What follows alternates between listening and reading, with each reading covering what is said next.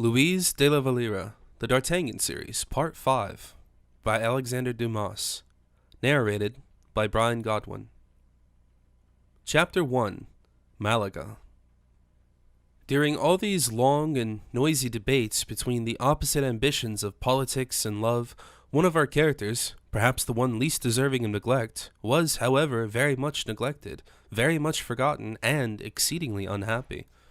In fact, D'Artagnan, we say, for we must call him by his name to remind our readers of his existence. D'Artagnan, we repeat, had absolutely nothing whatever to do amidst these brilliant butterflies of fashion. After following the king during 2 whole days at Fontainebleau, and critically observing the various pastoral fancies and heroicomic transformations of his sovereign, the musketeer felt that he needed something more than this to satisfy the cravings of his nature. At every moment assailed by people asking him, "How do you think this costume suits me, Monsieur d'Artagnan?" he would reply to them in quiet, sarcastic tones, "Why, I think you are quite as well dressed as the best-dressed monkey to be found in the fair at St. Laurent." It was just such a compliment D'Artagnan would choose where he did not feel disposed to pay any other. And whether agreeable or not, the inquirer was obliged to be satisfied with it. Whenever anyone asked him, "How do you intend to dress yourself this evening?" he replied, "I shall undress myself," at which the ladies all laughed and a few of them blushed. But after a couple of days passed in this manner, the musketeer, perceiving that nothing serious was likely to arise which would concern him, and the king had completely, or at least appeared to have completely forgotten Paris, Saint Mande, and Belle Isle, that Monsieur Colbert's mind was occupied with illuminations and fireworks, that for the next month at least the ladies had plenty of glances to bestow, and also to receive in exchange, D'Artagnan asked the king for leave of absence for a matter of private business. At the moment D'Artagnan made his request, his Majesty was on the point of going to bed, quite exhausted from dancing. "You wish to leave me, Monsieur d'Artagnan?" inquired the king with an air of astonishment, for Louis XIV could never understand why anyone who had had the distinguished honor of being near him could wish to leave him. "Sire," said D'Artagnan, "I leave you simply because I am not in the slightest service to you in anything. Ah, if I could only hold the balancing pole while you were dancing, it would be a very different affair." "But my dear Monsieur d'Artagnan," said the king gravely, "people dance without balancing poles." "Ah, indeed," said the musketeer, continuing his imperceptible tone of irony, "I had no idea such a thing was possible." "You have not seen me dance, then?" inquired the king. "Yes, but I always thought dancers went from easy to difficult acrobatic feats. I was mistaken. All the more greater reason, therefore, that I should leave for a time. Sire, I repeat, you have no present occasion for my services. Besides, if your Majesty should have any need of me, you would know where to find me." "Very well," said the king, and he granted him leave of absence. "We shall not look for D'Artagnan, therefore, at Fontainebleau, for to do so would be useless. But, with the permission of our readers, follow him to the Rue des Lombards, where he was located at the sign of the Pilon d'Or, in the house of our old friend Planchet." It was about 8 o'clock in the evening, and the weather was exceedingly warm. There was only one window open, and that one belonging to a room on the entresol. A perfume of spices mingled with another perfume less exotic, but more penetrating, namely, that which arose from the street, ascended to salute the nostrils of the musketeer. D'Artagnan, reclining in an immense straight-backed chair with his legs not stretched out but simply placed upon a stool, formed an angle of the most obtuse form that could possibly be seen. Both his arms were crossed over his head reclining upon his left shoulder, like Alexandre the Great. His eyes, usually so quick and intelligent in their expression, were now half closed, and seemed fastened, as it were, upon a small corner of blue sky that was visible behind the openings of the chimneys. There was just enough blue, and no more, to fill one of the sacks of lentils, or haricots, which formed the principal furniture of the shop on the ground floor. Thus extended at his ease, and sheltered in his place of observation behind the window, D'Artagnan seemed as if he had ceased to be a soldier, as if he were no longer an officer belonging to the palace, but was, on the contrary, a quiet, easy-going citizen in a state of stagnation between his dinner and supper, or between his supper and his bed. One of those strong, ossified brains which have no more room for a single idea, so fiercely does animal matter keep watch at the doors of intelligence, narrowly inspecting the contraband trade which might result from the introduction into the brain of a symptom of thought. We have already said night was closing in, the shops were being lighted, while the windows of the upper apartments were being closed, and the rhythmic steps of a patrol of soldiers forming the night watch could be heard retreating. D'Artagnan continued, however, to think of nothing except blue corner of the sky. A few paces from him, completely in the shade, lying on his stomach upon a sack of Indian corn, was Planchet, with both his arms under his chin and his eyes fixed on D'Artagnan, who was either thinking, dreaming, or sleeping with his eyes open. Planchet had been watching him for a tolerably long time, and by way of interruption he began by exclaiming, "Hum, hum!" But D'Artagnan did not stir. Planchet then saw it was necessary to have recourse to more effectual means still. After a prolonged reflection on the subject, the most ingenious means that suggested itself to him under the present circumstances was to let himself roll off the sack and onto the floor, murmuring at the same time against himself the word "stupid." But notwithstanding the noise produced by Planchet's fall, D'Artagnan, who had in the course of his existence heard many other and very different falls, did not appear to pay the least attention to the present one. Besides, an enormous cart, laden with stones, passing from the Rue Saint-Médéric, absorbed in the noise of its wheels the noise of Planchet's tumble.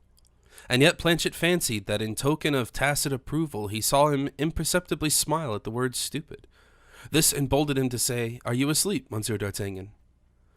"No, Planchet, I am not even asleep," replied the Musketeer. "I am in despair," said Planchet, "to hear such a word as even." "Well, and why not? Is it not a grammatical word, Monsieur Planchet?" "Of course, Monsieur d'Artagnan." "Well, then, the word distresses me beyond measure." "Tell me why you are distressed, Planchet," said D'Artagnan. "If you say that you are not even asleep, it is as much to say that you have not even the consolation of being able to sleep, or better still, it is precisely the same as telling me that you are getting bored to death. Planchet, you know that I am never bored, except today and the day before yesterday." "Bah! Monsieur d'Artagnan, it has been a week since you returned here from Fontainebleau. In other words, you have no longer your orders to issue, or your men to review and maneuver. You need the sound of guns, drums, and all that din and confusion. I, who have myself carried a musket, can easily believe that." "Planchet," replied D'Artagnan, "I assure you I am not bored in the least in the world." "In that case, what are you doing, lying there as if you were dead?"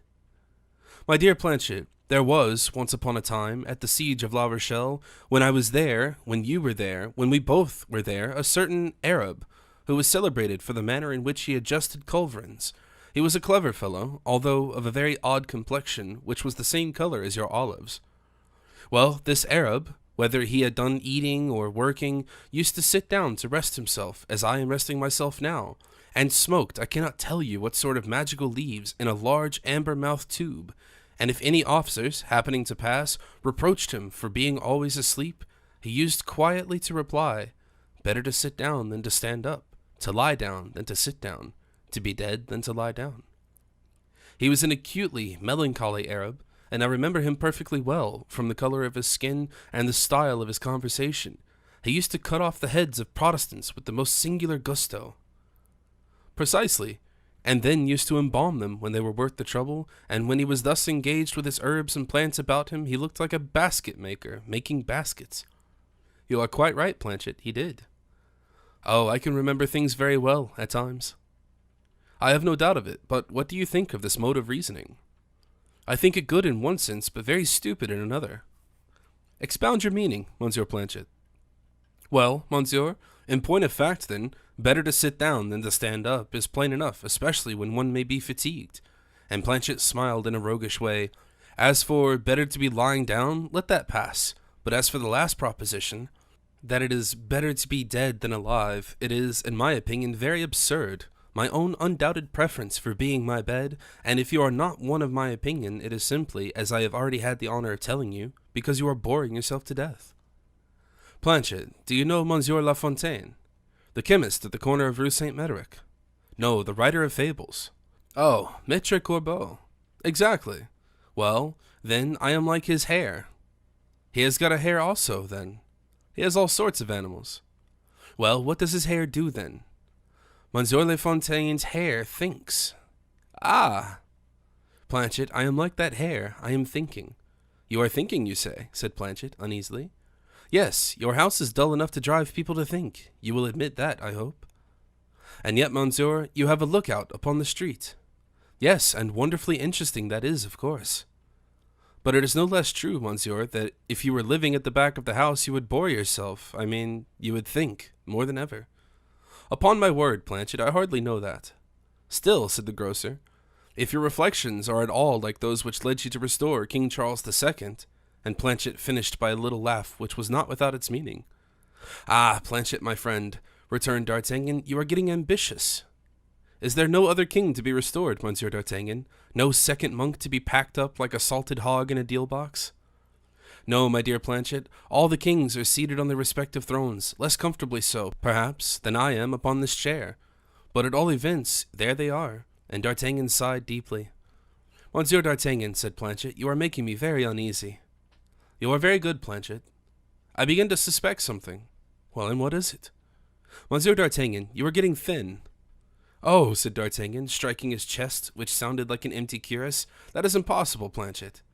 Ah, said Planchet, slightly overcome, if you were to get thin in my house, well, I should do something rash. What would you do? Tell me. I should look out for the man who was the cause of all your anxieties. Ah, according to your account, I am getting anxious now. Yes, you are anxious, and you are getting thin. Visibly getting thin. Malaga, if you go on getting thin in this way, I will take my sword in my hand and go straight to Monsieur d'Herblay and have it out with him. What? Said Monsieur d'Artagnan, starting in his chair. What's that you say? And what has Monsieur d'Herblay's name to do with your groceries? Just as you please. Get angry if you like, or call me names if you prefer it, but the deuce is in it. I know what I know. D'Artagnan had, during his second outburst of Planchet's, so placed himself as not to lose a single look of his face. That is, he sat with both his hands resting on both his knees, and his head stretched out towards the grocer. Come, explain yourself, he said, and tell me how you could possibly utter such a blasphemy. Monsieur d'Herblay, your old master, my friend, an ecclesiastic, a musketeer turned bishop. Do you mean to say you would raise your sword against him, Planchet? I could raise my sword against my own father when I see you in such a state as you are now. Monsieur d'Herblay, a gentleman. It's all the same to me whether he's a gentleman or not. He gives you the blue devils, that is all I know, and the blue devils makes people get thin. Malaga, I have no notion of Monsieur d'Artagnan leaving my house thinner than when he entered it. How does he give me the blue devils, as you call it? Come, explain, explain. You have had the nightmare during the last 3 nights. I? Yes, you, and in your nightmare you called out several times, Aramis, deceitful Aramis. Ah, I said that, did I? Murmured D'Artagnan, uneasily. Yes, those very words, upon my honor. Well, what else? You know the saying, Planchet, dreams go by contraries. Not so, for every time during the last 3 days when you have went out, you have not once failed to ask me on your return, have you seen Monsieur d'Herblay? Or else, have you received any letters for me from Monsieur d'Herblay? Well, it is very natural I should take an interest in my old friend, said D'Artagnan. Of course, but not to such an extent as to get thin on that account. Planchet, I'll get fatter. I give you my word on that. Very well, monsieur, I accept it, for I know that when you give your word of honor, it is sacred. I will not dream of Aramis any more, and I will never ask you again if there are any letters from Monsieur d'Herblay, but on condition that you explain one thing to me. Tell me what it is, monsieur. I am a great observer, and just now you made use of a very singular oath, which is unusual for you. You mean Malaga, I suppose? Precisely. It is the oath I have used ever since I have been a grocer. Very proper, too. It is the name of a dried grape, or a raisin, I believe. It is my most ferocious oath. When I have once said Malaga, I am a man no longer. Still, I never knew you to use that oath before. Very likely not, monsieur. I had a present made me of it, said Planchet, and as he pronounced these words, he winked his eye with a cunning expression which thoroughly awakened D'Artagnan's attention. Come, come, Monsieur Planchet. Why, I am not like you, monsieur, said Planchet. I don't pass my life in thinking. You do wrong, then. I mean in boring myself to death. We have but a very short time to live. Why not make the best of it? You are an Epicurean philosopher, I begin to think, Planchet. Why not? My hand is still as steady as ever. I can write and can weigh out my sugar and spices. My foot is firm. I can dance and walk about. My stomach has its teeth still, for I eat and digest very well. My heart is not quite hardened. Well, monsieur? Well, what, Planchet? Why, you see, said the grocer, rubbing his hands together. D'Artagnan crossed one leg over the other and said, Planchet, my friend, I am unnerved with extreme surprise, for you are revealing yourself to me under a perfectly new light. Planchet, flattered in the highest degree by this remark, continued to rub his hands very hard together. Ah, he said, because I happen to be only slow, you think me perhaps a positive fool. Very good, Planchet, very well reasoned. Follow my idea, monsieur, if you please. I said to myself, continued Planchet, that without enjoyment there is no happiness on this earth. Quite true, what you say, Planchet, interrupted D'Artagnan. At all events, if we cannot obtain pleasure, for pleasure is not so common a thing after all, let us at least get consolations of some kind or another. And so you console yourself? Exactly so. Tell me how you console yourself. I put on a buckler for the purpose of confronting ennui. I place my time at the direction of patience, and on the very eve of feeling I'm going to get bored, I amuse myself. And you don't find any difficulty in that? No, none. And you found it out quite by yourself? Quite so. It is miraculous. What do you say? I say that your philosophy is not to be matched in the Christian or pagan world, in modern days or in antiquity. You think so? Follow my example, then. It is a very tempting one. Do as I do. Well, I could not wish for anything better, but all minds are not of the same stamp, and it might possibly happen that if I were required to amuse myself in the manner you do, I should bore myself horribly. Bah, at least try first. Well, tell me what you do. Have you observed that I leave home occasionally? Yes. In any particular way? Periodically. That's the very thing. You have noticed it, then. My dear Planchet, you must understand that when people see each other every day, and one of the two absents himself, the other misses him. Do you not feel the want of my society when I am in the country? Prodigiously, that is to say, I feel like a body without a soul. That being understood, then, proceed. What are the periods when I absent myself? On the 15th and 30th of every month. And I remain away? Sometimes 2, sometimes 3, sometimes 4 days at a time. Have you ever given it a thought why I was absent? To look after your debts, I suppose. And when I returned, how did you think I looked as far as my face was concerned? Exceedingly self-satisfied. You admit, you say, that I always look satisfied, and what have you attributed my satisfaction to? That your business was going on very well, that your purchases of rice, prunes, raw sugar, dried apples, pears, and treacle were advantageous. You were always so picturesque in your notions and ideas, Planchet, and I was not in the slightest degree surprised to find you had selected grocery as an occupation, which is of all trades the most varied and very pleasantest as far as the character is concerned, and as much as one handles so many natural and perfumed productions. Perfectly true, monsieur, but you are very greatly mistaken. In what way? In thinking that I leave here every fortnight to collect my money or to make purchases. Ho, ho, ho! How could you possibly have thought such a thing? Ho, ho, ho! And Planchet began to laugh in a manner that inspired D'Artagnan with very serious misgivings as to his sanity. I confess, said the Musketeer, that I do not precisely catch your meaning.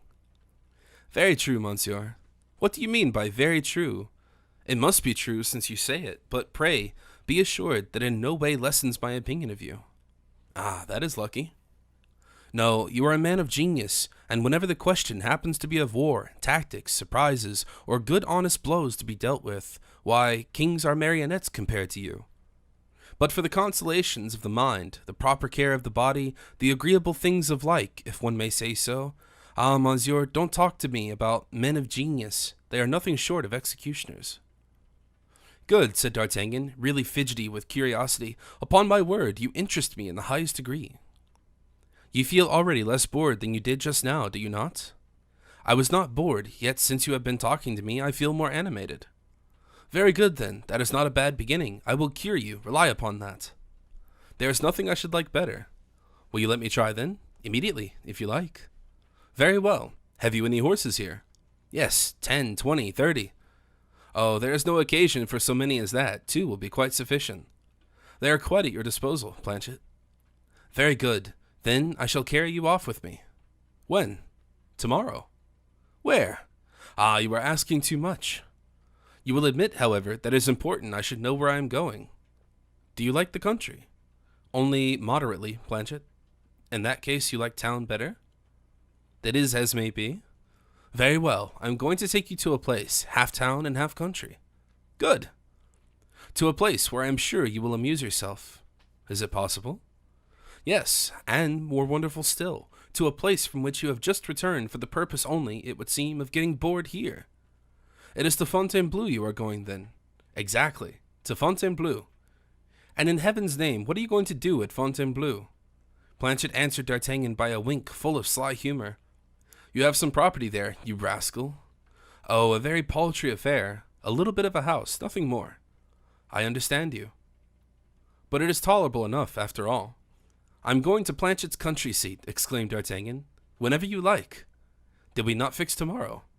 Let us say tomorrow, if you like, and then besides, tomorrow is the 14th, that is to say, the day before the one when I am afraid of getting bored, so we will look upon it as an understood thing. Agreed, by all means. You will lend me one of your horses? The best I have. No, I prefer the gentlest of all. I was never a very good rider, as you know, and in my grocery business I have got more awkward than ever. Besides what? Why, added Planchet, I do not wish to fatigue myself. Why so? D'Artagnan ventured to ask. Because I should lose half the pleasure I expect to enjoy, replied Planchet. And thereupon he rose from his sack of Indian corn, stretching himself and making all his bones crack, one after the other, with a sort of harmony.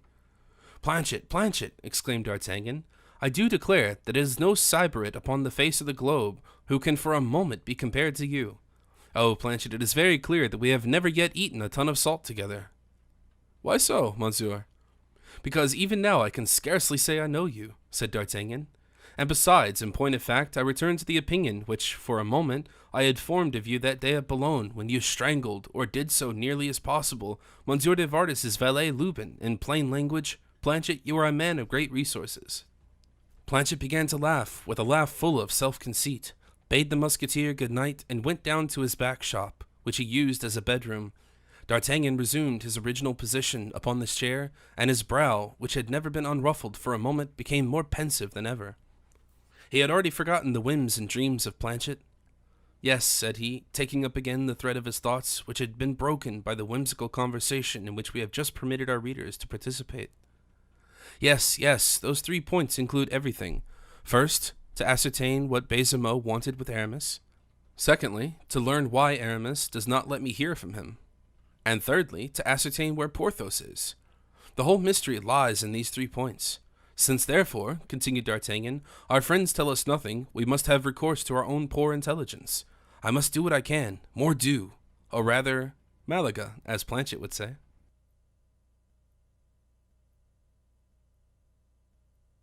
Chapter 2. A Letter from Monsieur Baisemeaux.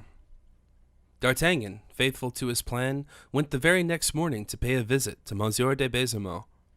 It was cleaning up or tidying day at the Bastille. The cannons were furbished up, the staircases scraped and cleaned, and the jailers seemed to be carefully engaged in polishing the very keys. As for the soldiers belonging to the garrison, they were walking about in different courtyards under the pretense that they were clean enough. The governor, Baisemeaux, received D'Artagnan with more than ordinary politeness, but he behaved towards him with so marked a reserve of manner that all D'Artagnan's tact and cleverness could not get a syllable out of him.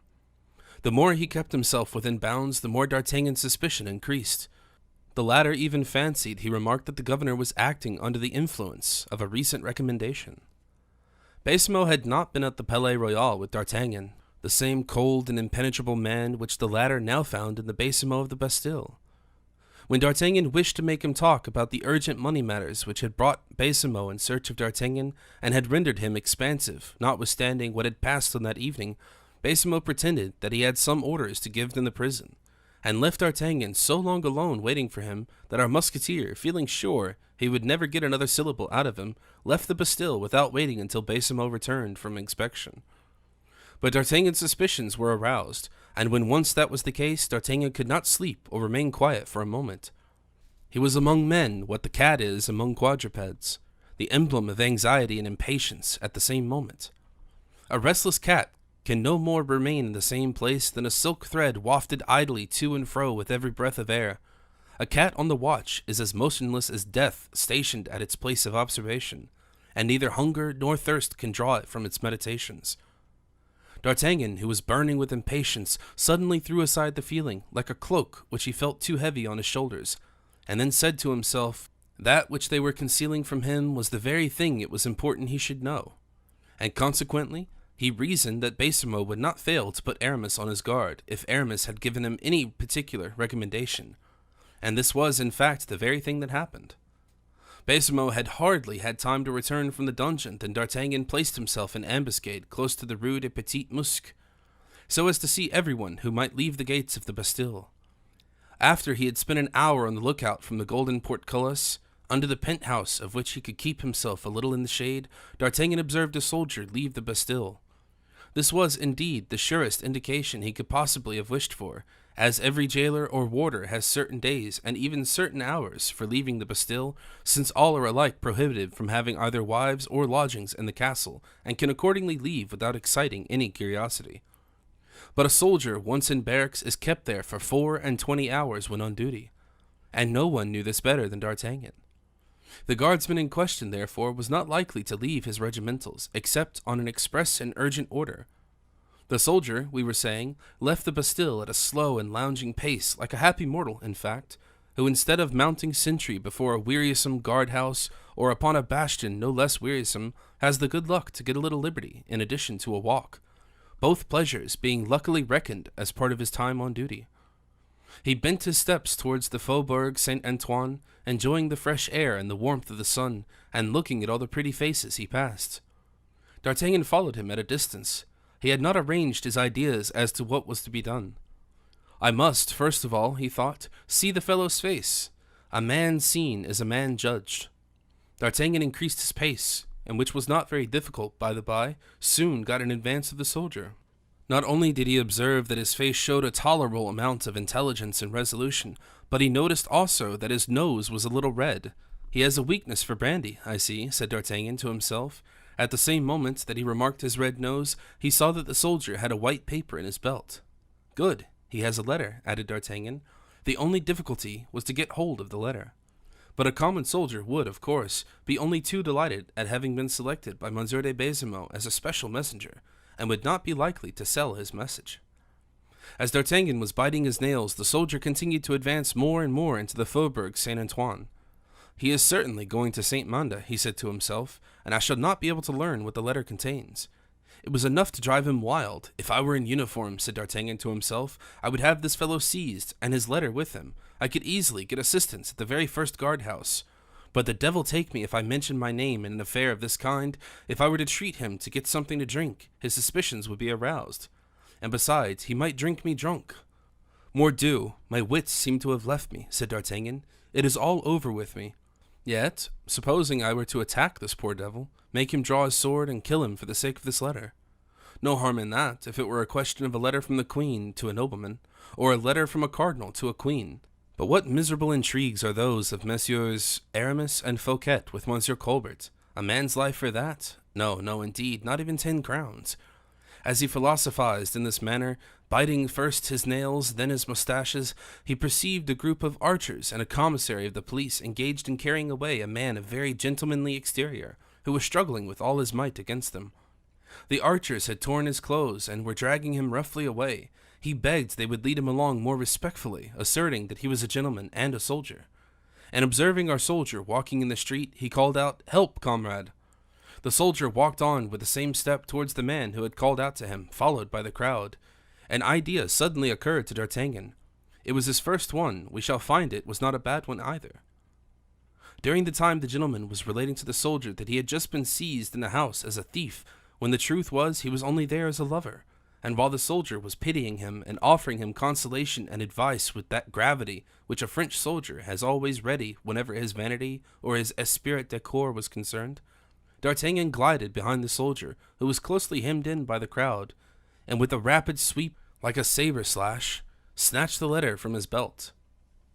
As at that moment the gentleman with the torn clothes was putting about the soldier, to show how the commissary of police had pulled him about, D'Artagnan effected his pillage of the letter without the slightest interference. He stationed himself about 10 paces distant, behind the pillar of an adjoining house, and read on the address, to Monsieur de Vouillon, at Monsieur Fouquet's Saint-Mande. Good, he said, and then he unsealed without tearing the letter, drew out the paper, which was folded in 4, and from the inside, which contained only these words: Dear Monsieur de Vouillon, will you be good enough to tell Monsieur d'Herblay that he has been to the Bastille and has been making inquiries? Your devoted de Baisemeaux. Very good, all right, exclaimed D'Artagnan. It is clear enough now. Porthos is engaged in it. Being now satisfied of what he wished to know, mordieu, thought the Musketeer. What is to be done with that poor devil of a soldier? That hot-headed, cunning fellow, de Baisemeaux will make him pay dearly for my trick. If he returns without the letter, what would they do to him? Besides, I don't want the letter. When the egg has been sucked, what good is the shell? D'Artagnan perceived that the commissary and the archers had succeeded in convincing the soldier, and went on their way with the prisoner, the latter being still surrounded by the crowd and continuing his complaints. D'Artagnan advanced into the very middle of the crowd, let the letter fall without anyone having observed him, and then retreated rapidly.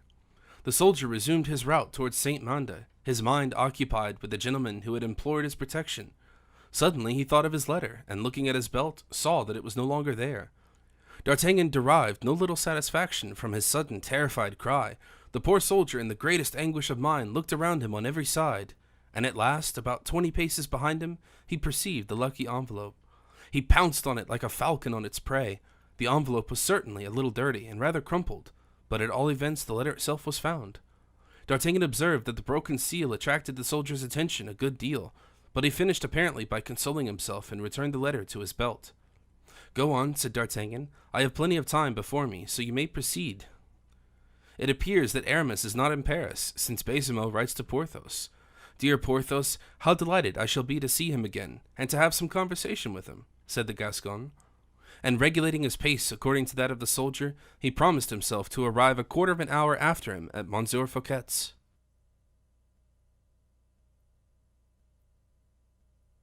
Chapter 3, in which the reader will be delighted to find that Porthos has lost nothing of his muscularity. D'Artagnan had, according to his usual style, calculated that every hour is worth 60 minutes, and every minute worth 60 seconds. Thanks to this perfectly exact calculation of minutes and seconds, he reached the superintendent's door at the very moment the soldier was leaving it with his empty belt. D'Artagnan presented himself at the door, which a porter with a profusely embroidered livery held half open for him.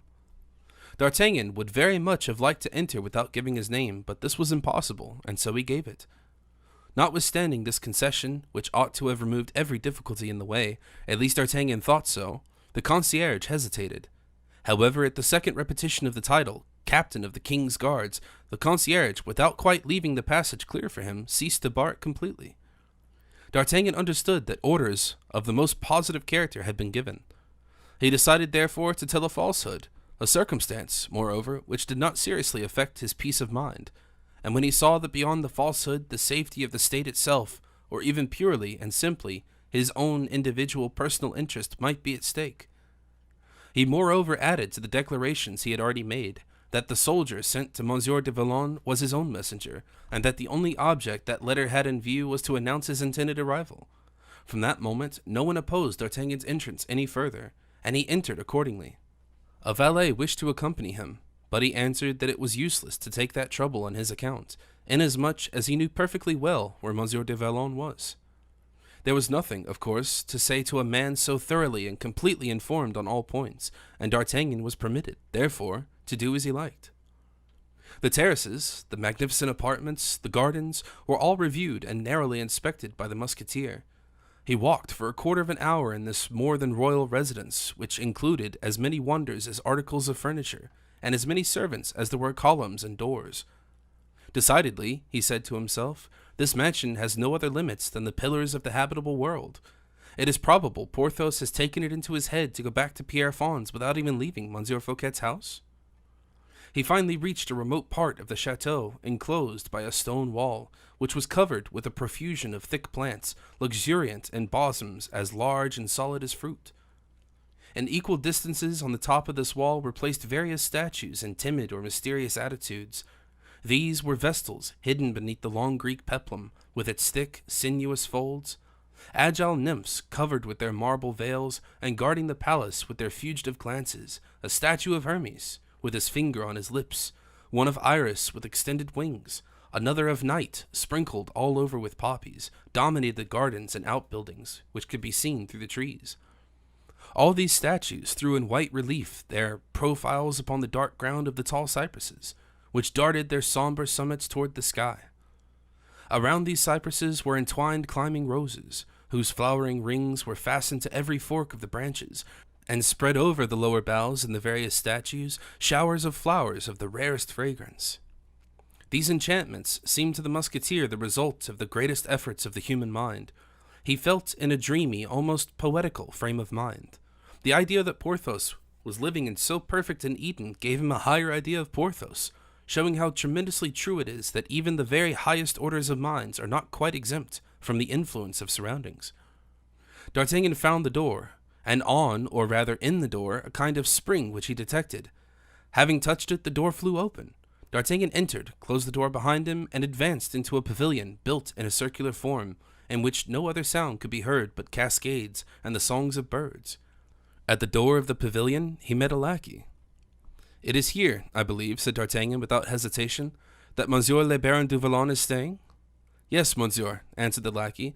"Have the goodness to tell him that Monsieur le Chevalier d'Artagnan, captain of the king's musketeers, is waiting to see him."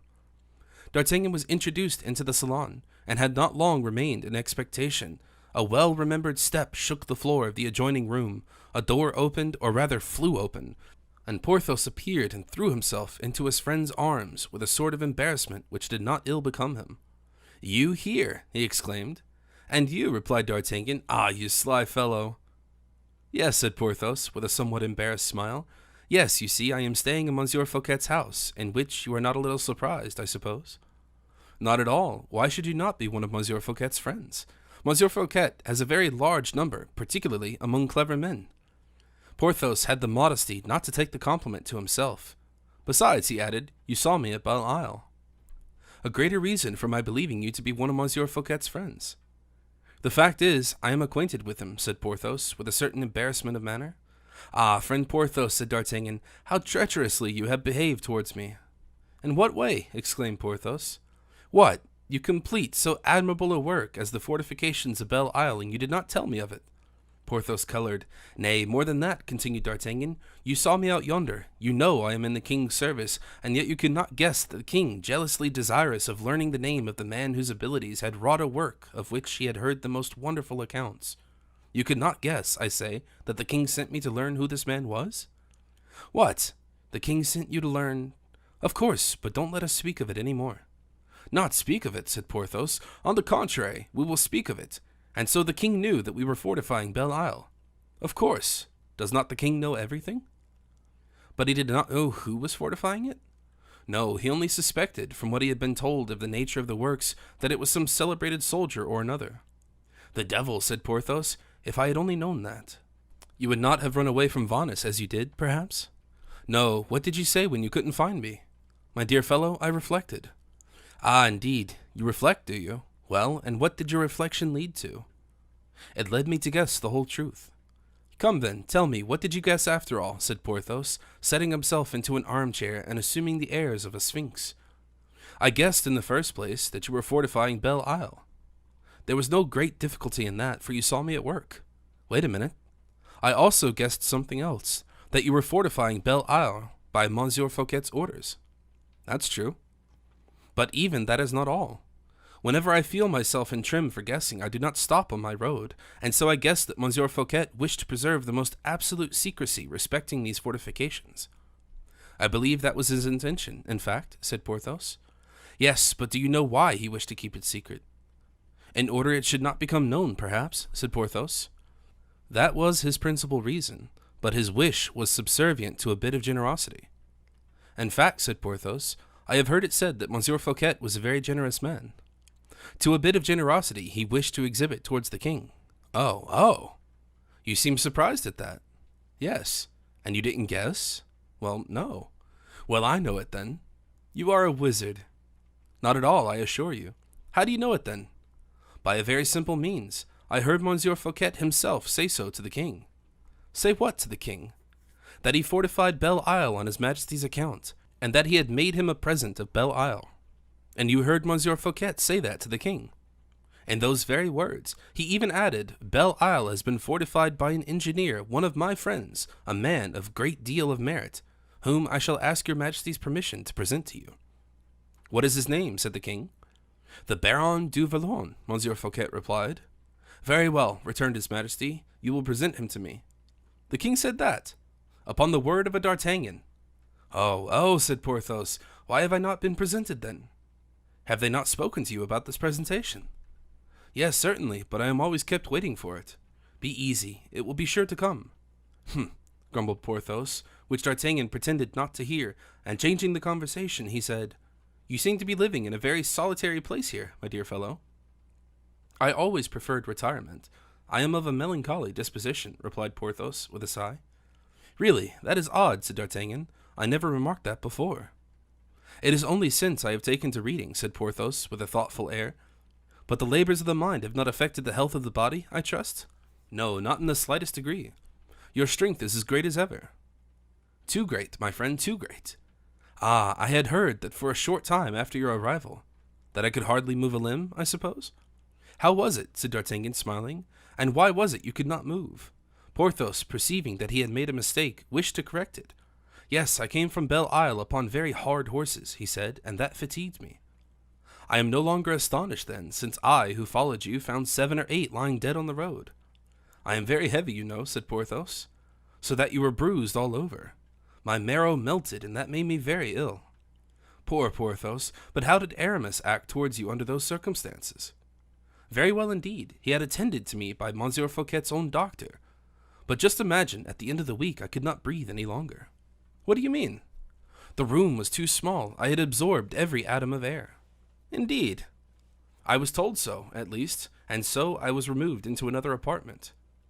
Where you were able to breathe, I hope and trust? Yes, more freely, but no exercise, nothing to do. The doctor pretended that I was not to stir. I, on the contrary, felt that I was stronger than ever. That was the cause of a very serious accident. What accident? Fancy, my dear fellow, that I revolted against the directions of that ass of a doctor, and I resolved to go out, whether it suited him or not. And consequently, I told the valet who waited on me to bring me my clothes. You were quite naked, then? Oh, no, on the contrary, I had a magnificent dressing gown to wear. The lackey obeyed, and I dressed myself in my own clothes, which had become too large for me. But a strange circumstance had happened. My feet had become too large. Yes, I quite understand. And my boots too small. You mean your feet were still swollen? Exactly, you have hit it. Pardieu, and is that the accident you were going to tell me about? Oh yes, I did not make the same reflection you have done. I said to myself, since my feet have entered my boots 10 times, there is no reason why I should not go in the 11th. Allow me to tell you, my dear Porthos, that on this occasion you failed in your logic. In short, then, they placed me opposite to a part of the room which was partitioned. I tried to get my boot on. I pulled it with my hands. I pushed with all my strength of the muscles in my leg, making the most unheard of efforts, when suddenly the 2 tags of the boot remained in my hand, and my foot struck out like a ballista. How learned you are in fortification, dear Porthos. My foot darted out like a ballista and came against the partition, which it broke in. I really thought that, like Samson, I had demolished the temple, and the number of pictures, the quantity of china, vases of flowers, carpets, and window panes that fell down were really wonderful. Indeed. Without reckoning that on the other side of the partition was a small table laden with porcelain. Which you knocked over? Which I dashed to the other side of the room, said Porthos, laughing. Upon my word, it is, as you say, astonishing, replied D'Artagnan, beginning to laugh also, whereupon Porthos laughed louder than ever. I broke, said Porthos, in a voice half choked from his increasing mirth, more than 3,000 francs worth of china. Good, said D'Artagnan. I smashed more than 4,000 francs worth of glass. Excellent. Without counting a lustre, which fell on my head and was broken into 1,000 pieces. Upon your head, said D'Artagnan, holding his sides. On top. But your head was broken, I suppose. No, since I tell you, on the contrary, my dear fellow, that it was the lustre which was broken, like glass, which, in point of fact, it was. Ah, the lustre was glass, you say? Venetian glass, a perfect curiosity, quite matchless, indeed, and weighed 200 pounds. And it fell upon your head. Upon my head. Just imagine, a globe of crystal glided all over the lower part, beautifully encrusted, perfumes burning at the top, with jets from which flame issued when they were lighted. I quite understand, but they were not lighted at the time, I suppose. Happily not, or I should have been grilled prematurely. And you were only knocked down flat instead. Not at all. How? Not at all. Why, the lustre fell upon my skull. It appears that we have on top of our heads an exceedingly thick crust. Who told you that, Porthos? The doctor. A sort of dome which would bear Notre Dame. Bah! Yes, it seems that our skulls are made in that manner. Speak for yourself, my dear fellow. It is your own skull that is made in that manner, and not the skulls of other people. Well, that may be so, said Porthos, conceitedly. So much, however, was the case, in my instance, that no sooner did the luster fall upon the dome which we have on top of our head than there was a report like a cannon. The crystal was broken to pieces, and I fell covered from head to foot. With blood, poor Porthos? No, not at all, with perfumes, which smelt like rich creams. It was delicious, but the odor was too strong, and I felt quite giddy from it. Perhaps you have experienced it sometimes yourself, D'Artagnan? Yes, in inhaling the scent of the lily of the valley. So that, my poor friend, you were knocked over by the shock and overpowered by the perfumes. Yes, but what is very remarkable, for the doctor told me he had never seen anything like it. You had a bump on your head, I suppose, interrupted D'Artagnan. I had 5. Why 5? I will tell you. The luster had, at its lower extremity, 5 gilt ornaments excessively sharp. Oh! Well, these 5 ornaments penetrated my hair, which, as you see, I wear very thick. Fortunately so. And they made a mark on my skin, but just notice the singularity of it. These things seem really only to happen to me. Instead of making indentations, they made bumps. The doctor could never succeed in explaining that to me satisfactorily. Well then, I will explain it to you. You will do me a great service if you will, said Porthos, winking his eyes, which, with him, was the sign of profoundest attention. Since you have been employing your brain in studies of an exalted character, in important calculations and so on, the head has gained a certain advantage, so that your head is now too full of science. Do you think so? I am sure of it. The result is that, instead of allowing any foreign matter to penetrate the interior of the head, your bony box or skull, which is already too full, avails itself of the openings which are made in allowing this excess to escape. Ah, said Porthos, to whom this explanation appeared clearer than that of the doctor. The 5 protuberances caused by the 5 ornaments of the luster must certainly have been scientific globules brought to the surface by the force of circumstances. In fact, said Porthos, the real truth is that I felt far worse outside my head than inside. I will even confess that when I put my hat on my head, clapping it on my head with that graceful energy which we gentlemen of the sword possess, if my fist was not very gently applied, I experienced the most painful sensations. I quite believe you, Porthos. Therefore, my friend, said the giant, Monsieur Fouquet decided, seeing how slightly built the house was, to give me another lodging, and so they brought me here. It is the private park, I think, is it not? Yes, where the rendezvous are made. That park, indeed, which is so celebrated in some of those mysterious stories about the superintendent. I don't know. I have had no rendezvous or heard mysterious stories myself, but they have authorized me to exercise my muscles, and I take advantage of the permission by rooting up some of the trees. What for? To keep my hand in, and also to take some birds' nests. I find it more convenient than climbing. You are as pastoral as Tircis, my dear Porthos. Yes, I like the small eggs. I like them very much better than the larger ones. You have no idea how delicate an omelette is if made of 400 or 500 eggs of linnets, chaffinches, starlings, blackbirds, and thrushes. But 500 eggs is perfectly monstrous. A salad bowl will hold them easily enough, said Porthos. D'Artagnan looked at Porthos admiringly for 5 minutes, as if he had seen him for the first time, while Porthos spread his chest out joyously and proudly. They remained in this state several minutes, Porthos smiling and D'Artagnan looking at him. D'Artagnan was evidently trying to give the conversation a new turn. Do you amuse yourself much here, Porthos? He asked at last, very likely after he had found out what he was searching for. Not always. Well, I can imagine that, but when you get thoroughly bored, by and by, what do you intend to do? Oh, I shall not be here for any length of time. Aramis is waiting until the last bump on my head disappears in order to present me to the king, who, I am told, cannot endure the sight of a bump. Aramis is still in Paris, then? No. Whereabouts is he, then? At Fontainebleau. Alone? With Monsieur Fouquet? Very good. But do you happen to know one thing? No. Tell it to me, then I shall know. Well, then, I think Aramis is forgetting you. Do you really think so? Yes, for at Fontainebleau yonder, you must know they are laughing, dancing, banqueting, and drawing the corks of Monsieur de Mazarin's wine in fine style. Are you aware that they have a ballet every evening there? The deuce they have! I assure you that your dear Aramis is forgetting you. Well, that is not at all unlikely, and I have myself thought so sometimes. Unless he's playing you a trick, the sly fellow. Oh, you know that Aramis is as sly as a fox. Yes, but to play me a trick. Listen, in the first place, he puts you under a sort of sequestration. He sequestrates me. Do you mean to say I'm sequestrated? I think so. I wish you would have the goodness to prove that to me. Nothing easier. Do you ever go out? Never. Do you ever ride on horseback? No, never. Are your friends allowed to come and see you? Never. Very well then.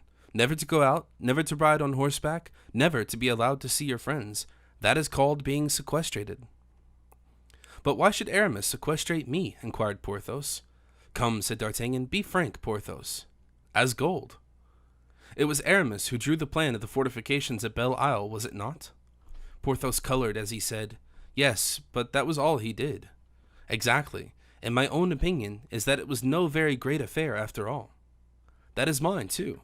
Very good, I am delighted we are of the same opinion. He never even came to Belle Isle, said Porthos. There now, you see? It was I who went to Venice, as you may have seen. Say, rather, as I did see. Well, that is precisely the state of the case, my dear Porthos. Aramis, who only drew the plans, wishes to pass himself off as the engineer, whilst you, who stone by stone built the wall, the citadel, and the bastions, he wishes to reduce to the rank of a mere builder. By builder you mean mason, perhaps? Mason, the very word. Plasterer, in fact? Hodman. Exactly. Oh, my dear Aramis, you seem to think you are only 25 years of age still. Yes, and that is not all, for he believes you are 50. I should have amazingly liked to have seen him at work. Yes, indeed. A fellow who has got the gout? Yes. Who has lost 3 of his teeth? 4. While I, look at mine. And Porthos, opening his large mouth very wide, displayed 2 rows of teeth, not quite as white as snow, but even, hard, and sound as ivory. You can hardly believe, Porthos, said D'Artagnan, what a fancy the king has for good teeth. Yours decide me. I will present you to the king myself. You? Why not? Do you think I have less credit at court than Aramis? Oh, no. Do you think I have the slightest pretensions upon the fortifications at Belle Isle? Certainly not. It is your own interest alone which would induce me to do it. I don't doubt it in the least. Well, I am the intimate friend of the king, and a proof of that is whenever there is anything disagreeable to tell him, it is I who have to do it. But, dear D'Artagnan, if you present me... Well, Aramis will be angry. With me? No, with me. Bah! Whether he or I present you, since you are to be presented, what does it matter? They were going to get me some clothes made. Your own are splendid. Oh, those I had ordered were far more beautiful. Take care, the king likes simplicity. In that case, I will be simple. But what will Monsieur Fouquet say when he learns that I have left? Are you a prisoner, then, on parole? No, not quite that, but I promised him I would not leave without letting him know. Wait a minute. We shall return to that presently. Have you anything to do here? I? Nothing. Nothing of any importance, at least. Unless, indeed, you are Aramis's representative for something of importance. No, by no means. What I tell you, pray understand that, is out of interest for you. I suppose, for instance, you are commissioned to send messages and letters to him? Ah, letters. Yes, I send certain letters to him. Where? To Fontainebleau. Have you any letters, then? But, nay, let me speak. Have you any letters, I say? I have just received one for him. Interesting? Well, I suppose so. You do not read them, then? I am not at all curious, said Porthos, as he drew out of his pocket the soldier's letter which Porthos had not read, but D'Artagnan had. Do you know what to do with it? Said D'Artagnan. Of course. Do as I always do. Send it to him. Not so. Why not? Keep it, then? Did they not tell you that this letter was important? Very important. Well, you must take it yourself to Fontainebleau. To Aramis? Yes. Well, very good. And since the king is there, you will profit by it. I shall profit by the opportunity to present you to the king. Ah, D'Artagnan, there is no one like you for expedience. Therefore, instead of forwarding to our friends any messages, which may or may not be faithfully delivered, we will ourselves be the bearers of the letter. I had never even thought of that, and yet it is simple enough. And therefore, because it is urgent, Porthos, we ought to set off at once. In fact, said Porthos, the sooner we set off, the less chance there is of Aramis's letter being delayed. Porthos, your reasoning is always accurate, and in your case, logic seems to serve as an auxiliary to the imagination. Do you think so? Said Porthos. It is a result of your hard reading, replied D'Artagnan. So, come along, let us be off. But, said Porthos, my promise to Monsieur Fouquet. Which? Not to leave Saint Manda without telling him of it. Ah, Porthos, said D'Artagnan, how very young you still are. In what way? You are going to Fontainebleau, are you not, where you will find Monsieur Fouquet? Yes, probably, in the king's palace? Yes, repeated Porthos, with an air full of majesty. Well, you will accost him with these words. Monsieur Fouquet, I have the honor to inform you that I have just left Saint Manda. Ah, said Porthos, with the same majestic mien, seeing me at Fontainebleau at the king's, Monsieur Fouquet will not be able to tell me that I am not speaking the truth. My dear Porthos, I was just on the point of opening my lips to make the same remark, but you anticipate me in everything. Oh, Porthos, how fortunately you are gifted. Years have made not the slightest impression on you. Not overmuch, certainly. Then there is nothing more to say? Well, I think not. All your scruples are removed? Quite so. In that case, I shall carry you off with me. Exactly, and I will go and get my horse saddled. You have horses here, then? I have 5. You had them sent from Pierrefonds, I suppose? No, Monsieur Fouquet gave them to me. My dear Porthos, we shall want not 5 horses for 2 persons. Besides, I have already 3 in Paris, which would make 8, and that will be too many. It would not be too many if I had some of my servants here, but alas, I have not got them. Do you regret them, then? I regret Mousqueton. I miss Mousqueton. What a good-hearted fellow you are, Porthos, said D'Artagnan, but the best thing you can do is to leave your horses here, as you have left Mousqueton out yonder. Why so? Because by and by it might turn out to be a very good thing if Monsieur Fouquet had never given you anything at all. I don't understand you, said Porthos. It is not necessary you should understand. But yet, I will explain to you later, Porthos. I'll wager it is some piece of policy or other, and of the most subtle character, replied D'Artagnan. Porthos nodded his head at the word policy. Then, after a moment's reflection, he added, I confess, D'Artagnan, that I am no politician. Oh, I know that well. Oh, no one knows what you told me yourself, you, the bravest of the brave. What did I tell you, Porthos? That every man has his day. You told me so, and I have experienced it myself. There are certain days when one feels less pleasure than others in exposing oneself to a bullet or a sword thrust. Exactly my own idea. And mine too, although I can hardly believe in blows or sword thrusts that kill outright. The deuce, and yet you have killed a few in your time. Yes, but I have never been killed. Your reason is a very good one. Therefore, I do not believe I shall ever die from a thrust of a sword or a gunshot. In that case, then, you are afraid of nothing. Ah, water, perhaps? Oh, I swim like an otter. Of a quartan fever, then. I have never had one yet, and I don't believe I ever shall, but there is one thing I will admit. And Porthos dropped his voice. What is that? Asked D'Artagnan, adopting the same tone of voice as Porthos. I must confess, repeated Porthos, that I am horridly afraid of politics. Ah, bah! Exclaimed D'Artagnan. Upon my word, it's true, said Porthos, in a stentorian voice. I have seen His Eminence, Monsieur le Cardinal de Richelieu, and His Eminence, Monsieur le Cardinal de Mazarin. The one was a red politician, the other a black politician. I have never felt very much more satisfied with the one than with the other. The first struck off the heads of Monsieur de Marillac, Monsieur de Thou, Monsieur de Cinq-Mars, Monsieur Chillet, Monsieur de Botteville, and Monsieur de Montmorency. The second got a whole crowd of Frondeurs cut in pieces, and we belonged to them. On the contrary, we did not belong to them, said D'Artagnan.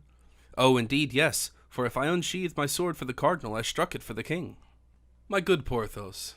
Well, I have done. My dread of politics is such that if there is any question of politics in the matter, I should greatly prefer to return to Pierrefonds. You would be quite right if that were the case, but with me, my dear Porthos, no politics at all, that is quite clear. You have labored hard in fortifying Belle Isle. The king wished to know the name of the clever engineer under whose directions the works were carried out. You are modest, as all men of true genius are. Perhaps Aramis wishes to put you under a bushel, but I happen to seize hold of you. I would make it known who you are. I produce you. The king rewards you, and that is the only policy I have to do with. And the only one I will have to do with either, said Porthos, holding out his hand to D'Artagnan. But D'Artagnan knew Porthos's grasp. He knew that, once imprisoned within the Baron's 5 fingers, no hand ever left it without being half crushed. He therefore held out not his hand, but his fist, and Porthos did not even perceive the difference. The servants talked a little with each other in an undertone, and whispered a few words which D'Artagnan understood, but which he took very good care not to let Porthos hear. Our friend, he said to himself, was really and truly Aramis's prisoner. Let us now see what the result will be of the liberation of the captive.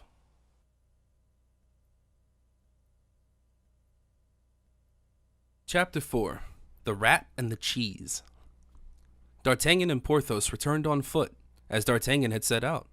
When D'Artagnan, as he entered the shop at the Pilon d'Or, announced to Planchet that Monsieur de Vallon would be one of the privileged travelers, and as the plume in Porthos's hat made the wooden candles suspensed over the front jingle together, a melancholy presentiment seemed to eclipse the delight Planchet had promised himself for the morrow.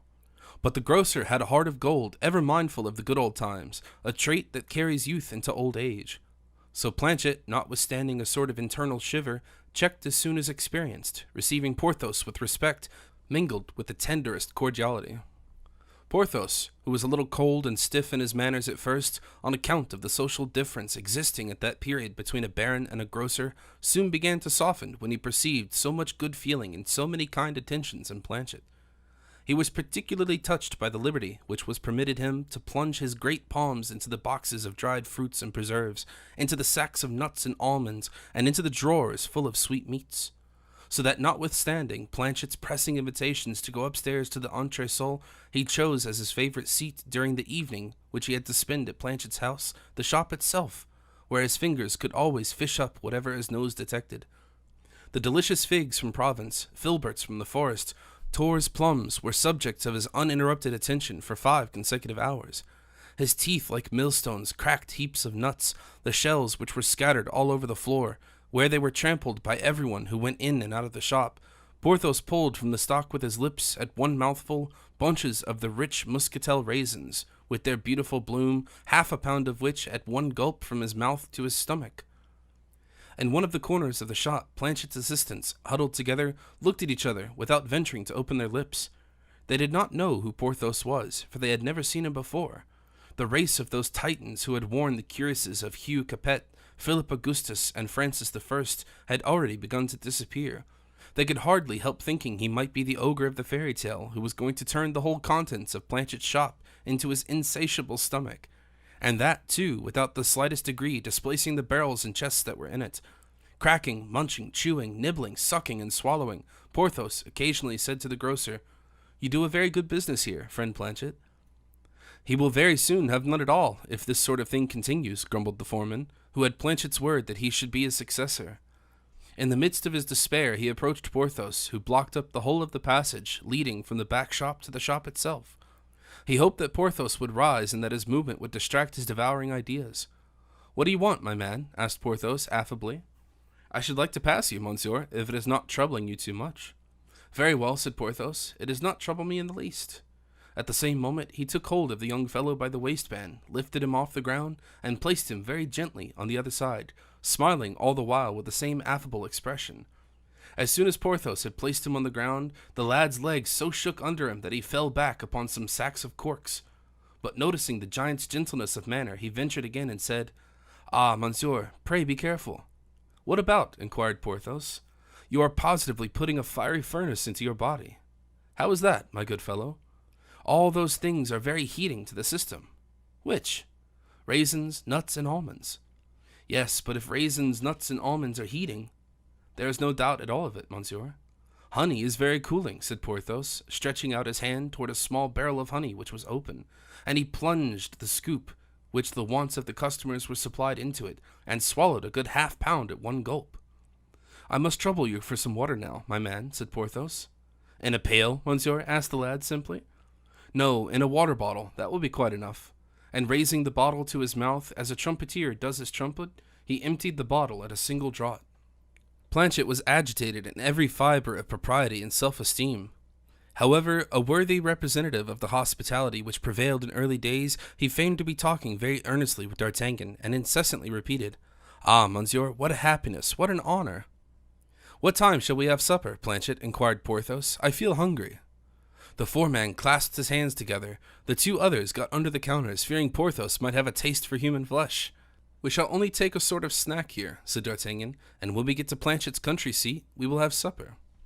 "Ah, so we're going to your country house, Planchet," said Porthos. "So much the better." "You overwhelm me, monsieur le baron." The Monsieur le Baron had a great effect upon the men who detected a personage of the highest quality in an appetite of this kind. This title, too, reassured them. They had never heard that an ogre was ever called Monsieur le Baron. "I will take a few biscuits to eat on the road," said Porthos, carelessly, and he emptied a whole jar of aniseed biscuits into the huge pocket of his doublet. "My shop is saved," exclaimed Planchet. "Yes, as the cheese was," whispered the foreman. "What cheese?" "The Dutch cheese, inside which a rat had made his way, and we found only the rind left." Planchet looked all around his shop, and observing the different articles which he had escaped Porthos' teeth, he found the comparison somewhat exaggerated. The foreman, who remarked what was passing in his master's mind, said, "Take care, he is not gone yet." "Have you any fruit here?" said Porthos, as he went upstairs to the entresol, where it had just been announced that some refreshment was prepared. "Alas," thought the grocer, addressing a look at D'Artagnan full of entreaty, which the latter half understood. As soon as they had finished eating, they set off. It was late when the three riders, who had left Paris about 6 in the evening, arrived at Fontainebleau. The journey passed very agreeably.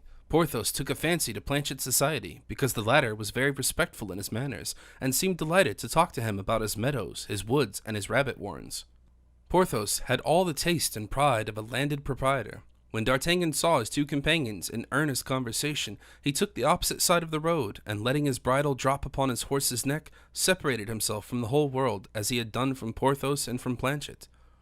The moon shone softly through the foliage of the forest. The breezes of the open country rose deliciously perfumed to the horses' nostrils, and they snorted and pranced along delightedly.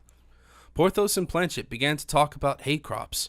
Planchet admitted to Porthos that in the advanced years of his life he had certainly neglected agricultural pursuits for commerce, but that his childhood had been passed in Picardy in the beautiful meadows where the grass grew as high as the knees, and where he had played under the green apple trees covered with red-cheeked fruit. He went on to say that he had solemnly promised himself that as soon as he should have made a fortune, he would return to nature and end his days as he had begun them, as near as possible as he could to the earth, where all men must sleep at last. Said Porthos, "in that case, my dear Monsieur Planchet, your retirement is not too far distant." "How so?"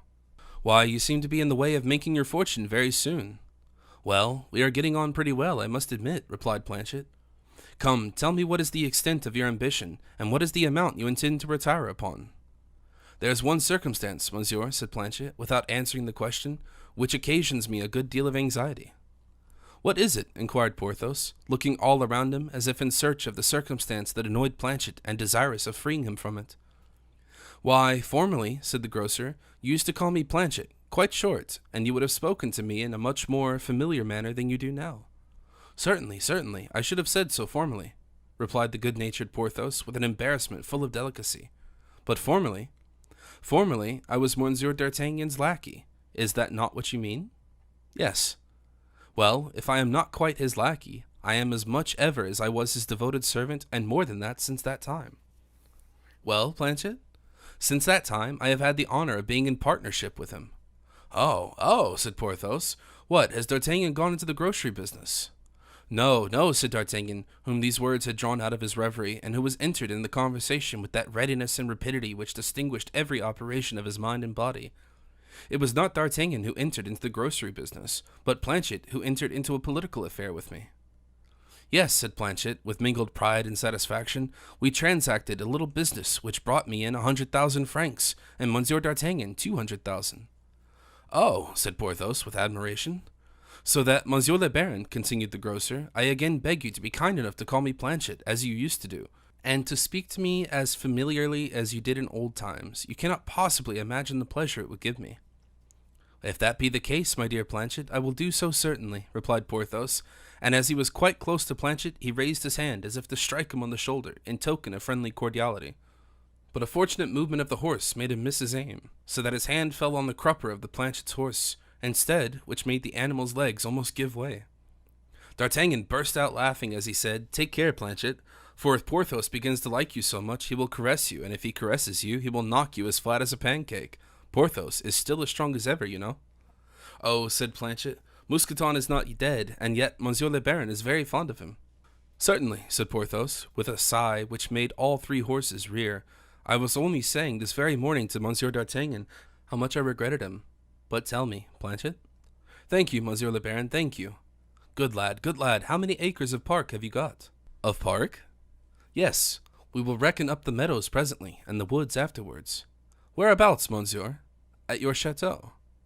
Oh, monsieur le baron, I have neither chateau, nor park, nor meadows, nor woods. What have you got then? Inquired Porthos, and why do you call it a country seat?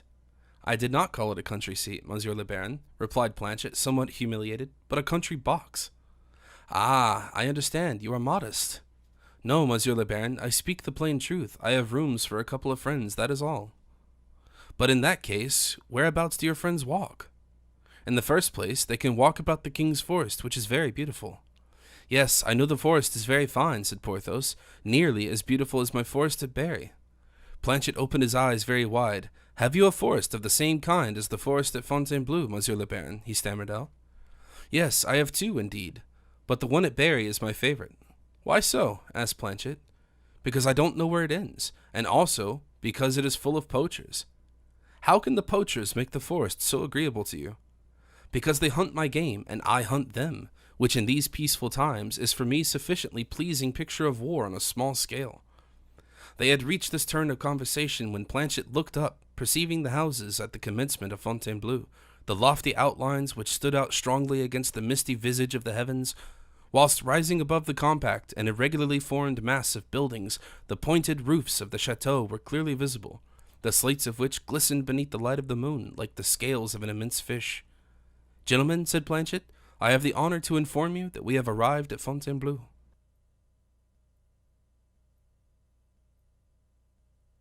Chapter 5. Planchet's Country House.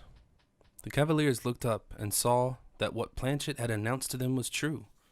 10 minutes afterward, they were in the street called the Rue des Lions, on the opposite side of the hostelry of the Beau Paillon. A high hedge of bushy elders, hawthorn, and wild hops formed an impenetrable fence, behind which rose a white house with a high-tiled roof. Two of the windows, which were quite dark, looked upon the street. Between the two, a small door, with a porch supported by a couple of pillars, formed the entrance to the house. The door was gained by a step raised a little from the ground. Planchet got off his horse, as if he intended to knock at the door, but on second thoughts he took hold of his horse by the bridle, and led it about 30 paces further on, his two companions following him. He then advanced another 30 paces until he arrived at the door of a cart-house, lighted by an iron grating, and, lifting up a wooden latch, pushed open one of the folding doors. He entered first, leading his horse after him by the bridle into a small courtyard, where an odor met them which revealed their close vicinity to a stable. That smells all right, said Porthos loudly, getting off his horse, and I almost begin to think I am near my own cows at Pierrefonds. I have only one cow, Planchet hastened to say modestly. And I have 30, said Porthos, or rather, I don't exactly know how many I have. When the two cavaliers had entered, Planchet fastened the door behind them. In the meantime, D'Artagnan, who had dismounted with his usual agility, inhaled the fresh perfumed air with the delight a Parisian feels at the sight of green fields and fresh foliage, plucked a piece of honeysuckle with one hand, and of a sweet briar with the other. Porthos clawed hold of some peas which were twined round poles stuck in the ground, and ate, or rather browsed upon them, shells and all. And Planchet was busily engaged trying to wake up an old and infirm peasant who was fast asleep in a shed, lying on a bed of moss and dressed in an old stable suit of clothes. The peasant, recognizing Planchet, called him the master, to the grocer's great satisfaction. "Stable the horses well, old fellow, and you shall have something good for yourself," said Planchet. Yes, fine animals they are too," said the peasant. "Oh, they shall have as much as they like." Gently, my man," said D'Artagnan. "We are getting on a little too fast. A few oats and a good bed, nothing more." "Some bran and water for my horse," said Porthos, "for it is very warm, I think." "Don't be afraid, gentlemen," replied Planchet. "Daddy Celestin is an old gendarme who fought at Ivry. He knows all about horses. So, come into the house," and he led the way along a very sheltered walk, which crossed a kitchen garden, then a small paddock, and came out into a little garden behind the house, the principal front of which, as we have already noticed, faced the street. As they approached, they could see, through two open windows on the ground floor, which led into a sitting room, the interior of Planchet's residence. This room, softly lighted by a lamp placed on the table, seemed from the end of the garden like a smiling image of repose, comfort, and happiness. In every direction where the rays of light fell, whether upon a piece of old china, or upon an article of furniture shining from excessive neatness, or upon the weapons hanging against the wall, the soft light was softly reflected, and its rays seemed to linger everywhere upon something or another agreeable to the eye. The lamp which lighted the room, whilst the foliage of jasmine and climbing roses hung in massive from window frames, splendidly illuminated a damask tablecloth as white as snow. The table was laid for 2 persons. Amber-colored wine sparkled in a long cut-glass bottle, and a large jug of blue china with a silver lid was filled with foaming cider. Near the table, in a high-backed armchair, reclined, fast asleep, a woman of about 30 years of age, her face the very picture of health and freshness. Upon her knees lay a large cat with her paws folded under her, and her eyes half closed, purring in that significant manner which, according to feline habits, indicates perfect contentment. The 2 friends paused before the window in complete amazement, while Planchet, perceiving their astonishment, was in no little degree secretly delighted at it. "Ah, Planchet, you rascal," said D'Artagnan, "I now understand your absences." Oh, there is some white linen," said Porthos in his turn, in voice of thunder. At the sound of this gigantic voice, the cat took flight. The housekeeper woke up with a start, and Planchet, assuming a gracious air, introduced his 2 companions into the room where the table was already laid. "Permit me, my dear," he said, "to present to you Monsieur le Chevalier d'Artagnan, my patron." D'Artagnan took the lady's hand in his in the most courteous manner, and with precisely the same chivalrous air as he would have taken Madame's. "Monsieur le Baron du Vallon de Braxeau de Pierrefonds," added Planchet. Porthos bowed with a reverence which Anne of Austria would have approved of. It was then Planchet's turn, and he unhesitatingly embraced the lady in question, not, however, until he had made a sign as if requesting D'Artagnan's and Porthos's permission, a permission, as a matter of course, frankly conceded. D'Artagnan complimented Planchet and said, "You are indeed a man who knows how to make life agreeable." "Life, monsieur," said Planchet, laughing, "is capital which a man ought to invest as sensibly as he possibly can." "And you get very good interest for yours," said Porthos, with a burst of laughter like a peal of thunder. Planchet turned to his housekeeper. "You have before you," he said to her, "the 2 gentlemen who influenced the greatest, gayest, grandest portion of my life. I have spoken to you about them both very frequently." "And about 2 others as well," said the lady, with a very decided Flemish accent. "Madame is Dutch?" inquired D'Artagnan. Porthos curled his moustache, a circumstance which was not lost upon D'Artagnan, who noticed everything. "I am from Antwerp," said the lady. "And her name is Madame Getcher," said Planchet.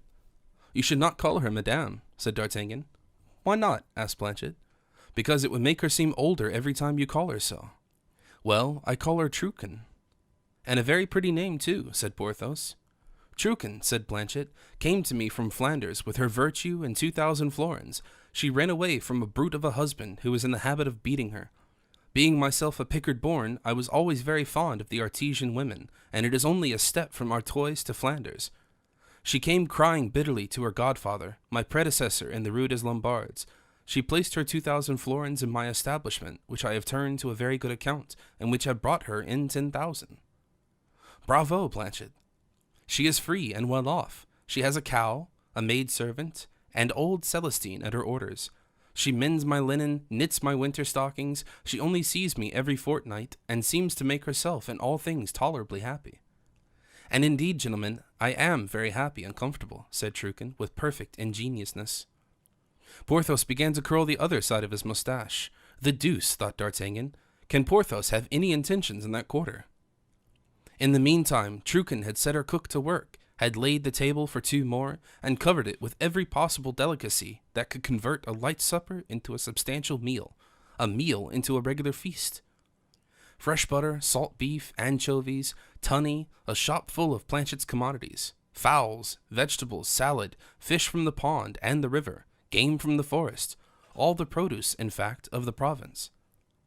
Moreover, Planchet returned from the cellar, laden with 10 bottles of wine, the glass of which could hardly be seen for thick coating of dust which covered them.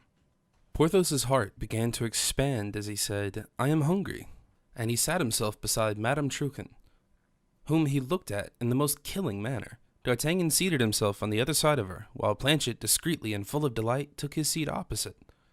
"Do not trouble yourselves," he said, "if Truchen should leave the table now and then during supper, for she will have to look after your bedrooms." In fact, the housekeeper made her escape quite frequently, and then they could hear, on the first floor above them, the creaking of the wooden bedsteads and the rolling of the casters on the floor. While this was going on, the three men, Porthos especially, ate and drank gloriously. It was wonderful to see them. The 10 full bottles were 10 empty ones by the time Truchen returned with the cheese. D'Artagnan still preserved his dignity and self-possession, but Porthos had lost a portion of his, and the mirth soon began to grow somewhat uproarious. D'Artagnan recommended a new descent into the cellar, and as Planchet no longer walked with the steadiness of a well-trained foot soldier, the captain of the Musketeers proposed to accompany him. They set off, humming songs wild enough to frighten anybody who might be listening. Truchen remained behind at table with Porthos. While the two wine-bibbers were looking behind the firewood for what they wanted, a sharp report was heard like the impact of a pair of lips on a lady's cheek. Porthos fancies himself at La Rochelle, thought D'Artagnan, and as they returned freighted with bottles, Planchet was singing so loudly that he was incapable of noticing anything. D'Artagnan, whom nothing ever escaped, remarked how much redder Truchen's left cheek was than her right. Porthos was sitting on Truchen's left, and was curling with both his hands both sides of his mustache at once, and Truchen was looking at him with a most bewitching smile.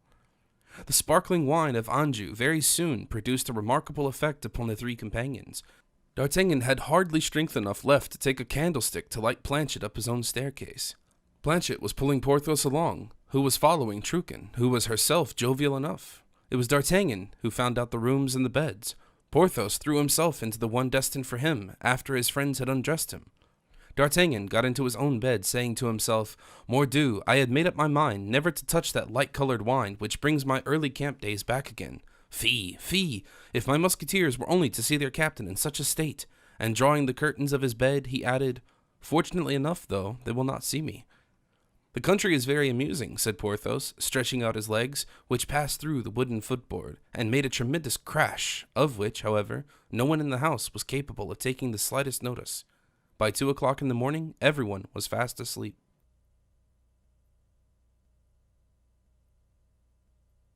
Chapter 6. Showing what could be seen from Planchet's house. The next morning found the three heroes sleeping soundly. Truchen had closed the outside blinds to keep the first rays of the sun from the leaden-lidded eyes of her guests, like a kind, good housekeeper. It was still perfectly dark, then, beneath Porthos's curtains and under Planchet's canopy, when D'Artagnan, awakened by an indiscreet ray of light, made its way through a peek-hole in the shutters, jumped hastily out of bed, as if he wished to be at the first at the forlorn hope. He took by assault Porthos's room, which was next to his own. The worthy Porthos was sleeping with a noise like distant thunder. In the dim obscurity of the room, his gigantic frame was prominently displayed, and his swollen fist hung down beside the bed upon the carpet. D'Artagnan awoke Porthos, who rubbed his eyes in a tolerably good humor. In the meantime, Planchet was dressing himself, and met at their bedroom doors his two guests, who were still somewhat unsteady from their previous evening's entertainment.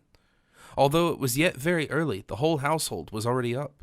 The cook was mercilessly slaughtering in the poultry yard. Celestine was gathering white cherries in the garden. Porthos, brisk and lively as ever, held out his hand to Planchet's, and D'Artagnan requested permission to embrace Madame Truchen. The latter, to show that she bore no ill will, approached Porthos, upon whom she conferred the same favor. Porthos embraced Madame Truchen, heaving an enormous sigh. Planchet took both his friends by the hand. "I'm going to show you over the house," he said. "When we arrived last night, it was dark as an oven, and we were unable to see anything. But in broad daylight, everything looks different, and you will be satisfied, I hope." "If we begin by the view you have here," said D'Artagnan, "that charms me beyond everything. I have always lived in royal mansions, you know, and royal personages have tolerably sound ideas upon the selection of points of view." "I am a great stickler for a good view myself," said Porthos. "At my Chateau de Pierrefonds, I have had 4 avenues laid out, and at the end of each is a landscape of an altogether different character from the others." "You shall see my prospect," said Planchet, and he led his two guests to a window. "Ah," said D'Artagnan, "this is the Rue de Lyon." "Yes, I have 2 windows on this side. A paltry, insignificant view, for there is always that bustling and noisy inn, which is a very disagreeable neighbor. I had 4 windows here, but I bricked up 2. "Let us go on," said D'Artagnan. They entered a corridor leading to the bedrooms, and Planchet pushed open the outside blinds. "Hullo, what is out yonder?" said Porthos. "The forest," said Planchet. It is the horizon, a thick line of green, which is yellow in the spring, green in the summer, red in the autumn, and white in the winter. All very well, but it is like a curtain, which prevents one seeing a greater distance. Yes, said Planchet, still one can see, at all events, everything that intervenes. Ah, the open country, said Porthos, but what is that I see out there, crosses and stones? Ah, that is the cemetery, exclaimed D'Artagnan. Precisely, said Planchet. I assure you, it is very curious. Hardly a day passes that someone is not buried there, for Fontainebleau is by no means an inconsiderable place. Sometimes we see young girls clothed in white carrying banners, at others some of the town council or rich citizens, with choristers and all the parish authorities. And then, too, we see some of the officers of the king's household. I should not like that, said Porthos. There is not much amusement in it, at all events, said D'Artagnan. I assure you, it encourages religious thoughts, replied Planchet. Oh, I don't deny that. But, continued Planchet, we must all die one day or another, and I once met with a maxim somewhere which I have remembered that the thought of death is a thought that will do us all good. I am far from saying the contrary, said Porthos. But, objected D'Artagnan, the thoughts of green fields, flowers, rivers, blue horizons, extensive and boundless plains is not likely to do us good. If I had any, I should be far from rejecting them, said Planchet, but possessing only this little cemetery, full of flowers, so moss-grown, shady, and quiet, I am contented with it, and I think of those who live in town, in the Rue des Lombards, for instance, and who have to listen to the rumbling of a couple of thousand vehicles every day, and to the soulless tramp, tramp, tramp of 150,000 foot passengers. But living, said Porthos, living, remember that. That is exactly the reason, said Planchet timidly, why I feel it does me good to contemplate a few dead. Upon my word, said D'Artagnan, that fellow Planchet is born a philosopher as well as a grocer. Monsieur, said Planchet, I am one of those good-humored sort of men whom heaven created for the purpose of living a certain span of days, and of considering all good they meet with during the transitory stay on earth. D'Artagnan sat down close to the window, and as there seemed to be something substantial in Planchet's philosophy, he mused over it. Ah, exclaimed Planchet, if I am not mistaken, we are going to have a representation now, for now I think I heard something like chanting. Yes, said D'Artagnan, I hear singing too. Oh, it is only a burial of a very poor description, said Planchet disdainfully. The officiating priest, the beadle, and only one chorister boy, nothing more. You observe, messieurs, that the defunct lady or gentleman could not have been very high in rank. No, no one seems to be following the coffin. Yes, said Porthos, I see a man. You are right, a man wrapped in a cloak, said D'Artagnan. It's not worth looking at, said Planchet. I find it interesting, said D'Artagnan, leaning on the window-sill. Come, come, you are beginning to take a fancy to the place already, said Planchet, delightedly. It is exactly my own case. I was so melancholy at first that I could do nothing but make the sign of the cross all day, and the chants were like so many nails being driven into my head. But now they lull me to sleep, and no bird I have ever seen or heard can sing better than those which are to be met with in this cemetery. Well, said Porthos, this is beginning to get a little dull for me, and I prefer going downstairs. Planchet with one bound was beside his guest, whom he offered to lead into the garden. What, said Porthos to D'Artagnan as he turned round, are you going to remain here? Yes, I will join you presently. Well, Monsieur D'Artagnan is right, after all, said Planchet. Are they beginning to bury yet? Not yet. Ah, yes, the gravedigger is waiting until the cords are fastened round the bier, but, see, a woman has just entered the cemetery at the other end. Yes, yes, my dear Planchet, said D'Artagnan quickly. Leave me, leave me. I feel I am beginning already to be much comforted by the meditation, so do not interrupt me. Planchet left, and D'Artagnan remained, devouring with his eager gaze from behind the half-closed blinds what was taking place just before him. The two bearers of the corpse had unfastened the straps by which they carried the litter, and were letting their burden glide gently into the open grave. At a few paces distant, the man with the cloak wrapped round him, the only spectator of this melancholy scene, was leaning with his back against a large cypress tree, and kept his face and person entirely concealed from the gravediggers and the priests. The corpse was buried in 5 minutes. The grave having been filled up, the priest turned away, and the gravedigger, having addressed a few words to them, followed them as they moved away. The man in the mantle bowed as they passed him, and put a piece of gold into the gravedigger's hand. Mordieu, murmured D'Artagnan, it is Aramis himself. Aramis, in fact, remained alone, on that side at least, for hardly had he turned his head when a woman's footsteps and the rustling of her dress were heard in the path close to him. He immediately turned round and took off his hat with the most ceremonious respect. He led the lady under the shelter of some walnut and lime trees, which overshadowed a magnificent tomb. "Ah, who would have thought it?" said D'Artagnan. "The Bishop of Vannes at our rendezvous. He is still the same Abbé Aramis as he was at Noisy-le-Sec." "Yes," he added after a pause, "but as it is in a cemetery, the rendezvous is sacred." But he almost laughed. The conversation lasted for fully half an hour. D'Artagnan could not see the lady's face, for she kept her back towards him. But he saw perfectly well, by the erect attitude of both the speakers, by their gestures, by the measured and careful manner with which they glanced at each other, either by way of attack or defense, that they must be conversing about any other subject than of love. At the end of the conversation, the lady rose and bowed profoundly to Aramis. "Oh," said D'Artagnan, "this rendezvous finishes like one of a very tender nature, though. The cavalier kneels at the beginning, the young lady by and by gets tamed down, and then it is she who has to supplicate. Who is this lady? I would give anything to ascertain." This seemed impossible, however, for Aramis was the first to leave. The lady carefully concealed her head and face, and then immediately departed. D'Artagnan could hold out no longer. He ran to the window, which looked out on the Rue de Lyon, and saw Aramis entering the inn. The lady was proceeding in quite an opposite direction, and seemed in fact to be about to rejoin an equipage, consisting of 2 led horses and a carriage, which he could see standing close to the borders of the forest. She was walking slowly, with her head bent down, absorbed in the deepest meditation. Mordieu, I must and will learn who that woman is," said the musketeer again, and then, without further deliberation, he set off in pursuit of her. As he was going along, he tried to think how he could possibly contrive to make her raise her veil. "She is not young," he said, "and is a woman of high rank in society. I ought to know that figure and peculiar style of walk." As he ran, the sound of his spurs and of his boots upon the hard ground of the street made a strange jingling noise, a fortunate circumstance in itself, which he was far from reckoning upon. The noise disturbed the lady. She seemed to fancy she was either being followed or pursued, which was indeed the case, and turned around. D'Artagnan started, as if he had received a charge of small shot in his legs, and then turned suddenly round as if he were going back the same way he had come. He murmured, "Madame de Chevreuse." D'Artagnan would not go home until he had learnt everything. He asked Célicine to inquire of the gravedigger whose body it was they had buried that morning.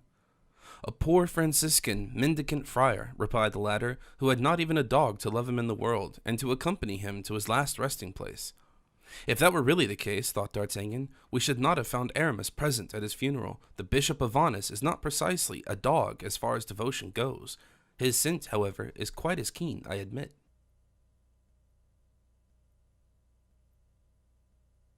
Chapter 7. How Porthos, Truchen, and Planchet parted with each other on friendly terms, thanks to D'Artagnan. There was good living in Planchet's house. Porthos broke a ladder and 2 cherry trees, stripped the raspberry bushes, and was only unable to succeed in reaching the strawberry beds on account, as he said, of his belt.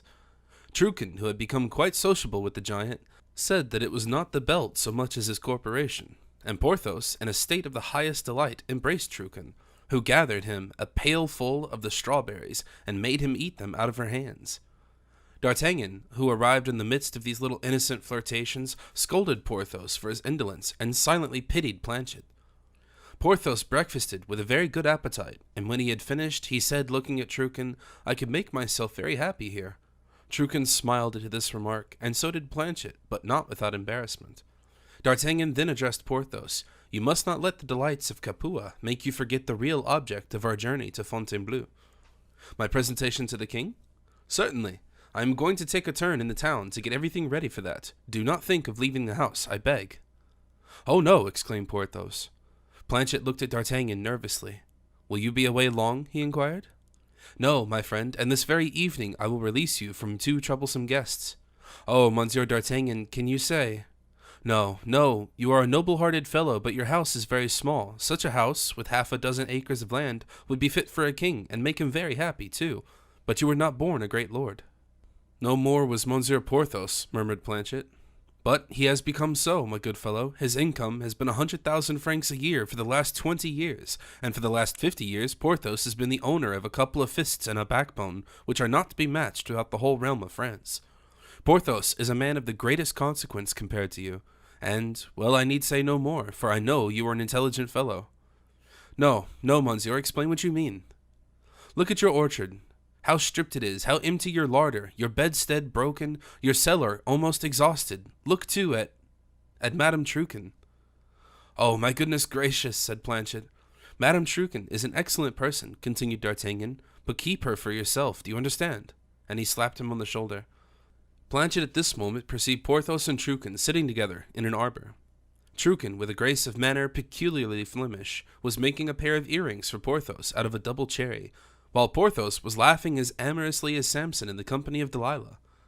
Planchet pressed D'Artagnan's hand and ran towards the arbor. We must do Porthos the justice to say that he did not move as they approached, and very likely he did not think he was doing any harm. Nor indeed did Truchen move either, which rather put Planchet out. But he, too, had been accustomed to see fashionable folk in his shop, that he found no difficulty in putting a good countenance on what seemed disagreeable or rude. Planchet seized Porthos by the arm and proposed to go and look at the horses, but Porthos pretended he was tired. Planchet then suggested that the Baron du Vallon should taste of the noyeau of his own manufacture, which was not to be equaled anywhere, an offer the Baron immediately accepted. And in this way Planchet managed to engage his enemy's attention during the whole of the day, by dint of sacrificing his cellar in preference to his amour propre. 2 hours afterwards D'Artagnan returned. "Everything is arranged," he said. "I saw his Majesty at the very moment he was setting off for the chase. The king expects us this evening." "The king expects me," cried Porthos, drawing himself up. "It is a sad thing to have to confess, but a man's heart is like an ocean billow." For from that very moment Porthos ceased to look at Madame Truchen in that touching manner which had so softened her heart. Planchet encouraged these ambitious leanings as best as he could. He talked over, or rather gave exaggerated accounts of all the splendors of the last reign, its battles, sieges, and grand court ceremonies. He spoke of the luxurious display which the English made, the prizes the 3 brave companions carried off, and how D'Artagnan, who at the beginning had been the humblest of the 4, finished by becoming the leader. He fired Porthos with a generous feeling of enthusiasm by reminding him of his early youth now passed away. He boasted as much as he could of the moral life this great lord had led, and how religiously he respected the ties of friendship. He was eloquent and skillful in his choice of subjects. He tickled Porthos, frightened Truchen, and made D'Artagnan think. At 6 o'clock, the musketeer ordered the horses to be brought round, and told Porthos to get ready. He thanked Planchet for his kind hospitality, whispered a few words about a post he might succeed in obtaining for him at court, which immediately raised Planchet in Truchen's estimation, where the poor grocer, so good, so generous, so devoted, had become much lowered ever since the appearance and comparison with him of the 2 gentlemen. Such, however, is a woman's nature. They are anxious to possess what they have not got, and disdain it as soon as it is acquired. After having rendered this service to his friend Planchet, D'Artagnan said in a low tone of voice to Porthos, "That is a very beautiful ring you have on your finger." "It is worth 300 pistoles," said Porthos. "Madame Truchen will remember you better if you leave her that ring," replied D'Artagnan, a suggestion which Porthos seemed to hesitate to adopt. "You think it is not beautiful enough, perhaps," said the musketeer. "I understand your feelings. A great lord such as you would not think of accepting the hospitality of an old servant without paying him most handsomely for it. But I am sure that Planchet is too good-hearted a fellow to remember that you have an income of 100,000 francs a year." "I have more than half a mind," said Porthos, flattered by the remark, "to make Madame Truchen a present of my little farm at Bracchaux. It has 12 acres. "It is too much, my good Porthos, too much just at present. Keep it for a future occasion." He then took the ring off Porthos's finger, and approaching Truchen, said to her, "Madame, Monsieur le Baron hardly knows how to entreat you, out of your regard for him, to accept this little ring. Monsieur du Vallon is one of the most generous and discreet men of my acquaintance. He wished to offer you a farm that he has at Bracqueaux, but I dissuaded him from it." "Oh," said Truchen, looking eagerly at the diamond. "Monsieur le Baron!" exclaimed Planchet, quite overcome. "My good friend," stammered out Porthos, delighted at having been so well represented by D'Artagnan. These several exclamations, uttered at the same moment, made quite a pathetic winding up of a day which might have finished in a very ridiculous manner. But D'Artagnan was there, and, on every occasion, wheresoever D'Artagnan exercised any control, matters ended only just in the very way he wished and willed. There were general embracings. Truchen, whom the Baron's munificence had restored to her proper position, very timidly and blushing all the while, presented her forehead to the great lord, with whom she had been on such pretty terms the evening before. Planchet himself was overcome by a feeling of genuine humility. Still, in the same generosity of disposition, Porthos would have emptied his pockets into the hands of the cook and of Celestin. But D'Artagnan stopped him. "No," he said, "it is now my turn. And he gave 1 pistole to the woman and 2 to the man, and the benedictions which were showered down upon them would have rejoiced the heart of Harpagon himself, and have rendered even him prodigal. D'Artagnan made Planchet lead them to the chateau, and introduced Porthos into his own apartment, where he arrived safely without having been perceived by those he was afraid of meeting.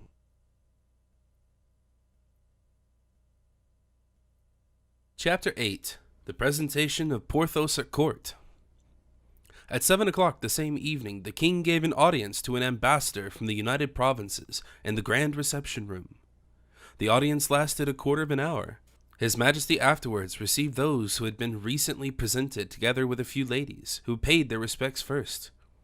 In one corner of the saloon, concealed behind a column, Porthos and D'Artagnan were conversing together, waiting until their turn arrived. "Have you heard the news?" inquired the musketeer of his friend. "No." "Well, look then." Porthos raised himself on tiptoe, and saw Monsieur Fouquet in full court dress, leading Aramis toward the king. "Aramis," said Porthos, "presented to the king by Monsieur Fouquet."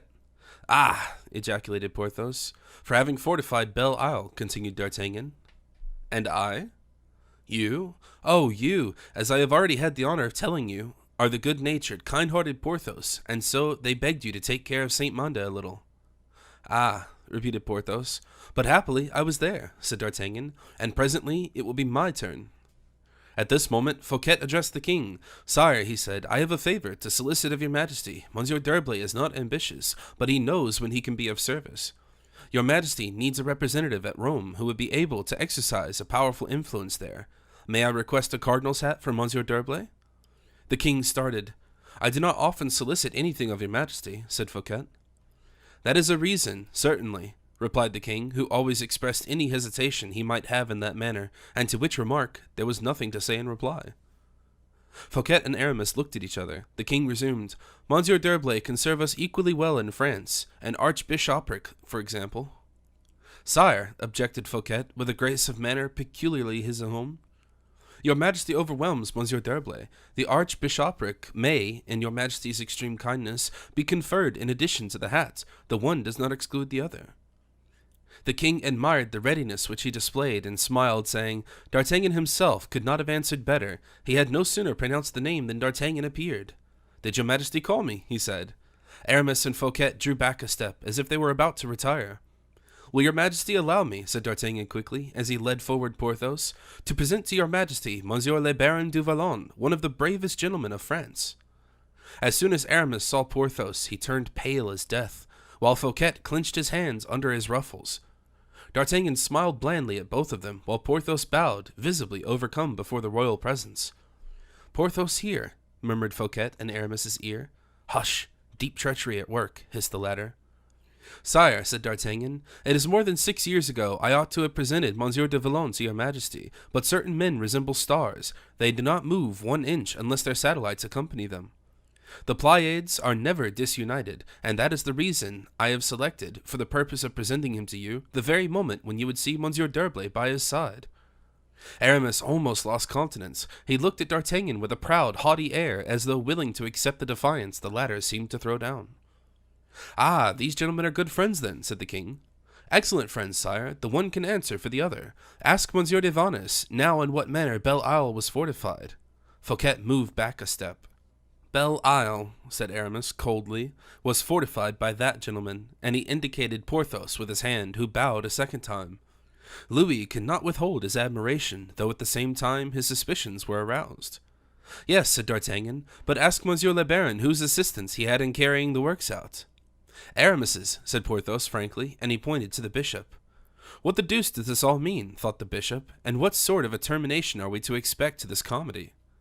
"What!" exclaimed the king, "is the cardinal's, I mean this bishop's, name Aramis?" "His nom de guerre," said D'Artagnan. "My nickname," said Aramis. "A truce to modesty," exclaimed D'Artagnan. "Beneath the priest's robe, sire, is concealed the most brilliant officer, a gentleman of the most unparalleled intrepidity, and the wisest theologian in the kingdom." Louis raised his head. "And an engineer also, it appears," he said, admiring Aramis's calm, imperturbable self-possession. "An engineer for a particular purpose, sire," said the latter.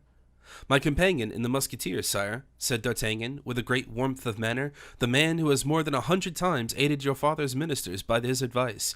Monsieur d'Herblay, in a word, who with Monsieur de Vallon, myself, and Monsieur le Comte de la Fère, who was known to your majesty, formed that quartet which was a good deal talked about during the late king's reign, and during your majesty's minority.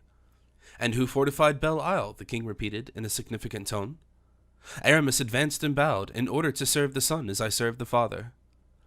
D'Artagnan looked very narrowly at Aramis while he uttered these words, which displayed so much true respect, so much warm devotion, such entire frankness and sincerity, that even he, D'Artagnan, the eternal doubter, he, the almost infallible in judgment, was deceived by it. A man who lies cannot speak in such a tone as that, he said. Louis was overcome by it. In that case, he said to Fouquet, who anxiously awaited the result of this proof, the cardinal's hat is promised. Monsieur d'Herblay, I pledge you my honor that the first promotion shall be yours. Thank Monsieur Fouquet for it. Colbert overheard these words. They stung him to the quick, and he left the salon abruptly. And you, Monsieur de Vallon, said the king, what have you to ask? I am truly pleased to have it in my power to acknowledge the services of those who were faithful to my father. Sire, began Porthos, but he was unable to proceed with what he was going to say. Sire, exclaimed D'Artagnan, this worthy gentleman is utterly overpowered by your majesty's presence. He who so valiantly sustained the looks and the fire of 1,000 foes, but knowing what his thoughts are, I, who am more accustomed to gaze upon the sun, can translate them. He needs nothing, absolutely nothing. His sole desire is to have the happiness of gazing upon your majesty for a quarter of an hour. You shall sup with me this evening, said the king, saluting Porthos with a gracious smile. Porthos became crimson with delight and pride. The king dismissed him, and D'Artagnan pushed him into the adjoining apartment after he had embraced him warmly. Sit next to me at table, said Porthos. Yes, my friend. Aramis is annoyed with me, I think. Aramis has never liked you so much as he does now. Fancy, it was I who was the means of his getting the cardinal's hat. Of course, said Porthos. By the by, does the king like his guests to eat much at his table? It is a compliment to himself if you do, said D'Artagnan, for he himself possesses a royal appetite.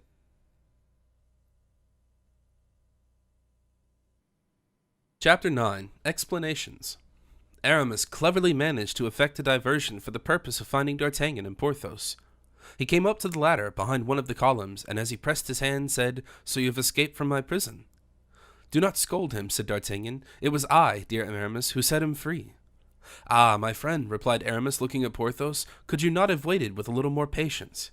D'Artagnan came to the assistance of Porthos, who already began to breathe hard in sore perplexity. You see, you members of the church are great politicians. We mere soldiers come at once to the point. The facts are these. I went to pay Baisemeaux a visit.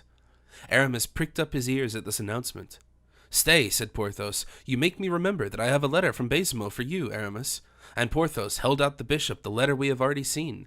Aramis begged to be allowed to read it, and read it without D'Artagnan feeling in the slightest degree embarrassed by the circumstance that he was so well acquainted with the contents of it.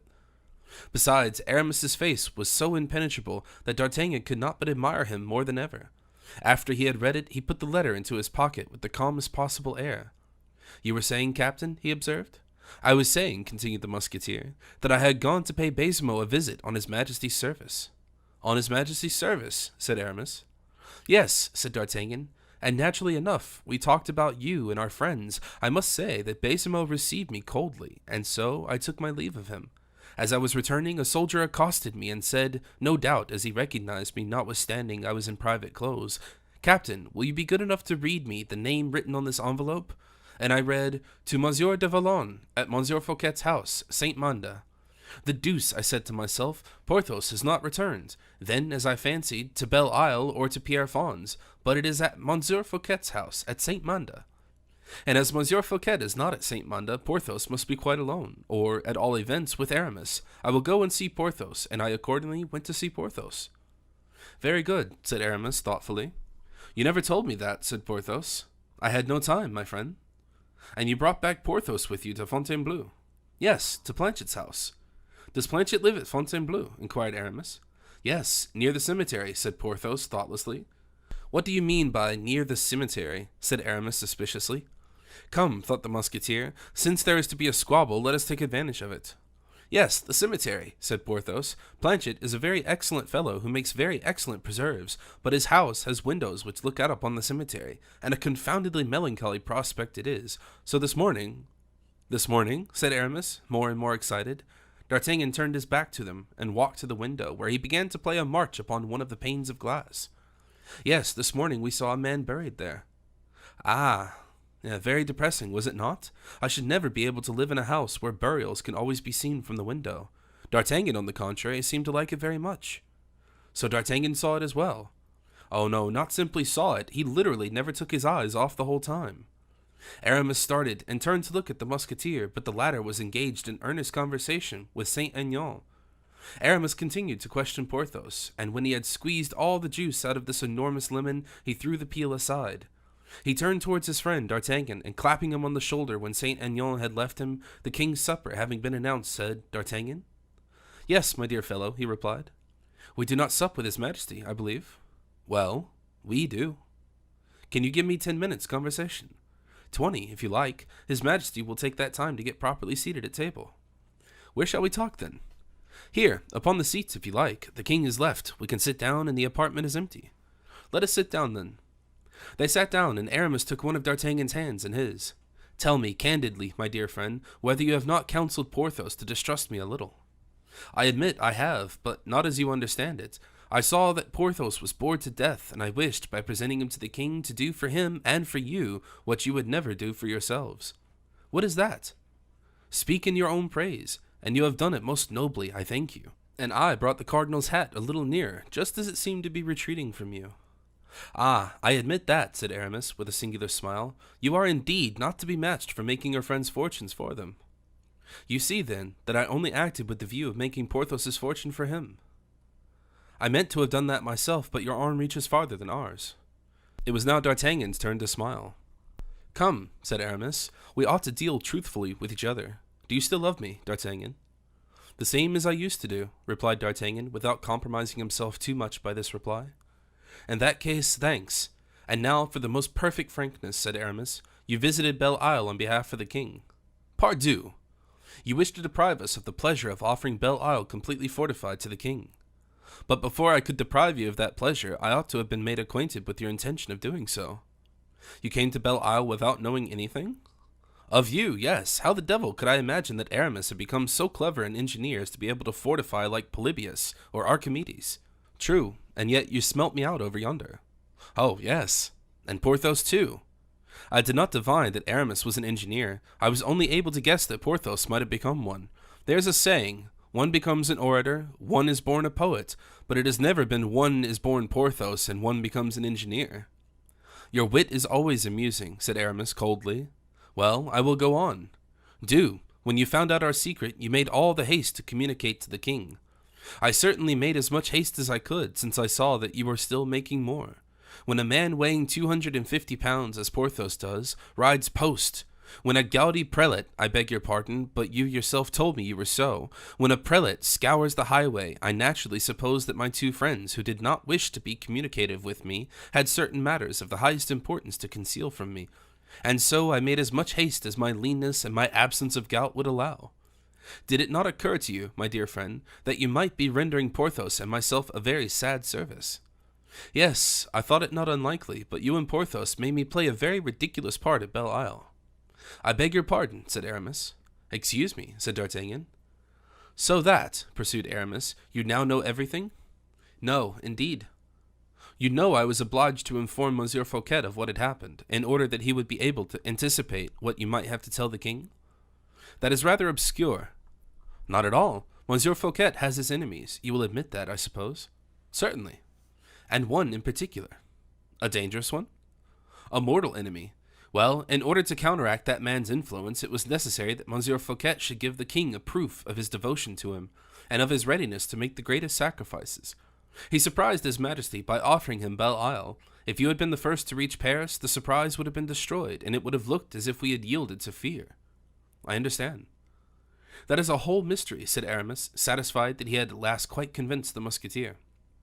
Only, said the latter, it would have been more simple to have taken me aside and said to me, My dear D'Artagnan, We are fortifying Belle Isle, and intend to offer it to the king. Tell us frankly for whom you are acting. Are you a friend of Monsieur Colbert, or a friend of Monsieur Fouquet?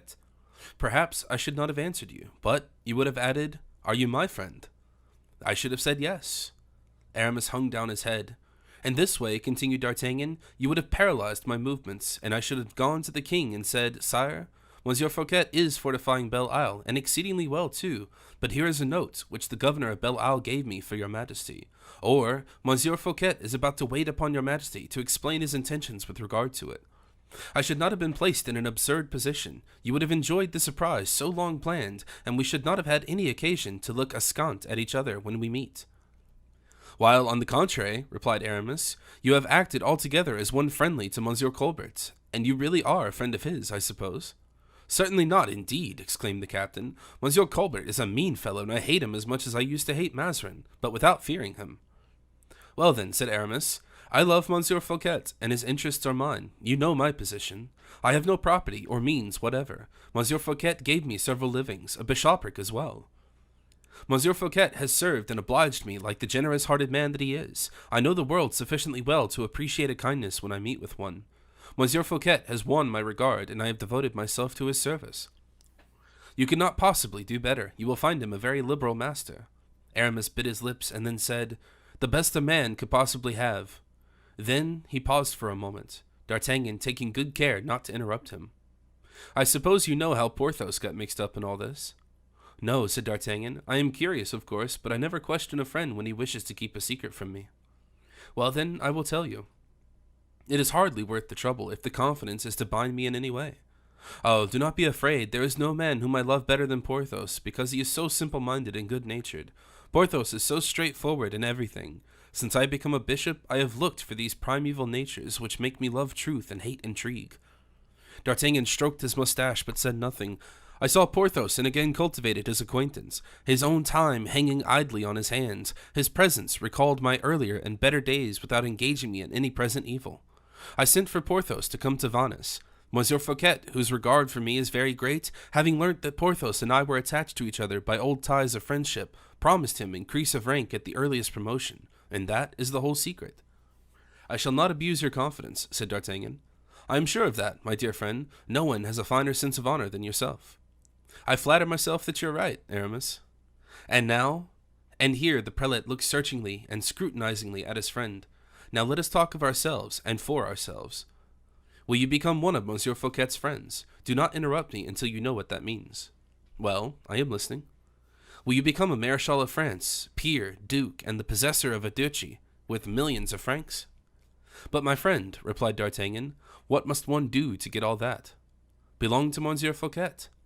But I already belong to the king. Not exclusively, I suppose. Oh, a D'Artagnan cannot be divided. You have, I presume, ambitions, as noble hearts like yours have? Yes, certainly I have. Well, I wish to be a Marechal. The king will make me a Marechal, duke, peer. The king will make me all that. Aramis fixed a searching look upon D'Artagnan. Is not the king master? Said D'Artagnan. No one disputes it, but Louis XIII was master also. Oh, my dear friend, between Richelieu and Louis XIII stood no D'Artagnan, said the musketeer very quietly. There are many stumbling blocks around the king, said Aramis. Not for the king's feet. Very likely not. Still. One moment, Aramis. I observe that everyone thinks of himself, and never of his poor prince. I will maintain myself maintaining him. And if you greet with ingratitude? The weak alone are afraid of that. You are quite certain of yourself? Well, I think so. Still, the king may some day have no further need for you. On the contrary, I think his need of me will soon be greater than ever. And hearken, my dear fellow, if it became necessary to arrest a new Condé, who would do it? This alone in France. And D'Artagnan struck his sword, which clanked sullenly on the tessellated floor. You are right, said Aramis, turning very pale, and then he rose and pressed D'Artagnan's hand. This is the last summons for supper, said the captain of the musketeers. Will you excuse me?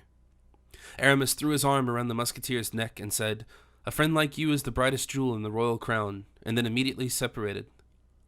I was right, mused D'Artagnan. There is, indeed, something strangely serious stirring. We must hasten the explosion, breathed the coming cardinal, for D'Artagnan has discovered the existence of a plot.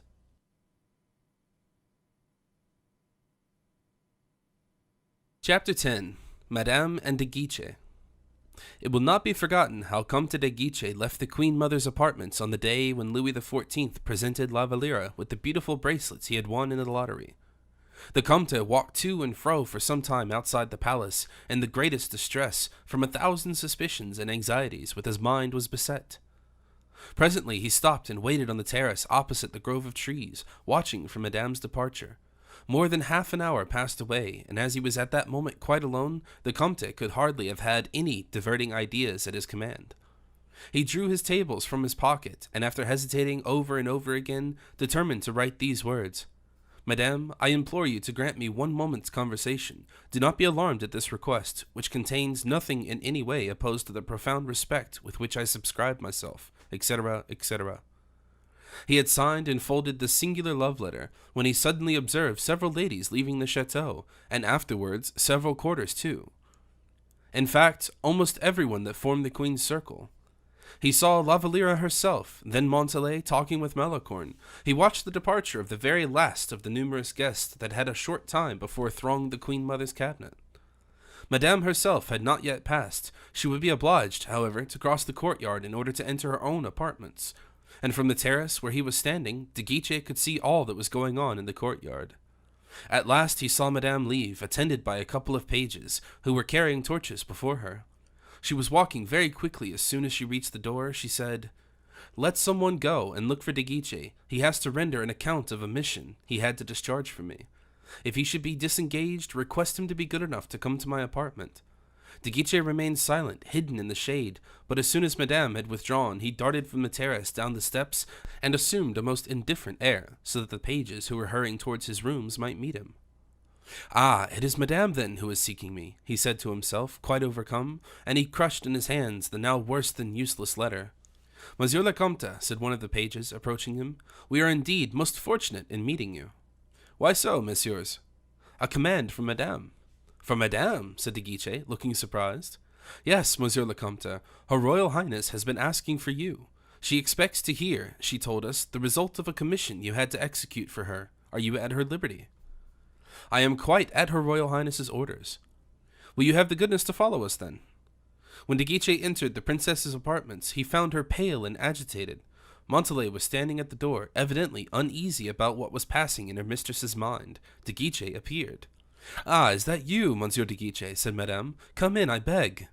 "Mademoiselle de Montalais, I do not require your attendance any longer." Montalais, more puzzled than ever, curtsied and withdrew. De Guiche and the princess were left alone. The Comte had every advantage in his favor. It was Madame who had summoned him to a rendezvous. But how was it possible for the Comte to make use of this advantage? Madame was so whimsical, and her disposition so changeable. She soon allowed this to be perceived, for suddenly, opening the conversation, she said, "Well, have you nothing to say to me?" He imagined she must have guessed his thoughts. He fancied, for those who are in love are thus constituted, being as credulous and blind as poets or prophets, he fancied she knew how ardent was his desire to see her, and also the subject uppermost in his mind. "Yes, madame," he said, "and I think it very singular." "The affair of the bracelets," she exclaimed eagerly. "You mean that, I suppose?" "Yes, madame." "And you think the king is in love, do you not?" Guiche looked at her for some time. Her eyes sank under his gaze, which seemed to read her very heart. "I think," he said, "that the king may possibly have had an idea of annoying someone. Were it not for that, the king would hardly show himself so earnest in his attentions as he is. He would not run the risk of compromising, from mere thoughtlessness of disposition, a young girl against whom no one had been hitherto able to say a word." "Indeed, the bold, shameless girl," said the princess haughtily.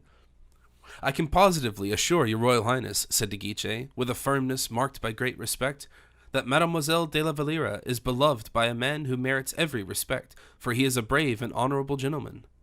"Bragelonne?" "Yes, my friend, madame." "Well, and though he is your friend, what does that matter to the king?" "The king knows that Bragelonne is affianced to Mademoiselle de la Valliere, and as Raoul has served the king most valiantly, the king will not inflict an irreparable injury upon him." Madame began to laugh in a manner that produced a sinister impression upon de Guiche. "I repeat, madame, I do not believe the king is in love with Mademoiselle de la Valliere, and the proof that I do not believe it is that I was about to ask you whose amour propre it is likely the king is desirous of wounding. You, who are well acquainted with the whole court, can perhaps assist me in ascertaining that, and assuredly with greater certainty, since it is everywhere said that your Royal Highness is on very friendly terms with the king." Madame bit her lips, and unable to assign any good and sufficient reasons, changed the conversation. "Prove to me," she said, fixing on him one of those looks in which the whole soul seems to pass into the eyes, "prove to me, I say, that you intended to interrogate me from the very moment I sent for you." De Guiche gravely drew from his pocket the now crumpled note which he had written, and showed it to her. "Sympathy," she said. "Yes," said the Comte, with an indescribable tenderness of tone. "Sympathy. I have explained to you how and why I sought you. You, however, have to tell me, madame, why you sent for me." "True," replied the princess. She hesitated, and then suddenly exclaimed, "Those bracelets will drive me mad." "You expected the king would offer them to you," replied De Guiche. "And why not?" "But before you, madame, before you, his sister-in-law, was there not a queen herself to whom the king should have offered them?" "Before La Valliere," cried the princess, wounded to the quick, "could he not have presented them to me? Was there not the whole court, indeed, to choose from?" "I assure you, madame," said the Comte, respectfully, "that if anyone heard you speak in this manner, if anyone were to see how red your eyes are, and heaven forgive me, to see, too, that tear trembling on your eyelids, it would be said that your Royal Highness was jealous." "Jealous," said the princess haughtily, "jealous of La Valliere." She expected to see De Guiche yield beneath her scornful gesture and her proud tone, but he simply and boldly replied, "Jealous of La Valliere, yes, madame." "Am I to suppose, monsieur," she stammered out, "that your object is to insult me?" "It is not possible, madame," replied the Comte, slightly agitated, but resolved to master that fiery nature. "Leave the room," said the princess, thoroughly exasperated, De Guiche's coolness and silent respect having made her completely lose her temper. De Guiche fell back a step, bowed slowly but with great respect, drew himself up, looking as white as his lace cuffs, and in a voice slightly trembling said, "It was hardly worth while to have hurried here to be subjected to this unmerited disgrace," and he turned away with hasty steps. He had scarcely gone half a dozen paces, when Madame darted like a tigress after him, seized him by the cuff, and making him turn round again, said, trembling with passion as she did so, "The respect you pretend to have is more insulting than the insult itself. Insult me, if you please, but at least speak." "Madame," said the Comte gently, as he drew his sword, "thrust this blade into my heart, rather than kill me by degrees." At the look he fixed upon her, a look full of love, resolution, and despair even, she knew how readily the Comte, so outwardly calm in appearance, would pass this sword through his own breast if she added another word. She tore the blade from his hands, and pressing his arm with a feverish impatience what might pass for tenderness, said, "Do not be too hard on me, Comte. You see how I am suffering, and yet you have no pity for me." Tears, the cries of this strange attack, stifled her voice. As soon as De Guiche saw her weep, he took her in his arms and carried her to an armchair. In another moment she would have been suffocated. "Oh, why," he murmured, as he knelt by her side, "why do you conceal your troubles from me? Do you love anyone? Tell me. It would kill me, I know, but not until I should have comforted, consoled, and served you even." "And do you love me to that extent?" she replied, completely conquered. "I do indeed love you to that extent, madame." She placed both her hands in his. "My heart is indeed another's," she murmured in so low a tone that her voice could hardly be heard, but he heard it and said, "Is it the king you love?" She gently shook her head, and her smile was like a clear, bright streak in the clouds, through which, after the tempest has passed, one almost fancies paradise is opening. "But," she added, "there are other passions in a high-born heart. Love is poetry, but the real life of the heart is pride. Comte, I was born on a throne. I am proud and jealous of my rank. Why does the king gather such unworthy objects around him?" "Once more, I repeat," said the Comte, "you are acting unjustly towards that poor girl who will one day be my friend's wife." "Are you simple enough to believe that, Comte?" "If I did not believe it," he said, turning very pale, "Bragelonne should be informed of it tomorrow. Indeed he should, if I thought that poor La Valliere had forgotten the vows she had exchanged with Raoul. But no, it would be cowardly to betray a woman's secret. It would be criminal to disturb a friend's peace of mind." "You think, then," said the princess, with a wild burst of laughter, "that ignorance is happiness?" "I believe it," he replied. "Prove it to me, then," she said, hurriedly. "It is easily done, madame. It is reported through the whole court that the king loves you, and that you return his affection." "Well," she said, breathing with difficulty. "Well, Admit for a moment that Raoul, my friend, had come and said to me, "Yes, the king loves Madame, and has made an impression upon her heart. I possibly should have slain Raoul." "It would have been necessary," said the princess, with the obstinacy of a woman who feels herself not easily overcome, "for Monsieur de Bragelonne to have had proofs before he ventured to speak to you in that manner." "Such, however, is the case," replied De Guiche, with a deep sigh, "that, not having been warned, I have never examined into the matter seriously, and now I find that my ignorance has saved my life." "So, then, you drive selfishness and coldness to that extent," said Madame, "that you would let this unhappy young man continue to love La Valliere?" "I would, until La Valliere's guilt were revealed." "But the bracelets?" "Well, Madame, since you yourself expected to receive them from the king, what can I possibly say?" The argument was a telling one, and the princess was overwhelmed by it, and from that moment her defeat was assured. But as her heart and her mind were instinct with noble and generous feelings, she understood De Guiche's extreme delicacy. She saw that in his heart he really suspected that the king was in love with La Valliere, and that he did not wish to resort to the common expedient of ruining a rival in the mind of a woman, by giving the latter the assurance and certainty that his rival's affections were transferred to another woman. She guessed that his suspicions of La Valliere were aroused, and that, in order to leave himself time for his convictions to undergo a change so as not to ruin Louise utterly, he was determined to pursue a certain straightforward line of conduct.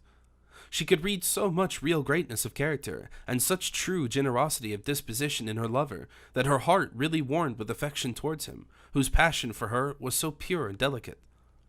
Despite his fear of incurring her displeasure, De Guiche, by retaining his position as a man of proud independence of feeling and deep devotion, became almost a hero in her estimation, and reduced her to the state of a jealous and little-minded woman.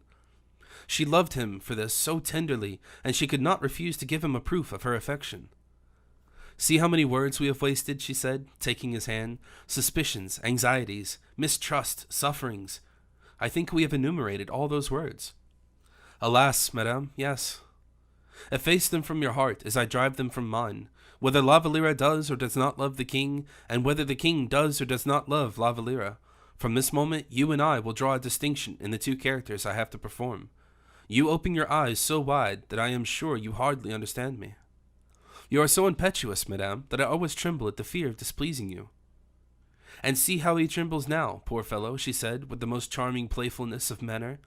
"Yes, monsieur, I have two characters to perform. I am the sister of the king, the sister-in-law of the king's wife. In this character, ought I not to take an interest in these domestic intrigues? Come, tell me what you think." "As little as possible, Madame." "Agreed, monsieur, but it is a question of dignity. And then you know I am the wife of the king's brother." De Guiche sighed. "A circumstance," she added, with an expression of great tenderness, "which will remind you that I am always to be treated with the profoundest respect." De Guiche fell at her feet, which he kissed with the religious fervor of a worshipper. "And I begin to think that really and truly I have another character to perform, as I was almost forgetting it." "Name it, oh, name it," said De Guiche. "I am a woman," she said, in a voice lower than ever, "and I love." He rose, she opened her arms, and their lips met. A footstep was heard behind the tapestry, and Mademoiselle de Montalais appeared. "What do you want?" said Madame. "Monsieur de Guiche is wanted," replied Montalais, who was just in time to see the agitation of the actors of these four characters, for De Guiche had consistently carried out his part with heroism.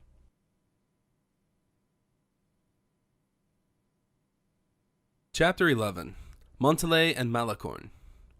Montalais was right.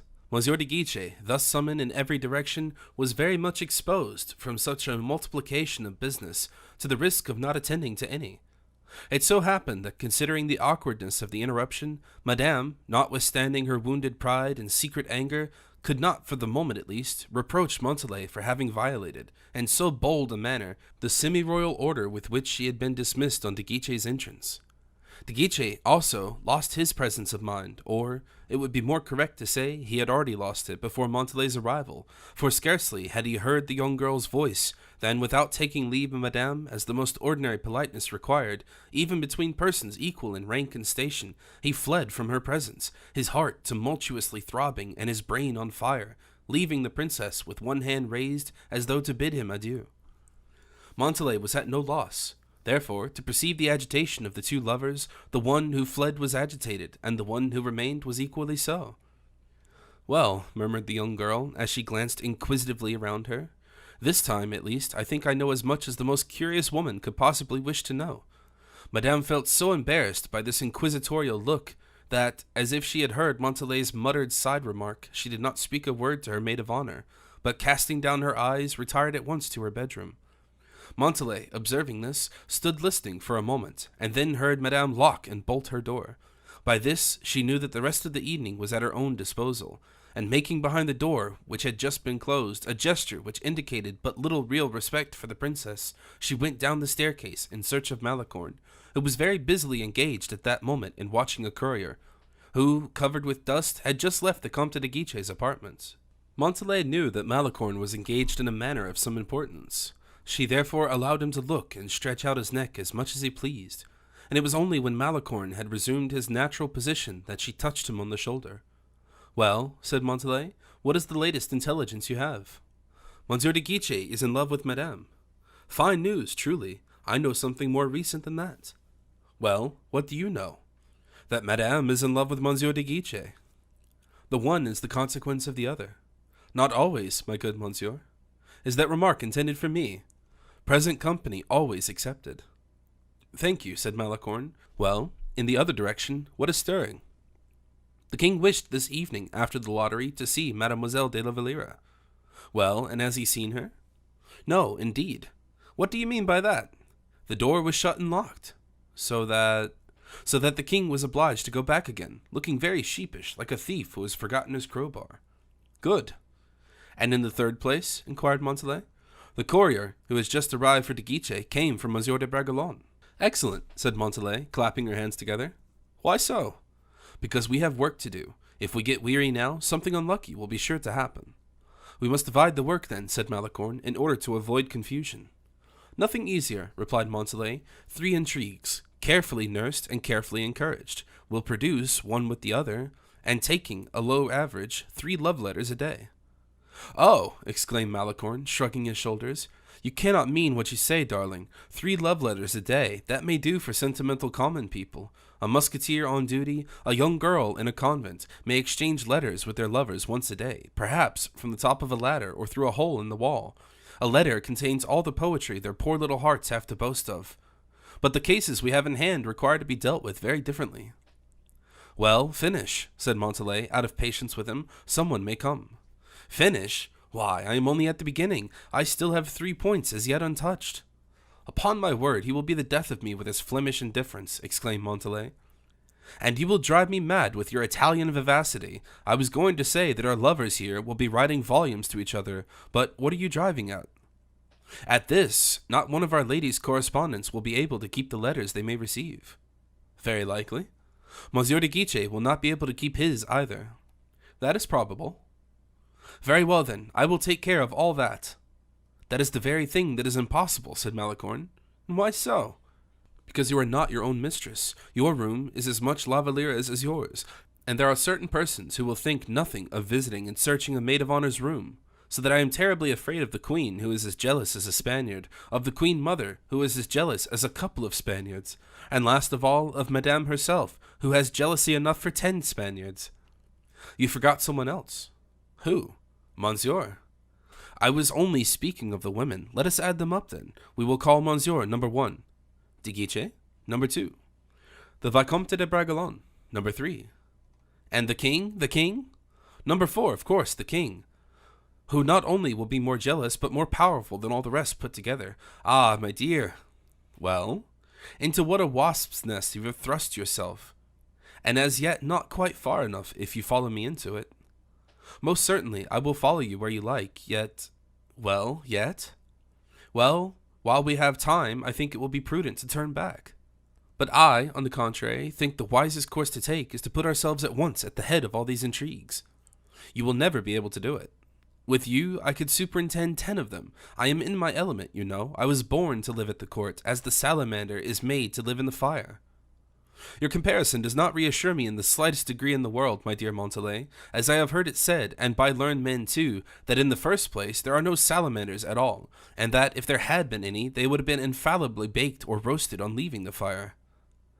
Your learned men may be very wise as far as salamanders are concerned, but they would never tell you what I can tell you, namely, that Aura de Montalais is destined, before a month is over, to become the first diplomatist in the court of France.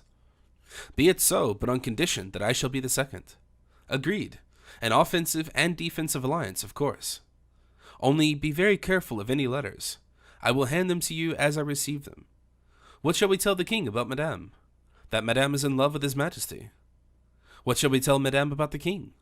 That she will be exceedingly wrong not to humor him. What shall we tell La Valliere about Madame? Whatever we choose, for La Valliere is in our power. How so? Every way. What do you mean? In the first place, through the Vicomte de Bragelonne. Explain yourself. You do not forget, I hope, that Monsieur de Bragelonne has written many letters to Mademoiselle de la Valliere. I forget nothing. Well then, it was I who received, and I who intercepted those letters. And consequently, it is you who have them still? Yes. Where? Here? Oh no, I have them safe at Blois, in the little room you know well enough. That dear little room, that darling little room, the antechamber of the palace I intend you to live in one of these days. But I beg your pardon, you said that all those letters are in that little room? Yes. Did you not put them in a box? Of course, in the same box where I put all the letters I received from you, and where I put mine also when your business or your amusements prevented you from coming to our rendezvous. Ah, very good, said Malicorne. Why are you satisfied? Because I see there is a possibility of not having to run to Blois after the letters, for I have them here. You brought the box away. It was very dear to me, because it belonged to you. Be sure and take care of it, for it contains original documents that will be of priceless value by and by. I am perfectly well aware of that indeed, and that is the very reason why I laugh as I do, and with all my heart, too. And now, one last word. Why last? Do we need anyone to assist us? No one. Valets or maidservants? Bad policy. You will give the letters, you will receive them. Oh, we must have no pride in this affair, otherwise Monsieur Malicorne and Mademoiselle Aura, not transacting their own affairs themselves, will have to make up their minds to see them done by others. You are quite right. And what is going on yonder in Monsieur de Guiche's room? Nothing. He is only opening his window. Let us be gone. And they both immediately disappeared, all the terms of the contract being agreed upon. The window just opened was in fact that of the Comte de Guiche. It was not alone with the hope of catching a glimpse of Madame through her curtains that he seated himself by the open window, for his preoccupation of mind had at that time a different origin. He had just received, as we have already stated, the courier who had been dispatched to him by Bragelonne, the latter having written to de Guiche a letter which had made the deepest impression upon him, of which he had read over and over again. Strange, strange, he murmured. How irresponsible are the means by which destiny hurries men onward to their fate. Leaving the window in order to approach nearer to the light, he once more read the letter he had just received. Calais. My dear Count, I found Monsieur de Vardes at Calais. He has been seriously wounded in an affair with the Duke of Buckingham. De Vardes is, as you know, unquestionably brave, but full of malevolent and wicked feelings. He conversed with me about yourself, for whom, he says, he has a warm regard, also about Madame, whom he considers a beautiful and amiable woman. He has guessed your affection for a certain person. He also talked to me about the lady for whom I have so ardent a regard, and showed the greatest interest on my behalf in expressing a deep pity for me, accompanied, however, by dark hints which alarmed me at first, but which I looked at last upon the result of his usual love of mystery. These are the facts. He had received news of the court. You will understand, however, that it was only through Monsieur de Lorraine. The report goes, so says the news, that a change has taken place in the king's affections. You know whom that concerns. Afterwards, the news continues. People are talking about one of the maids of honor, respecting whom various slanderous reports are being circulated. These vague phrases have not allowed me to sleep. I have been deploring ever since yesterday that my diffidence and vacillation of purpose, notwithstanding a certain obstinacy of character I may possess, have left me unable to reply to these insinuations. In a word, Monsieur de Vardes was setting off for Paris, and I did not delay his departure with explanations. For it seemed rather hard, I confess, to cross-examine a man whose wounds are hardly yet closed.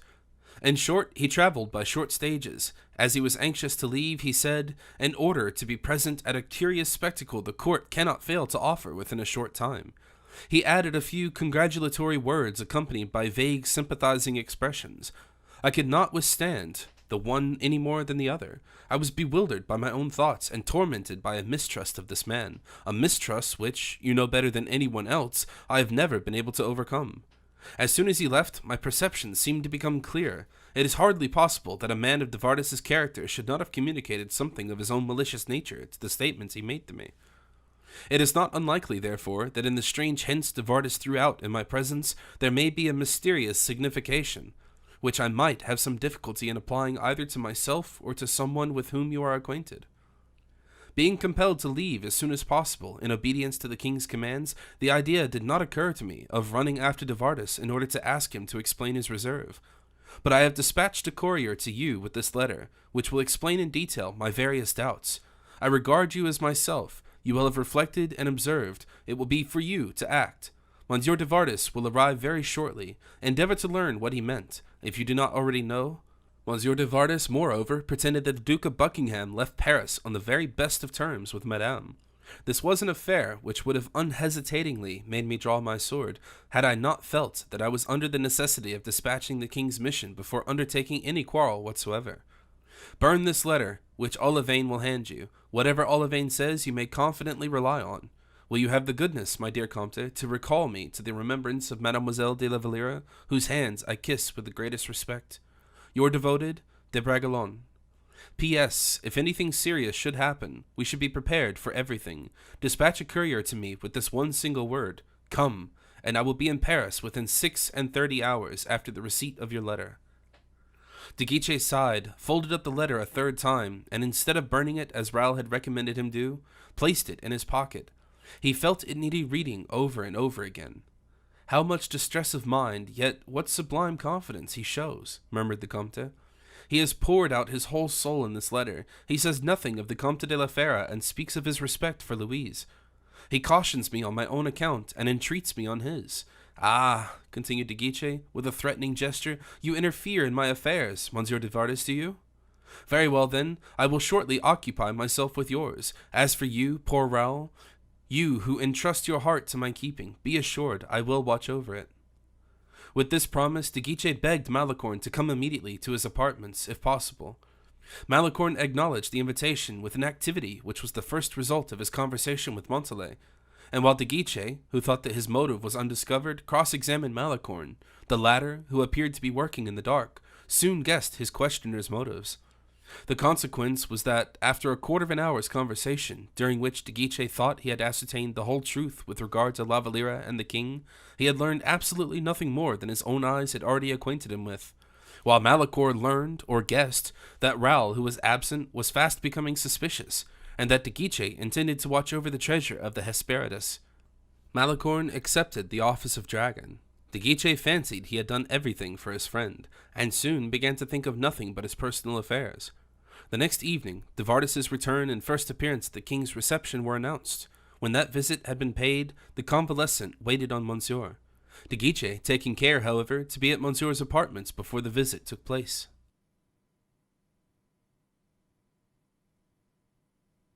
Chapter 12. How de Vardis was received at court. Monsieur had received de Vardis with that marked favor light and frivolous minds bestow on every novelty that comes in their way.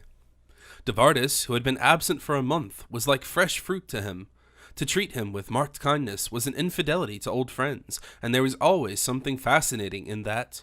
Moreover, it was a sort of reparation to de Vardis himself. Nothing, consequently, could exceed the favorable notice Monsieur took of him.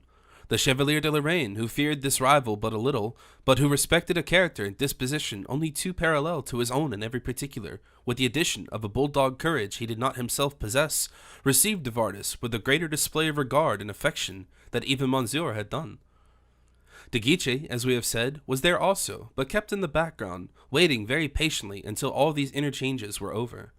De Vardis, while talking to the others, and even to Monsieur himself, had not for a moment lost sight of de Guiche, who, he instinctively felt, was there on his account. As soon as he had finished with the others, he went up to de Guiche. They exchanged the most courteous compliments, after which de Vardis returned to Monsieur and the other gentlemen. In the midst of these congratulations, Madame was announced. She had been informed of de Vardis' arrival, and knowing all the details of his voyage and duel, She was not sorry to be present at the remarks she knew would be made without delay by one who, she felt assured, was her personal enemy. 2 or 3 of her ladies accompanied her. De Vardes saluted Madame in the most graceful and respectful manner, and, as a commencement of hostilities, announced in the first place that he could furnish the Duke of Buckingham's friends with the latest news about him. This was a direct answer to the coldness with which Madame had received him. The attack was a vigorous one, and Madame felt the blow, but without appearing to have even noticed it. He rapidly cast a glance at Monsieur and at de Guiche. The former colored, and the latter turned very pale.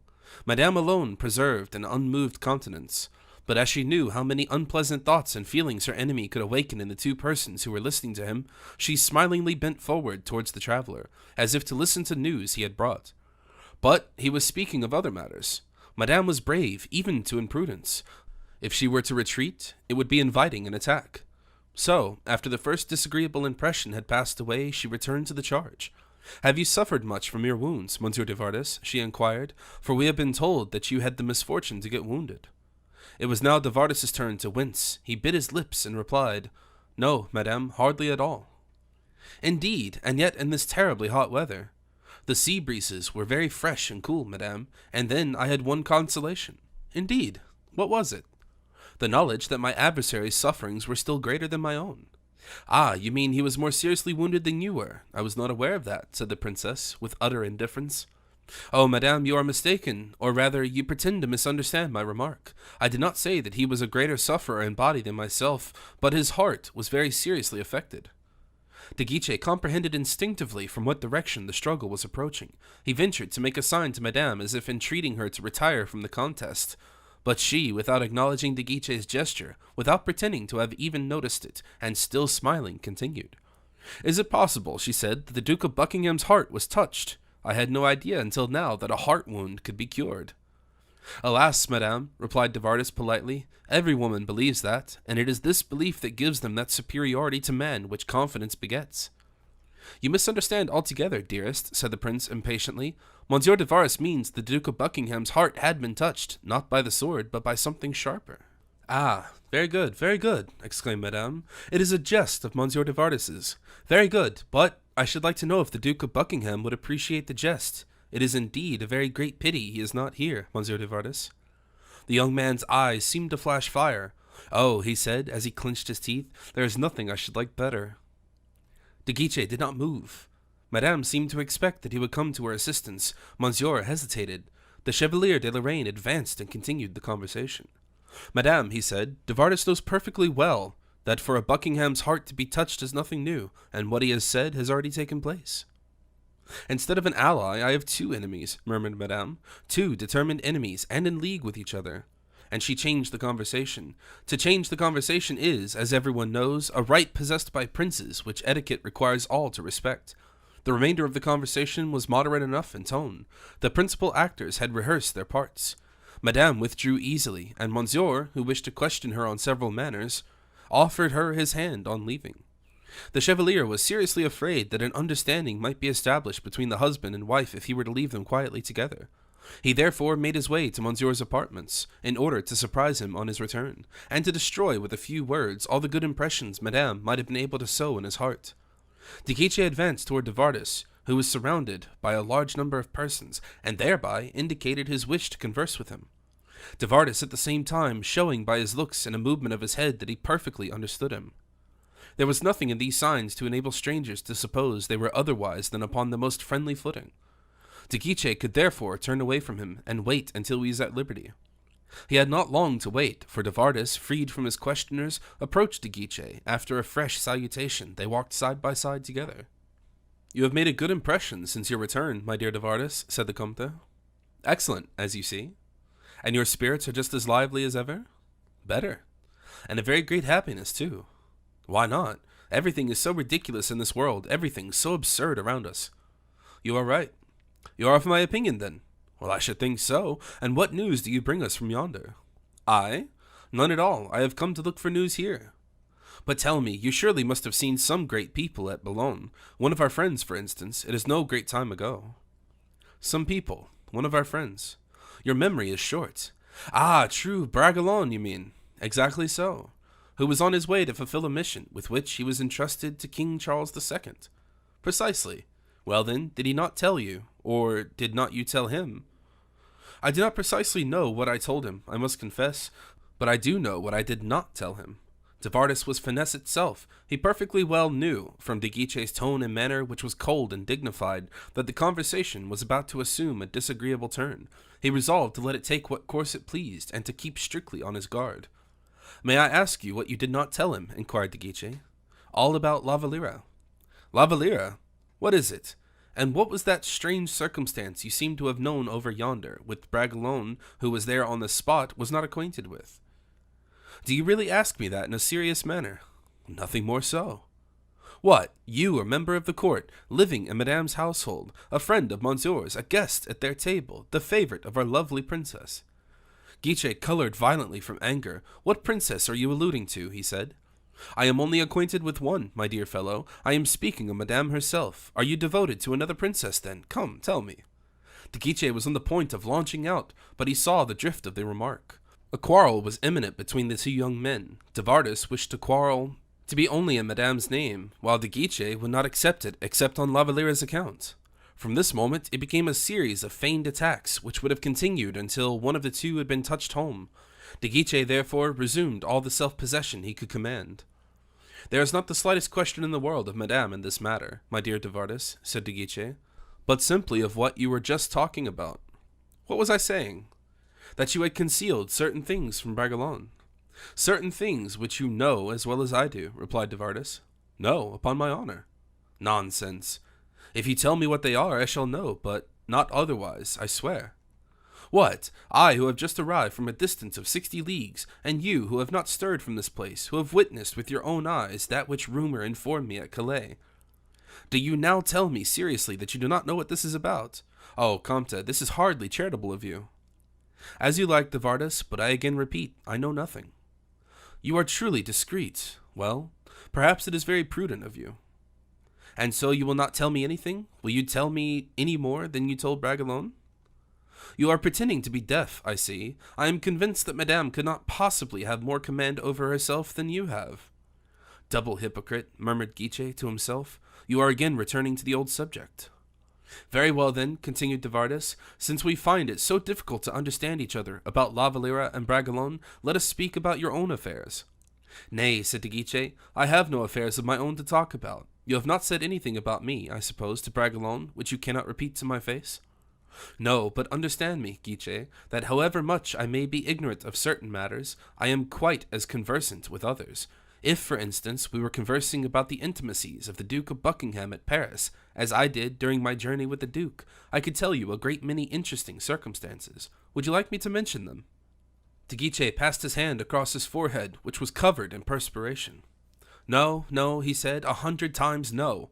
I have no curiosity for matters which do not concern me. The Duke of Buckingham is for me nothing more than a simple acquaintance, whilst Raoul is an intimate friend. I have not the slightest curiosity to learn what happened to the Duke, while I have, on the contrary, the greatest interest in all that happened to Raoul. In Paris? Yes, in Paris or Boulogne. You understand, I am on the spot. If anything should happen, I am here to meet it, whilst Raoul is absent and has only myself to represent him. So, Raoul's affairs before my own. But he will return. Not, however, until his mission is complete. In the meantime, you understand, evil reports cannot be permitted to circulate about him without my looking into them. And for a better reason still that he will remain some time in London, said de Vardas, chuckling. You think so, said de Guiche, simply. Think so, indeed. Do you suppose he was sent to London for no other purpose than to go there and return again immediately? No, no, he was sent to London to remain there. Ah, de Vardas, said de Guiche, grasping de Vardas's hand, that is a very serious suspicion concerning Bragelonne, which completely confirms what he wrote to me from Boulogne. De Vardas resumed his former coldness of manner. His love of raillery had led him too far, and by his own imprudence he had laid himself open to attack. Well, tell me, what did he write to you about? He inquired. He told me that you had artfully insinuated some injurious remarks against La Valliere, and that you had seemed to laugh at his great confidence in that young girl. Well, it is perfectly true I did so, said de Vardas, and I was quite ready, at that time, to hear from the Vicomte de Bragelonne that which every man expects from another whenever anything may have been said to displease him. In the same way, for instance, if I were seeking a quarrel with you, I should tell you that Madame, after having shown the greatest preference for the Duke of Buckingham, is at this moment supposed to have sent the handsome Duke away for your benefit. Oh, that would not wound me in the slightest degree, my dear de Vardes, said Guiche, smiling, notwithstanding the shiver that ran through his whole frame. Why, such a favor would be too great a happiness. I admit that, but if I absolutely wished to quarrel with you, I should try and invent a falsehood, perhaps, and speak to you about a certain arbor, where you and that illustrious princess were together. I should speak also of a certain gratifications, of certain kissings on the hand, and you, who are so secret on all occasions, so hasty, so punctilious. Well, said De Guiche, interrupting him, with a smile upon his lips, although he almost felt as if he were going to die. I swear I should not care for that, nor should I in any way contradict you, for you must know, my dear Marquis, that for all matters which concern myself I am a block of ice.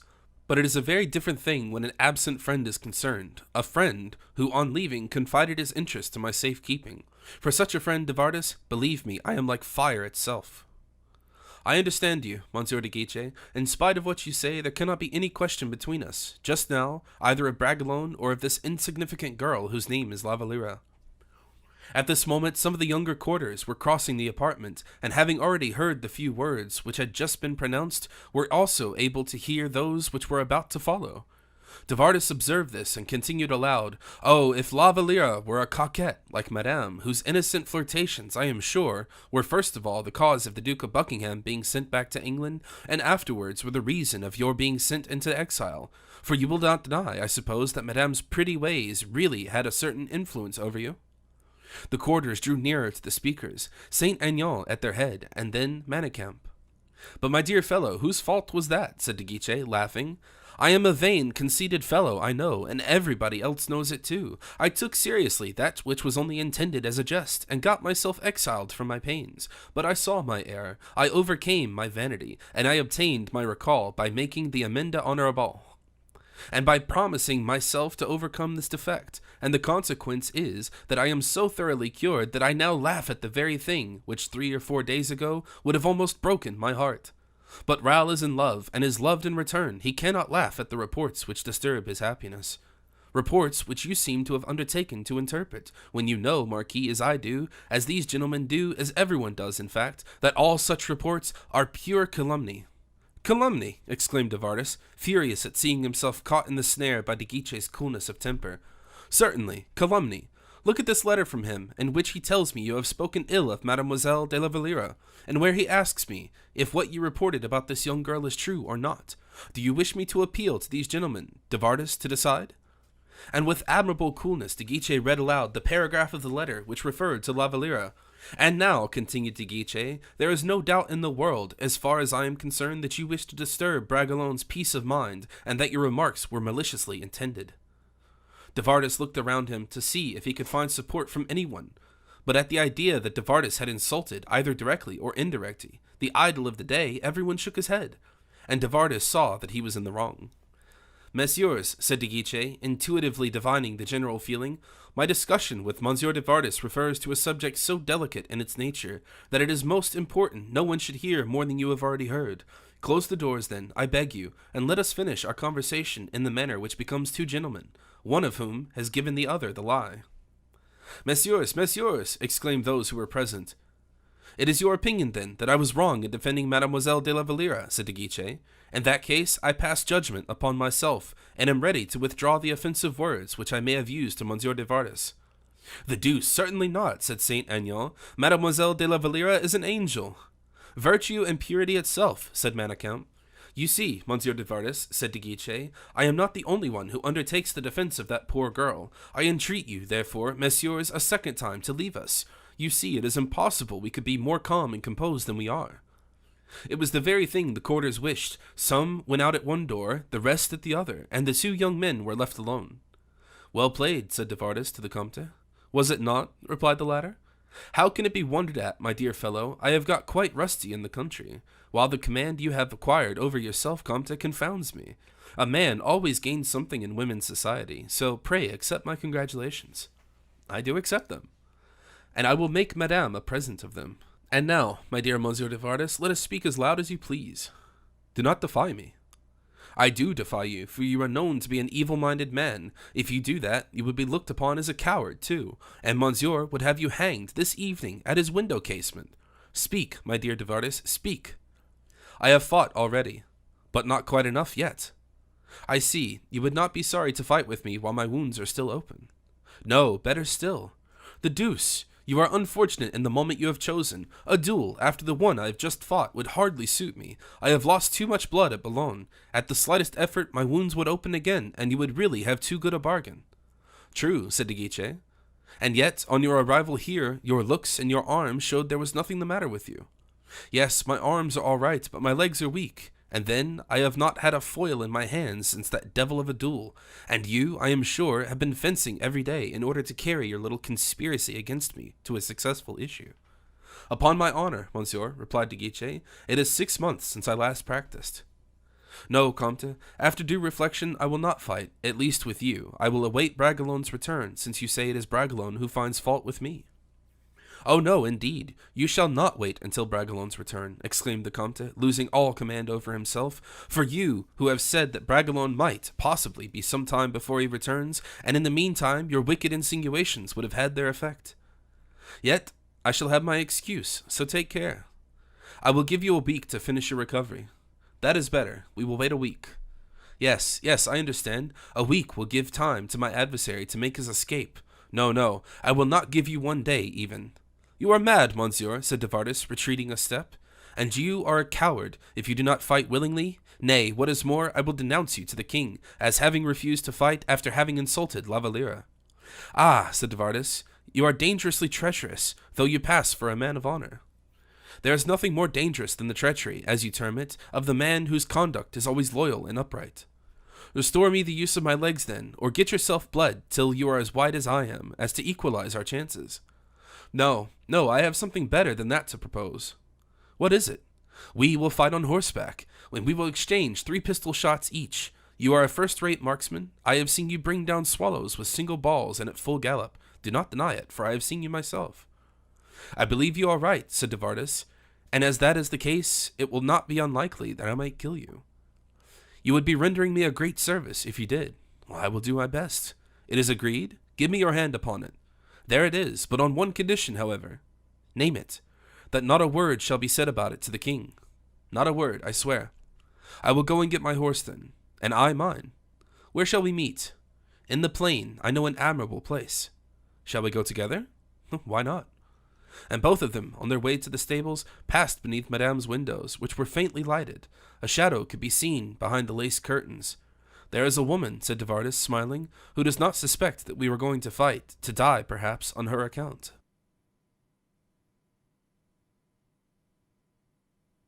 Chapter 13. The Combat.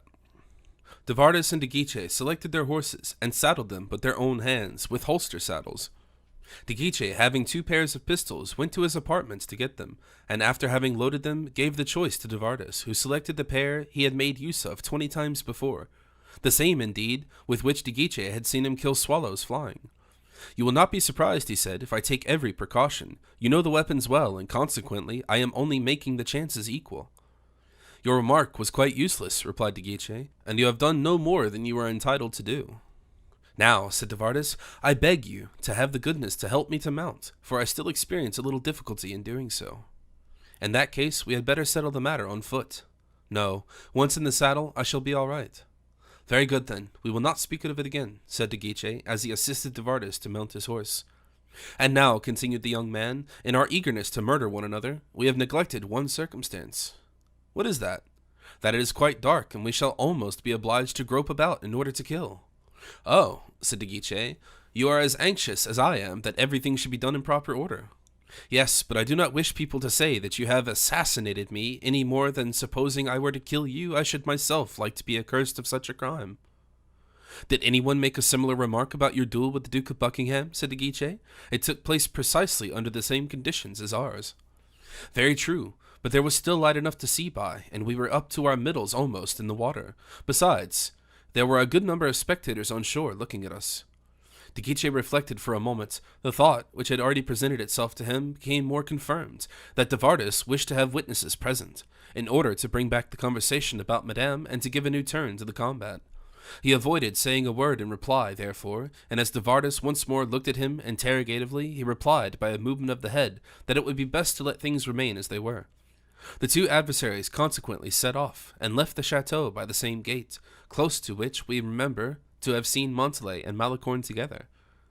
The night, as if to counteract the extreme heat of day, had gathered the clouds together in masses, which were moving slowly along the west to the east. The vault above, without a clear spot anywhere visible, or without the faintest indication of thunder, seemed to hang heavily over the earth, and soon began by the force of the wind to split into streamers. Like a huge sheet torn to shreds, large and warm drops of rain began to fall heavily, and gathered the dust into globules, which rolled along the ground. At the same time, the hedges, which seemed conscious of the approaching storm, the thirsty plants, the drooping branches of the trees, exhaled 1,000 aromatic odors, which revived in the mind tender recollections, thoughts of youth, endless life, happiness, and love. "How fresh the earth smells," said de Vardas. "It is a piece of coquetry to draw us to her." "By the by," replied de Guiche, "several ideas have just occurred to me, and I wish to have your opinion upon them." Relative to our engagement. It is quite some time, in fact, that we should begin to arrange the matters. Is it to be an ordinary combat, and conducted according to established custom? Let me first know what your established custom is. That we dismount in any particular open space that may suit us, fasten our horses to the nearest object, meet each other with our pistols in our hands, and afterwards retire for 150 paces in order to advance on each other. Very good. That is precisely the way in which I killed poor Follivant 3 weeks ago at St. Denis. I beg your pardon, but you have forgot one circumstance. And what is that? That in your duel with Follivant, you advanced towards each other on foot, your swords between your teeth and your pistols in your hands. True. While now, on the contrary, as you cannot walk, you yourself admit that we shall have to mount our horses again and charge. The first who wishes to fire will do so. That is the best course, no doubt, but it is quite dark. We must make allowances for more missed shots than would be the case in the daytime. Very well. Each will fire 3 times, the pair of pistols already loaded, and 1 reload. Excellent. Where shall our engagement take place? Have you any preference? No. You see that small wood which lies before us? The wood which is called Rochen? Exactly. You know it. Perfectly. You know that there is an open glade in the center? Yes. Well, this glade is admirably adapted for such a purpose, with a variety of roads, by-places, paths, ditches, windings, and avenues. We could not find a better spot. I am perfectly satisfied if you are so. We are at our destination, if I am not mistaken. Yes, look at the beautiful open space in the center. The faint light which the stars afford seems concentrated in this spot. The woods which surround it seem, with their barriers, to form its natural limits. Very good. Do as you say. Let us first settle the conditions. These are mine. If you have any objection to make, you will state it. I am listening. If the horse be killed, its rider will be obliged to fight on foot. That is a matter of course, since we have no change of horses here. But that does not oblige his adversary to dismount. His adversary will, in fact, be free to act as he likes. The adversaries, having once met in close contact, cannot quit each other under any circumstances, and may, consequently, fire muzzle to muzzle. Agreed. 3 shots, and no more will do, I suppose. Quite sufficient, I think. Here are powder and balls for your pistols. Measure out 3 charges, take 3 balls. I will do the same. Then we will throw the rest of the powder and balls away. And we will solemnly swear, said de Vardas, that we have neither balls nor powder about us? Agreed, and I swear it, said de Guiche, holding his hand towards heaven, a gesture which de Vardas imitated. And now, my dear Comte, said de Vardas, allow me to tell you that I am in no way your dupe. You already are, or soon will be, the accepted lover of Madame. I have detected your secret, and you are afraid I shall tell others of it. You wish to kill me to ensure my silence. That is very clear, and in your place. I should do the same. De Guiche hung down his head. Only, continued de Vardas triumphantly, was it really worthwhile, tell me, to throw this affair of Bragelonne's on my shoulders? But take care, my dear fellow. In bringing the wild boar to bay, you enrage him to madness. In running down the fox, you endow him with the ferocity of the jaguar. The consequence is, that brought to bay by you, I shall defend myself to the very last. You'll be quite right to do so.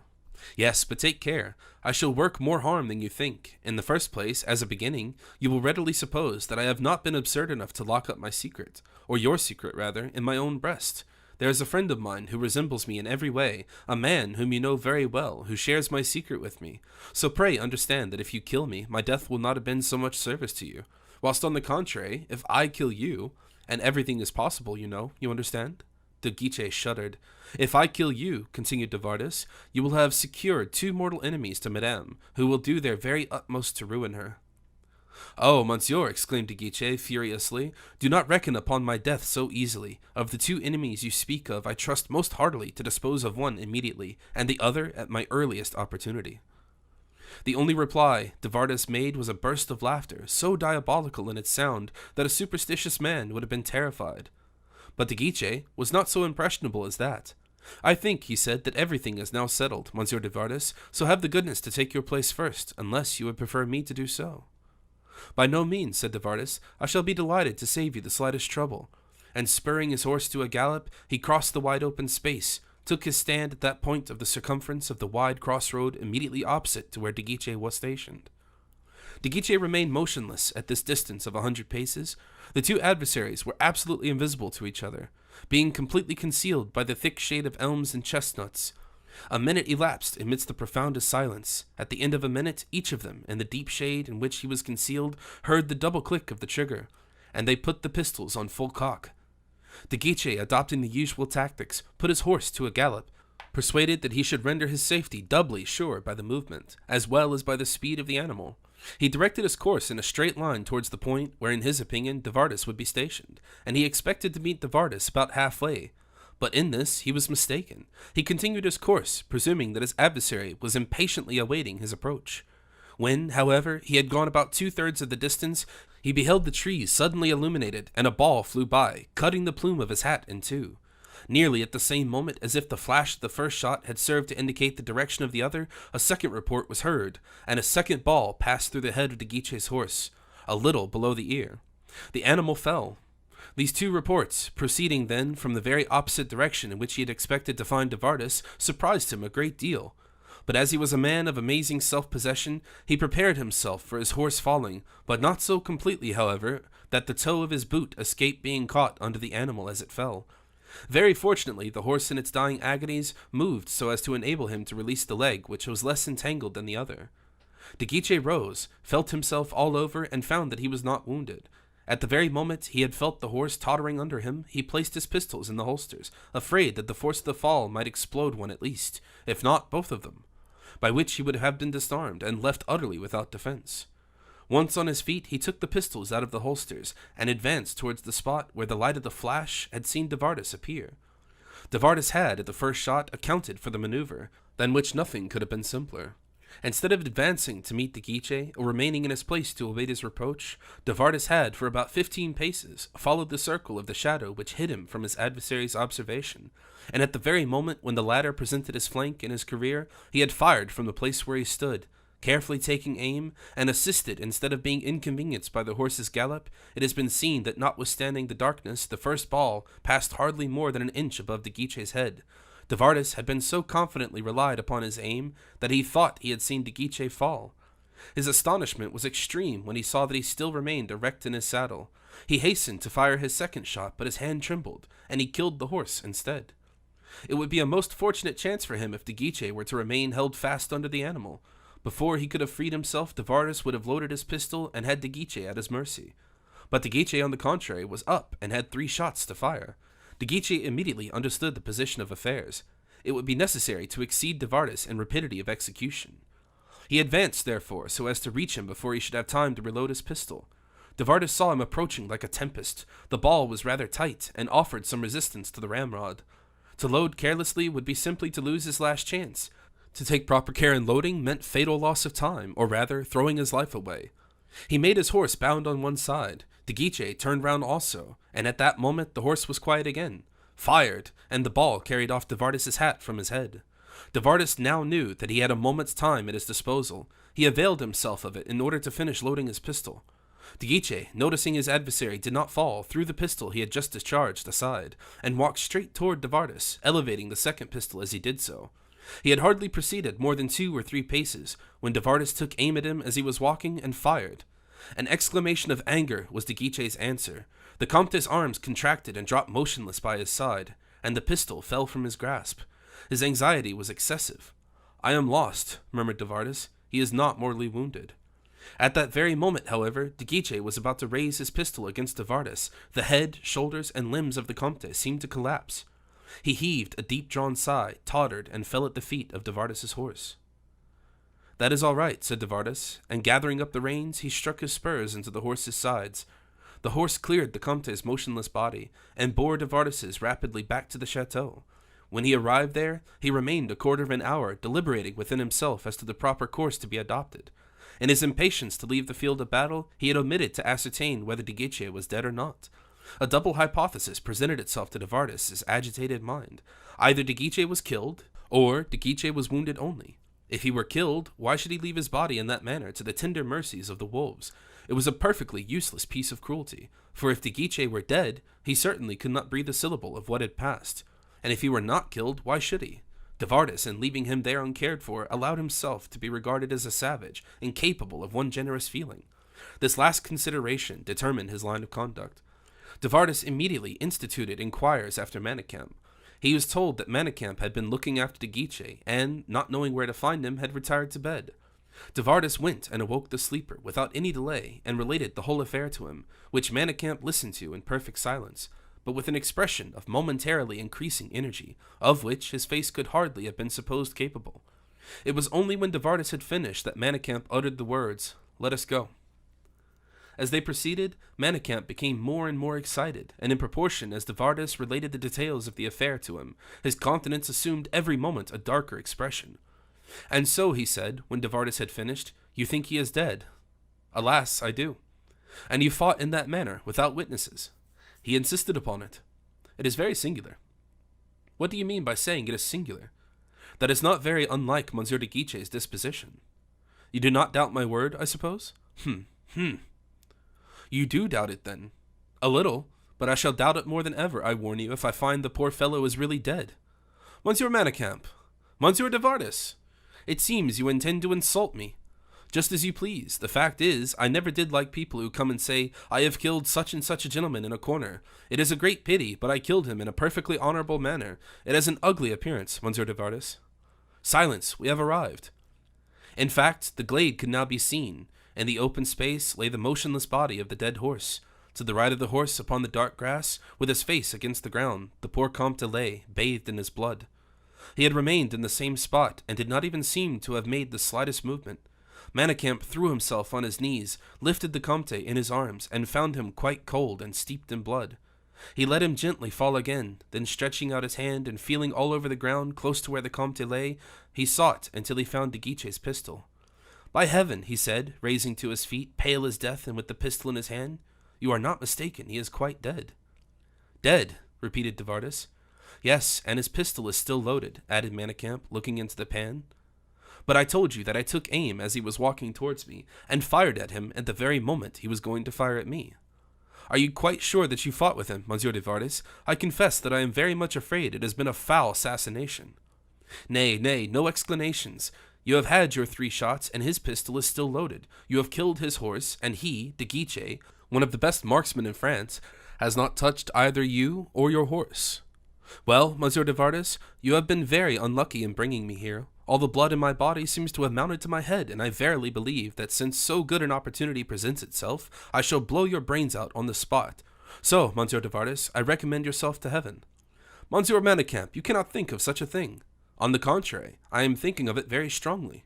"Would you assassinate me?" "Without the slightest remorse, at least for the present." "Are you a gentleman?" "I have given a great many proofs of that." "Let me defend my life, then, at least." "Very likely. In order, I suppose, that you may do to me what you have done to poor de Guiche." And Manicamp slowly raised his pistol to the height of de Vardes's breast, and with an arm stretched out and a fixed, determined look on his face, took careful aim. De Vardes did not even attempt a flight. He was completely terrified. In the midst, however, of this horrible silence, which lasted about a second, which seemed an age to de Vardes, a faint sigh was heard. "Oh!" exclaimed de Vardes, "he still lives! Help, de Guiche, I am about to be assassinated."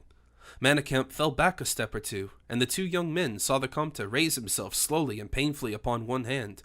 Manicamp threw the pistol away a dozen paces and ran to his friend, uttering a cry of delight. De Vardas wiped his forehead, which was covered with a cold perspiration. "It was just in time," he murmured. "Where are you hurt?" inquired Manicamp of de Guiche, "and whereabouts are you wounded?" De Guiche showed him his mutilated hand and his chest covered with blood. "Comte," exclaimed de Vardas, "I am accused of having assassinated you. Speak, I implore you, and say that I fought you loyally." "Perfectly so," said the wounded man. "Monsieur de Vardas fought quite loyally, and whoever says the contrary will make an enemy of me." "Then, sir," said Manicamp, "assist me in the first place to carry this gentleman home, and I will afterwards give you every satisfaction you please. Or, if you are in a hurry, we can do better still. Let us staunch the blood from the Comte's wounds here, with your pocket handkerchief and mine, and then, as there are 2 shots left, we can have them between us." "Thank you," said de Vardas. "Twice already in 1 hour I have seen death too close at hand to be agreeable. I don't like his look at all, and I prefer your apologies." Manicamp burst out laughing, and Guiche too, in spite of his sufferings. The 2 young men wished to carry him, but he declared he felt quite strong enough to walk alone. The ball had broken his ring finger and his little finger, and then glanced along his side, but deep without penetrating deeply into the chest. It was a pain rather than the seriousness of the wound, therefore, which had overcome de Guiche. Manicamp passed his arm under one of the Count's shoulders, and de Vardas did the same with the other, and in this way they brought him back to Fontainebleau, to the house of the same doctor who had been present at the death of the Franciscan, Aramis's predecessor.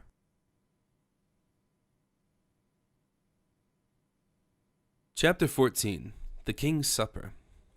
The king, while these matters were being arranged, was sitting at the supper table, and the not very large number of guests for that day had taken their seats too, after the usual gesture intimating the royal permission.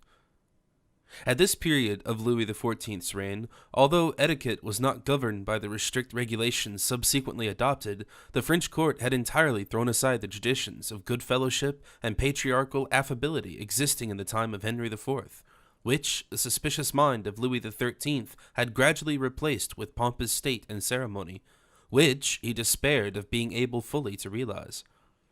The king, therefore, was seated alone at a small separate table, which, like the desk of a president, overlooked the adjoining tables. Although we say a small table, we must not omit to add that this small table was the largest one there. Moreover, it was the one on which were placed the greatest number and quantity of dishes, consisting of fish, game, meat, fruit, vegetables, and preserves. The king was young and full of vigor and energy, very fond of hunting, addicted to all violent exercises of the body, possessing, besides, like all the members of the Bourbon family, a rapid digestion and an appetite speedily renewed. Louis XIV was a formidable table companion. He delighted in criticizing his cooks, but when he honored them by praise and commendation, the honor was overwhelming. The king began by eating several kinds of soup, either mixed together or taken separately. He intermixed, or rather separated, each of the soups by a glass of old wine. He ate quickly and somewhat greedily. Porthos, who from the beginning had out of respect been waiting for a jog of D'Artagnan's arm, seeing the king make such rapid progress, turned to the musketeer and said in a low voice, "It seems as if one might go on now. His Majesty is very encouraging from the example he sets. Look." "The king eats," said D'Artagnan, "but he talks at the same time. Try and manage matters in such a manner that if he should happen to address a remark to you, he will not find you with your mouth full, which would be very disrespectful." "The best way in that case," said Porthos, "is to eat no supper at all, and yet I am very hungry. I admit, and everything looks and smells most invitingly, as if appealing to all my senses at once." "Don't think of not eating for a moment," said D'Artagnan. "That would put his Majesty out terribly. The king has a saying, that he who works well, eats well, and he does not like people to eat indifferently at his table." "How can I avoid having my mouth full if I eat?" said Porthos.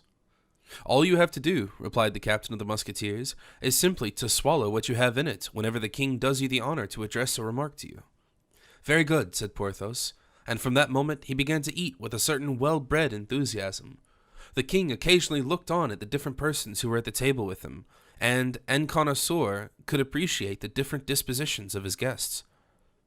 "Monsieur de Vallon," he said. Porthos was enjoying a salmi de livre, and swallowed half of the back.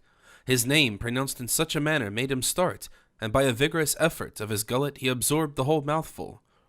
"Sire," replied Porthos in a stifled voice, but sufficiently intelligible nevertheless. "Let those filets d'agneau be handed to Monsieur de Vallon," said the king. "Do you like brown meats, Monsieur de Vallon?" "Sire, I like everything," replied Porthos. D'Artagnan whispered, "Everything your majesty sends me." Porthos repeated, "Everything your majesty sends me," an observation which the king apparently received with great satisfaction. "People eat well who work well," replied the king, delighted to have an tête-à-tête, a guest who could eat as Porthos did. Porthos received the dish of lamb and put a portion of it on his plate. "Well," said the king. "Exquisite," said Porthos, calmly. "Have you as good mutton in your part of the country, Monsieur de Vallon?" continued the king. "Sire, I believe that from my own province, as everywhere else, the best of everything is sent to Paris for your majesty's use. But, on the other hand, I do not eat lamb in the same way your majesty does." "Ah, and how do you eat it?" "Generally, I have a lamb dressed whole." "Whole?" "Yes, sire." "In what manner, Monsieur de Vallon?" "In this, sire. My cook, who is a German, first stuffs the lamb in question with small sausages he procures from Strasbourg, force meatballs from Troyes, and larks from Pithiviers. By some means or another, which I am not acquainted with, he bones the lamb as he would do a fowl, leaving the skin on, however, which forms a brown crust all over the animal. When it is cut in beautiful slices in the same way as an enormous sausage, a rose-colored gravy pours forth, which is agreeable to the eye as exquisite to the palate." And Porthos finished by smacking his lips. The king opened his eyes with delight, and while cutting some of the faisson andabe, which was handed to him, he said, "That is a dish I should very much like to taste, Monsieur de Vallon. Is it possible? A whole lamb?" "Absolutely, an entire lamb, sire." "Pass those pheasants to Monsieur de Vallon. I perceive he is an amateur." The order was immediately obeyed. Then, continuing the conversation, he said, "And do you not find the lamb too fat?" "No, sire. The fat falls down at the same time as the gravy does, and swims on the surface. Then the servant, who carves, removes the fat with a spoon, which I have had expressly made for that purpose." "Where do you preside?" inquired the king. "At Pierrefonds, sire." "At Pierrefonds? Where is that, Monsieur de Vallon? Near Belle Isle?" "Oh, no, sire. Pierrefonds is in the Soissonnais." "I thought you alluded to the lamb on account of the salt marshes." "Oh, no, sire. I have marshes which are not salt, it is true, but which are not the less valuable on that account." The king had now arrived at the entremets, but without losing sight of Porthos, who continued to play his part in the best manner. "You have an excellent appetite, Monsieur de Vallon," said the king, "and you will make an admirable guest at table." "Ah, sire, if your majesty were ever to pay a visit to Pierrefonds, we would both of us eat our lamb together, for your appetite is not an indifferent one by any means." D'Artagnan gave Porthos a kick under the table, which made Porthos light up. "At your majesty's present happy age," said Porthos, in order to repair the mistake he had made, "I was in the Musketeers, and nothing could ever satisfy me then. Your majesty has an excellent appetite, as I have already had the honor of mentioning, but you select what you eat with quite too much refinement to be called for one moment a great eater." The king seemed charmed at his guest's politeness. "Will you try some of these creams?" he said to Porthos. "Sire, your majesty treats me far too much kindly to prevent me speaking the whole truth." "Pray do so, Monsieur de Vallon." "Well, sire, with regard to sweet dishes, I only recognize pastry, and even that would be rather solid. All these frothy substances swell the stomach and occupy a space which seems to me to be too precious to be so badly tenanted." "Ah, gentlemen," said the king, indicating Porthos by a gesture, "here is indeed a model of gastronomy. It was in such a manner that our fathers, who so well knew what good living was, used to eat, while we," added his majesty, "do nothing but tantalize with our stomachs." And as he spoke, he took the breast of a chicken with ham, while Porthos attacked a dish of partridges and quails. The cupbearer filled his majesty's glass. "Give Monsieur de Vallon some of my wine," said the king. This was one of the greatest honors of the royal table. D'Artagnan pressed his friend's knee. "If you could only manage to swallow the half of that boar's head I see yonder," said he to Porthos, "I shall believe you will be a duke and a peer within the next 12 months." "Presently," said Porthos phlegmatically. "I shall come to that by and by." In fact, it was not long before it came to the boar's turn, for the king seemed to take pleasure in urging on his guest. He did not pass any of the dishes to Porthos until he had tasted them himself, and he accordingly took some of the boar's head. Porthos showed that he could keep pace with his sovereign, and instead of eating the half, as D'Artagnan had told him, he ate 3/4 of it. "It is impossible," said the king in an undertone, "that a gentleman who eats so good a supper every day, and who has such beautiful teeth, can be otherwise than the most straightforward, upright man in my kingdom." "Do you hear?" said D'Artagnan in his friend's ear. "Yes, I think I am rather in favor," said Porthos, balancing himself on his chair. "Oh, you are in luck's way." The king and Porthos continued to eat in the same manner. to so great a satisfaction of the other guests, some of whom, from emulation, had attempted to follow them, but were obliged to give up halfway. The king soon began to get flushed, and the reaction of the blood to his face announced that the moment of repletion had arrived, and it was then that Louis XIV, instead of becoming gay and cheerful, as most good livers generally do, became dull, melancholy, and taciturn. Porthos, on the contrary, was lively and communicative. D'Artagnan's foot had once more to remind him of the peculiarity of the king. The dessert now made its appearance. The king had ceased to think anything further of Porthos. He turned his eyes anxiously towards the entrance door, and he was heard occasionally to inquire how it happened that Monsieur de Saint-Aignan was so long in arriving. At last, at the moment when His Majesty was finishing a pot of preserved plums with a deep sigh, Saint-Aignan appeared. The king's eyes, which had become somewhat dull, immediately began to sparkle. The Comte advanced toward the king's table, and Louis rose at his approach. Everybody got up at the same time, including Porthos, who was just finishing an almond cake capable of making the jaws of a crocodile stick together, and the supper was over.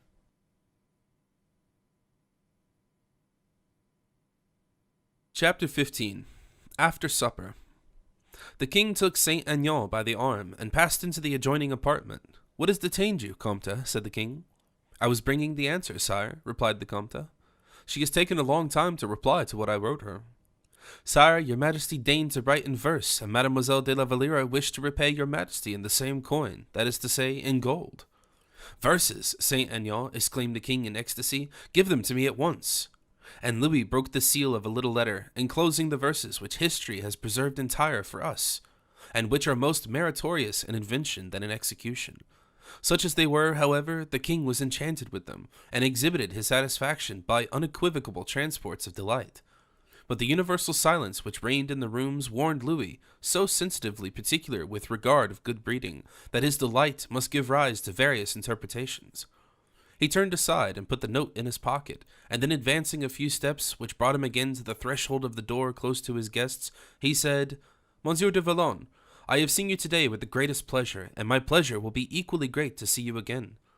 Porthos bowed as the Colossus of Rhodes would have done, and retired from the room with his face towards the king.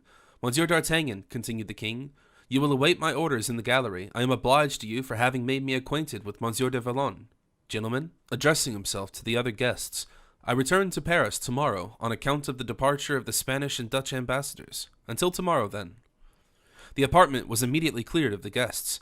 The king took Saint-Aignan by the arm, made him read La Valliere's verses over again, and said, "What do you think of them?" "Charming, sire."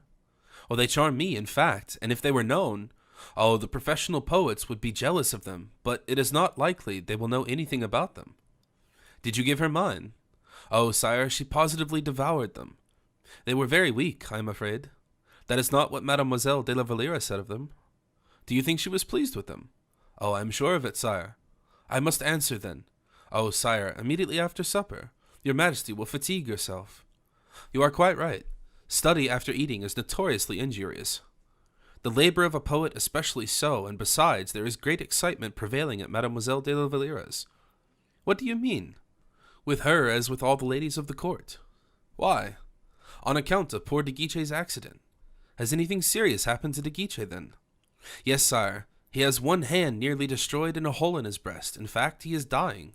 "Good heavens, who told you that?" "Manicamp brought him back just now to the house of a doctor here in Fontainebleau, and the rumor soon reached us all." "Brought back? Poor De Guiche, and how did it happen?" "Ah, that is the very question. How did it happen?"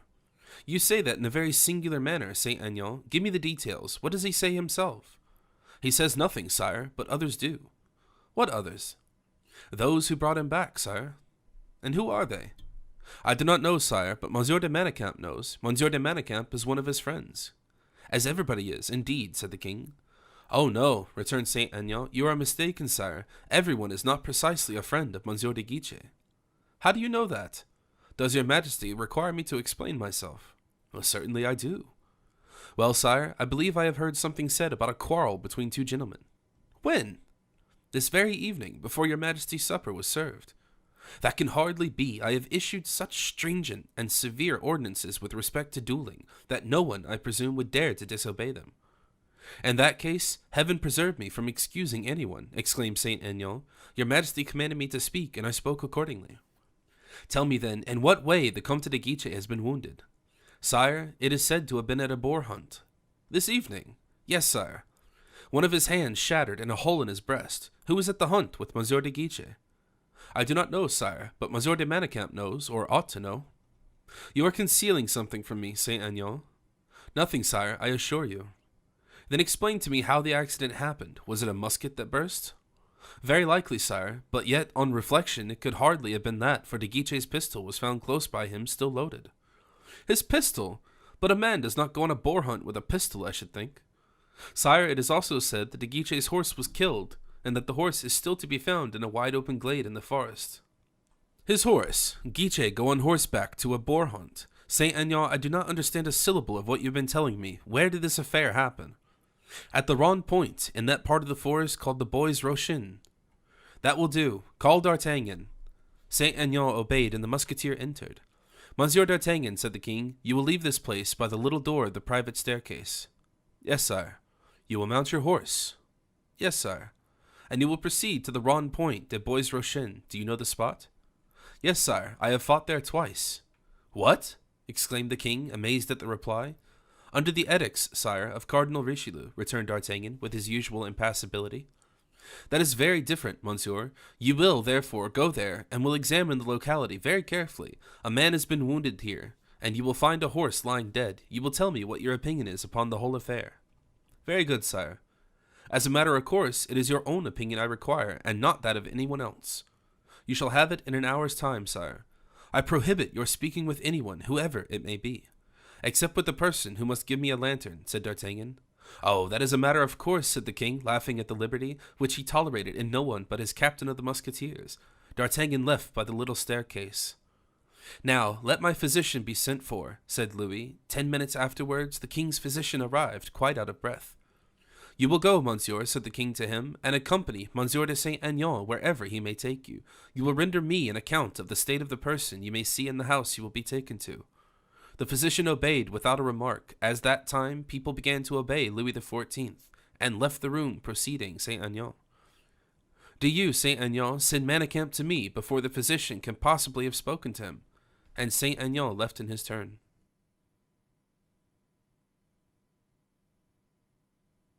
Chapter 16. Showing in what way D'Artagnan discharged the mission with which the king had entrusted him.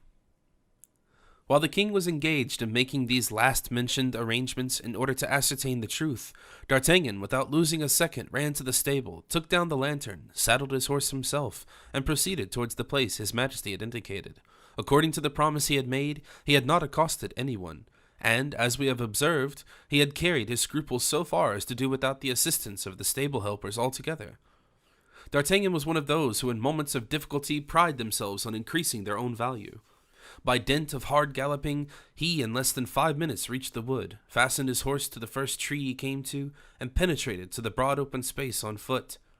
He then began to inspect more carefully on foot and with his lantern in his hand the whole surface of the Rond Point, went forward, turned back again, measured, examined, and after a half an hour's minute inspection, he returned silently to where he had left his horse, and pursued his way in deep reflection, and at a foot's pace to Fontainebleau. Louis was waiting in this cabinet. He was alone, and with a pencil was scribbling on paper certain lines which D'Artagnan at the first glance recognized as unequal and very much touched up. The conclusion he arrived at was that they must be verses. The king raised his head and perceived D'Artagnan. Well, monsieur, he said, do you bring me any news? Yes, sire. What have you seen? As far as probability goes, sire, D'Artagnan began to reply. It was certainty I requested of you. I will approach it as near as I possibly can. The weather was very well adapted for investigations of the character I have just made. It has been raining this evening, and the roads were wet and muddy. Well, the result, Monsieur d'Artagnan. Sire, your majesty told me that there was a horse lying dead in the crossroads of the Bois Rochin, and I began, therefore, by studying the roads. I say the roads because the center of the crossroads is reached by 4 separate roads. The one that I myself took was the only one that presented any fresh traces. 2 horses had followed it side by side. Their 8 feet were marked very distinctly in the clay.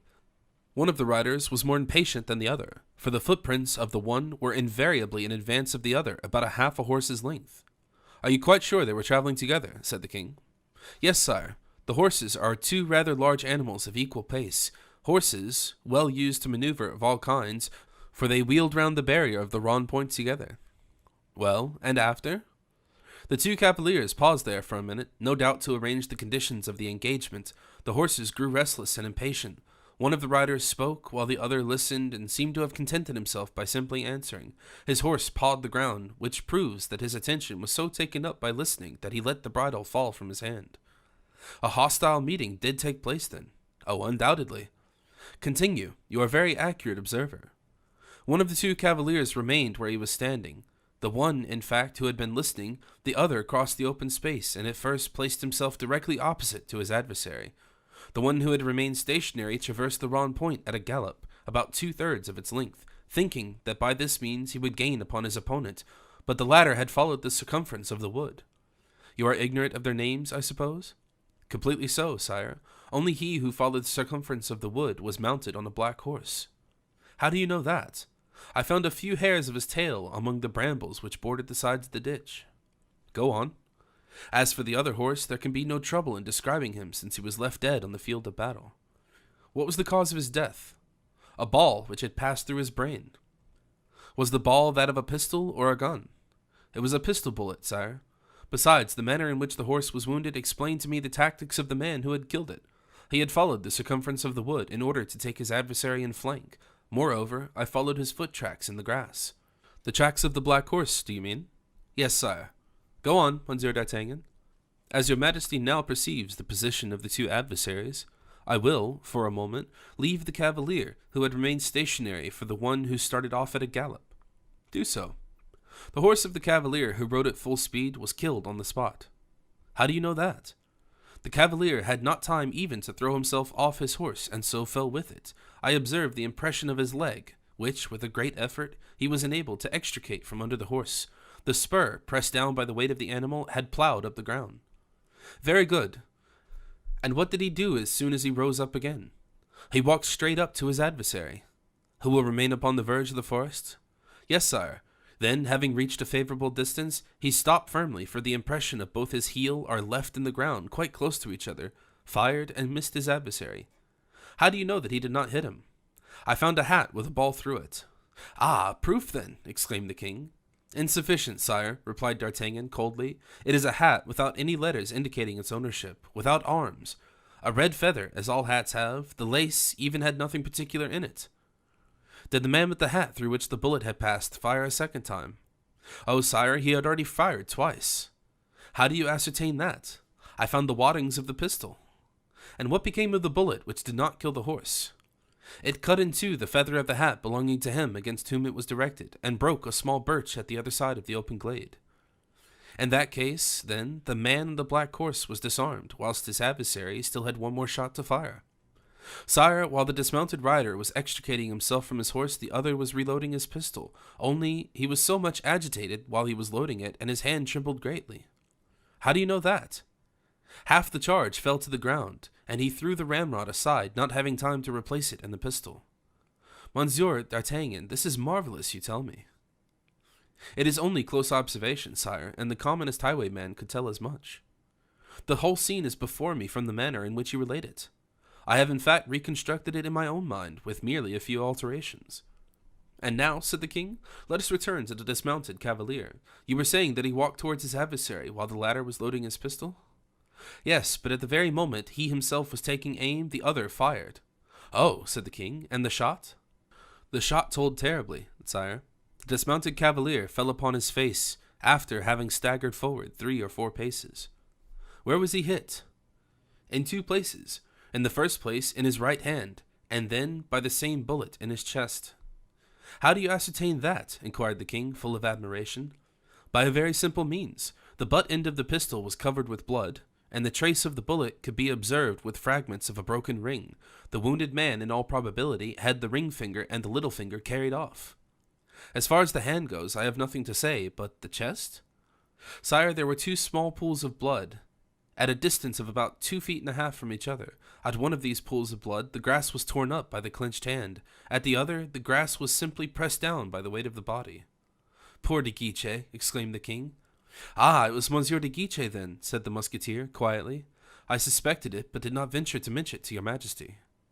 And what made you suspect it? I recognized the de Gramont arms upon the holsters of the dead horse. And you think he is seriously wounded? Very seriously, since he fell immediately and remained a long time in the same place.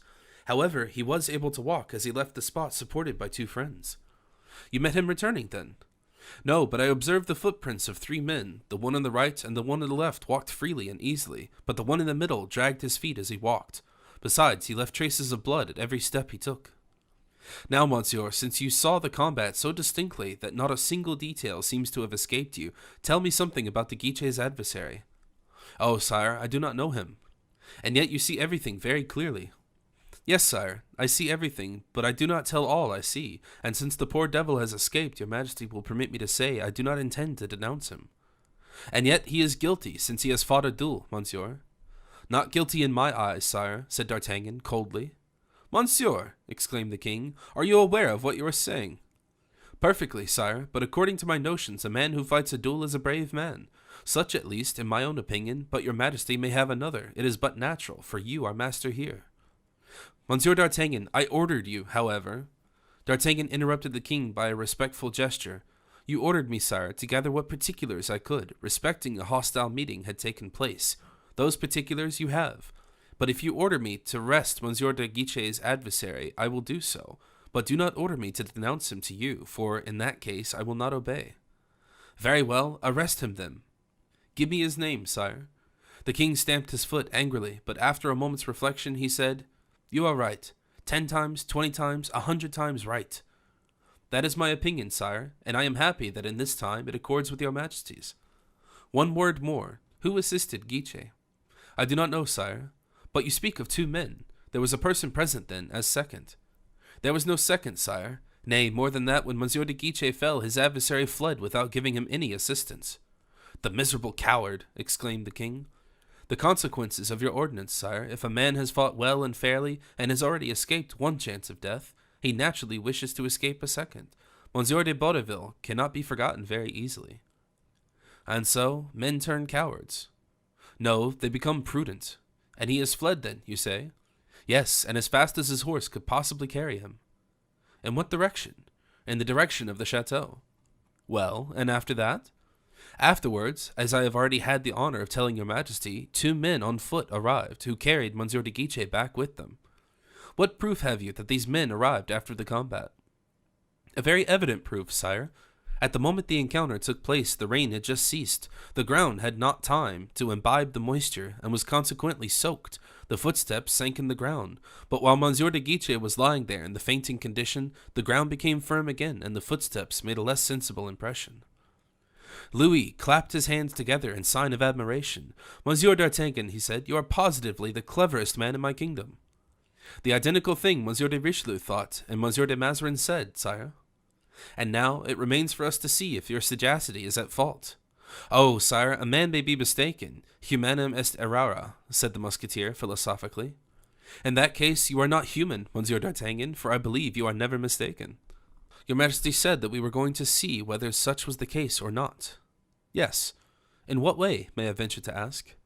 I have sent for Monsieur de Manicamp, and Monsieur de Manicamp is coming. And Monsieur de Manicamp knows the secret? De Guiche has no secrets from Monsieur de Manicamp. D'Artagnan shook his head.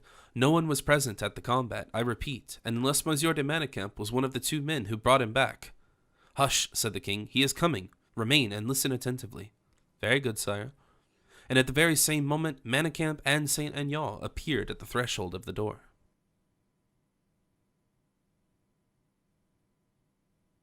Chapter 17. The Encounter. The king signified with an imperious gesture, first to the musketeer, then to Saint Aignan, On your lives, not a word. D'Artagnan withdrew like a sentinel to the corner of the room. Saint Aignan, in his character of a favorite, leaned over the back of the king's chair. Manicamp, with his right foot properly advanced, a smile upon his lips, and his white and well-formed hands gracefully disposed, advanced to make his reverence to the king, who returned the salutation by a bow. Good evening, Monsieur de Manicamp, he said. Your majesty did me the honor to send for me, said Manicamp. Yes, in order to learn from you all the details of the unfortunate accident which has befallen the Comte de Guiche.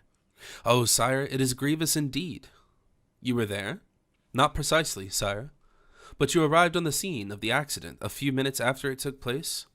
Sire, about half an hour afterwards. Where did the accident happen? I believe, sire, the place is called the Rond Point de Bois Rochin. Oh, the rendezvous of the hunt. The very spot, sire. Good. Give me all the details you are acquainted with respecting this unhappy affair, Monsieur de Manicamp. Perhaps your majesty has already been informed of them, and I fear to fatigue you with useless repetition. No, do not be afraid of that. Manicamp looked around him. He saw only D'Artagnan leaning with his back against the wainscot. D'Artagnan, calm, kind, and good-natured as usual, and Saint Aignan, who had accompanied him, and who still leaned over the king's armchair with an expression of countenance equally full of good feeling. He determined, therefore, to speak out.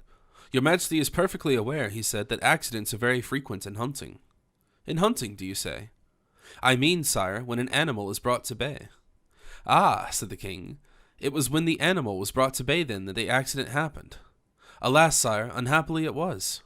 The king paused for a moment before he said, What animal was being hunted? A wild boar, sire. And what could possibly have possessed de Guiche to go on a wild boar hunt by himself? That is but a clownish idea of sport, only fit for that class of people who, unlike the Maréchal de Gramont, have no dogs and huntsmen to hunt as gentlemen do. Manicamp shrugged his shoulders. Youth is very rash, he said, sententiously. Well, go on, said the king. At all events, continued Manicamp, not venturing to be too precipitate and hasty, and letting his words fall very slowly one by one. At all events, sire, poor de Guiche went hunting, all alone. Quite alone, indeed. What a sportsman! And is not Monsieur de Guiche aware that the wild boar always stands at bay?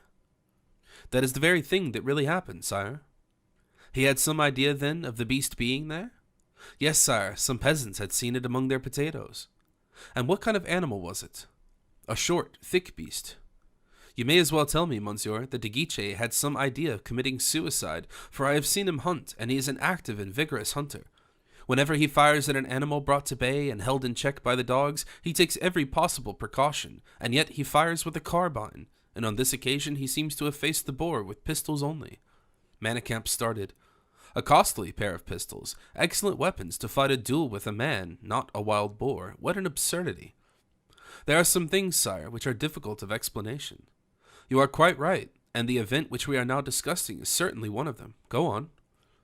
During the recital, Saint Aignan, who probably would have made a sign to Manicamp to be careful what he was about, found the king's glance was constantly fixed upon himself, so that it was utterly impossible to communicate with Manicamp in any way. As for D'Artagnan, the statue of Silence at Athens was far more noisy and far more expressive than he. Manicamp, therefore, was obliged to continue in the same way he had begun, and so contrived to get more and more entangled in his explanation. Sire, he said, this is probably how the affair happened. Guiche was waiting to receive the boar as it rushed towards him. On foot or on horseback? Inquired the king. On horseback. He fired upon the brute and missed his aim, and then it dashed upon him. And the horse was killed. Ah, your majesty knows that, then. I have been told that a horse has been found lying dead in the crossroads of the Bois Rochin, and I presume it was de Guiche's horse. Perfectly true, sire, it was his. Well, so much for the horse, and now for de Guiche? De Guiche, once down, was attacked and worried by the wild boar, and wounded in the hand and in the chest. It is a horrible accident, but he must be admitted that it was de Guiche's own fault. How could he possibly have gone to hunt such an animal merely armed with pistols? He must have forgotten the fable of Adonis. Manicamp rubbed his ear in seeming perplexity. Very true, he said. It was very imprudent. Can you explain it, Monsieur Manicamp? Sire, what is written is written. Ah, you are a fatalist. Manicamp looked very uncomfortable and ill at ease. I am angry with you, Monsieur Manicamp, continued the king. With me, sire? Yes. How was it that you, who are de Guiche's intimate friend, and who know that he is the subject to such acts of folly, did not stop him in time? Manicamp no longer knew what to do. The tone in which the king spoke was anything but that of a credulous man. On the other hand, it did not indicate any particular severity, nor did he seem to care very much about the cross-examination. There was more of a raillery in it than menace. And you say, then, continued the king, that it was positively de Guiche's horse that was found dead? Quite positive, sire. Did that astonish you? No, sire, for your majesty will remember that, at the last hunt, Monsieur de Saint-Maure had a horse killed under him, and in the same way. Yes, but that one was ripped open. Of course, sire. Had Guiche's horse been ripped open like Monsieur de Saint Maur's horse, I should not have been astonished. Manicamp opened his eyes very wide. Am I mistaken, resumed the king? Was it not in the frontal bone that de Guiche's horse was struck? You must admit, Monsieur de Manicamp, that it is a very singular place for a wild boar to attack. You are aware, sire, that the horse is a very intelligent animal, and he doubtless endeavored to defend himself. But a horse defends himself with his heels, not with his head. In that case, the terrified horse may have slipped or fallen down, said Manicamp. And the boar, you understand, sire, the boar. Oh, I understand that perfectly as far as the horse is concerned, but how about this rider? Well, that too is simple enough. The boar left the horse and attacked the rider, and as I have already had the honor of informing your majesty, shattered de Guiche's hand at the very moment he was about to discharge his second pistol at him, and then, with a gouge of his tusk, made that terrible hole in his chest. Nothing is more likely, really, Monsieur de Manicamp. You are wrong in placing so little confidence in your own eloquence, and you can tell a story almost admirably. Your majesty is exceedingly kind, said Manicamp, saluting him in the most embarrassed manner. From this day henceforth I will prohibit any gentleman attached to my court going out to a similar encounter. Really, one might as well just permit dueling. Manicamp started and moved as if he were about to withdraw. Is your majesty satisfied? Delighted. But do not withdraw yet, Monsieur de Manicamp, said Louis. I have something to say to you. Well, well, thought D'Artagnan, there is another who is up to the mark, and he uttered a sigh which might signify, Oh, the men of our stamp, where are they now? At this moment an usher lifted up the curtain before the door, and announced the king's physician. Ah, exclaimed Louis, here comes Monsieur Valliere, who has just been to see Monsieur de Guiche. We shall hear news of the man maltreated by the boar. Manicamp felt more uncomfortable than ever. In this way, at least, added the king, our conscience will be quite clear, and he looked at D'Artagnan, who did not seem in the slightest degree discomposed.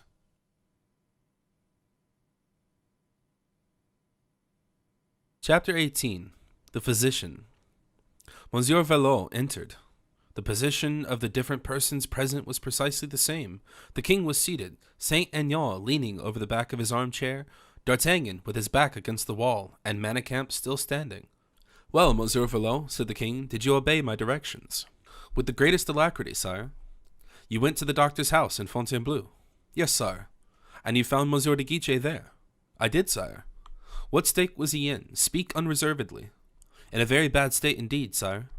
The wild boar did not quite devour him, however? Devour whom? De Guiche. What wild boar? The boar that wounded him. Monsieur de Guiche wounded by a boar? So it is said, at least. By a poacher, rather, or by a jealous husband or an ill-used lover who, in order to be revenged, fired upon him. What is that you say, Monsieur Valliere? Were not Monsieur de Guiche's wounds produced by defending himself against a wild boar? Monsieur de Guiche's wounds are the result of a pistol bullet that broke his ring finger and the little finger in the right hand, and afterwards buried itself in the intercostal muscles of the chest. A bullet? Are you sure Monsieur de Guiche was wounded by a bullet? Exclaimed the king, pretending to look much surprised. Indeed I am, sire, so sure, in fact, that here it is. And he presented to the king a half-flattened bullet, which the king looked at but did not touch. Did he have that in his chest, poor fellow? He asked. Not precisely. The ball did not penetrate, but was flattened, as you see, either upon the trigger of the pistol or upon the right side of the breastbone. Good heavens, said the king seriously. You said nothing to me about this, Monsieur de Manicamp. Sire, what does this all mean, then, this invention about hunting a wild boar at nightfall? Come, speak, monsieur. Sire. It seems, then, that you are right, said the king, turning round towards his captain of musketeers, and that a duel actually took place. The king possessed, to a greater extent than anyone else, the faculty enjoyed by the great in power or position of compromising and dividing those beneath him. Manicamp darted a look full of reproaches at the musketeer. D'Artagnan understood the look at once, and not wishing to remain beneath the weight of such an accusation, advanced a step forward and said, Sire, your majesty commanded me to go and explore the place where the crossroads meet in the Bois Rochin, and I report to you, according to my own ideas, what had taken place there. I submitted my observations to you, but without denouncing anyone. It was your majesty yourself who was the first to name the Comte de Guiche. Well, monsieur, well, said the king haughtily, you have done your duty, and I am satisfied with you. But you, Monsieur de Manicamp, have failed in yours, for you have told me a falsehood. A falsehood, sire, the expression is a hard one. Find a more accurate, then. Sire, I will not attempt to do so. I have already been unfortunate enough to displease your majesty, and it will, in every respect, be far better for me to accept most humbly any reproaches you may think proper to address to me. You are right, monsieur. Whoever conceals the truth from me risks my displeasure. Sometimes, sire, one is ignorant of the truth. No further falsehood, monsieur, or I double my punishment. Manicamp bowed and turned pale. D'Artagnan again made another step forward, determined to interfere if the still increasing anger of the king attained certain limits. You see, monsieur, continued the king, that it is useless to deny the thing any longer. Monsieur de Guiche has fought a duel. I do not deny it, sire, and it would have been truly generous on your majesty's part not to have forced me to tell a falsehood. Forced? Who forced you? Sire, Monsieur de Guiche is my friend. Your majesty has forbidden duels under pain of death. A falsehood might save my friend's life, and I told it. Good, murmured D'Artagnan, an excellent fellow, upon my word. Instead of telling a falsehood, monsieur, you should have prevented him from fighting, said the king. Oh, sire, your majesty, who is the most accomplished gentleman in France, knows quite well as any of us, other gentlemen that we have never considered, Monsieur de Baudeville dishonored for having suffered death on the Place de Grève. That which does in truth dishonor a man is to avoid meeting his enemy, not to avoid meeting his executioner. Well, monsieur, that may be so, said Louis XIV. I am desirous of suggesting a means of repairing all. If it be a means in which a gentleman may avail himself, I shall most eagerly seize the opportunity. The name of Monsieur de Guiche's adversary. Oh, murmured D'Artagnan, are we going to take Louis XIII as a model? Sire, said Manicamp, with an accent of reproach. You will not name him, then? Said the king. Sire, I do not know him. Bravo, murmured D'Artagnan. Monsieur de Manicamp, hand your sword to the captain. Manicamp bowed very gracefully, unbuckled his sword, smiling as he did so, and handed it for the musketeer to take. But Saint-Aignan advanced hurriedly between him and D'Artagnan. Sire, he said, will your majesty permit me to say a word? Do so, said the king, delighted, perhaps at the bottom of his heart, for someone to step between him and the wrath he felt he had carried too far. Manicamp, you're a brave man, the king will appreciate your conduct, but to wish to serve your friends too well is to destroy them. Manicamp, you know the name the king asks you for? It is perfectly true, I do know it. You will give it up, then? If I felt I ought to have mentioned it, I should have already done so. Then I will tell it, for I am not so extremely sensitive on such points of honor as you are. You are at liberty to do so, but it seems to me, however... Oh, a truce to magnanimity. I will not permit you to go to the Bastille in that way. Do you speak, or I will? Manicamp was keen-witted enough and perfectly understood that he had done quite sufficient to produce a good opinion of his conduct. It was now only a question of preserving in such a manner as to regain the good graces of the king. Speak, monsieur, he said to Saint-Aignan. I have on my own behalf done all that my conscience told me to do, and it must have been very important. He added, turning towards the king, since its mandates led me to disobey your majesty's commands. But your majesty will forgive me, I hope, when you learn that I was anxious to preserve the honor of a lady. Of a lady, said the king, with some uneasiness. Yes, sire. A lady was the cause of this duel? Manicamp bowed. If the position of the lady in question warrants it, he said, I shall not complain of your having acted with so much circumspection. On the contrary, indeed. Sire, everything which concerns your majesty's household, or the household of your majesty's brother, is of importance in my eyes. In my brother's household, repeated Louis XIV, with a slight hesitation. The cause of the duel was a lady belonging to my brother's household, do you say?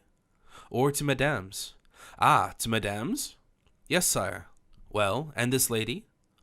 Is one of the maids of honor, Her Royal Highness Madame la Duchesse d'Orléans, for whom Monsieur de Guiche fought, do you say? Yes, sire, and this time I tell no falsehood. Louis seemed restless and anxious. Gentlemen, he said, turning towards the spectators of the scene, will you have the goodness to retire for a moment? I wish to be alone with Monsieur de Manicamp. I know he has some important communication to make for his own justification, and which he will not venture before witnesses. Put up your sword, Monsieur de Manicamp.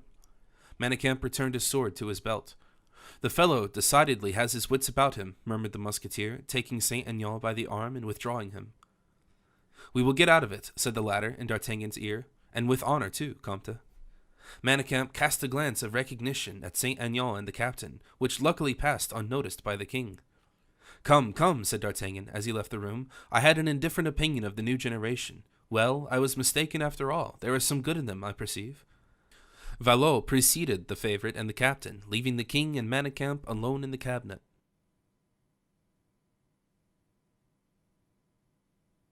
Chapter 19, wherein D'Artagnan perceives that it was he who was mistaken, and Manicamp who was right.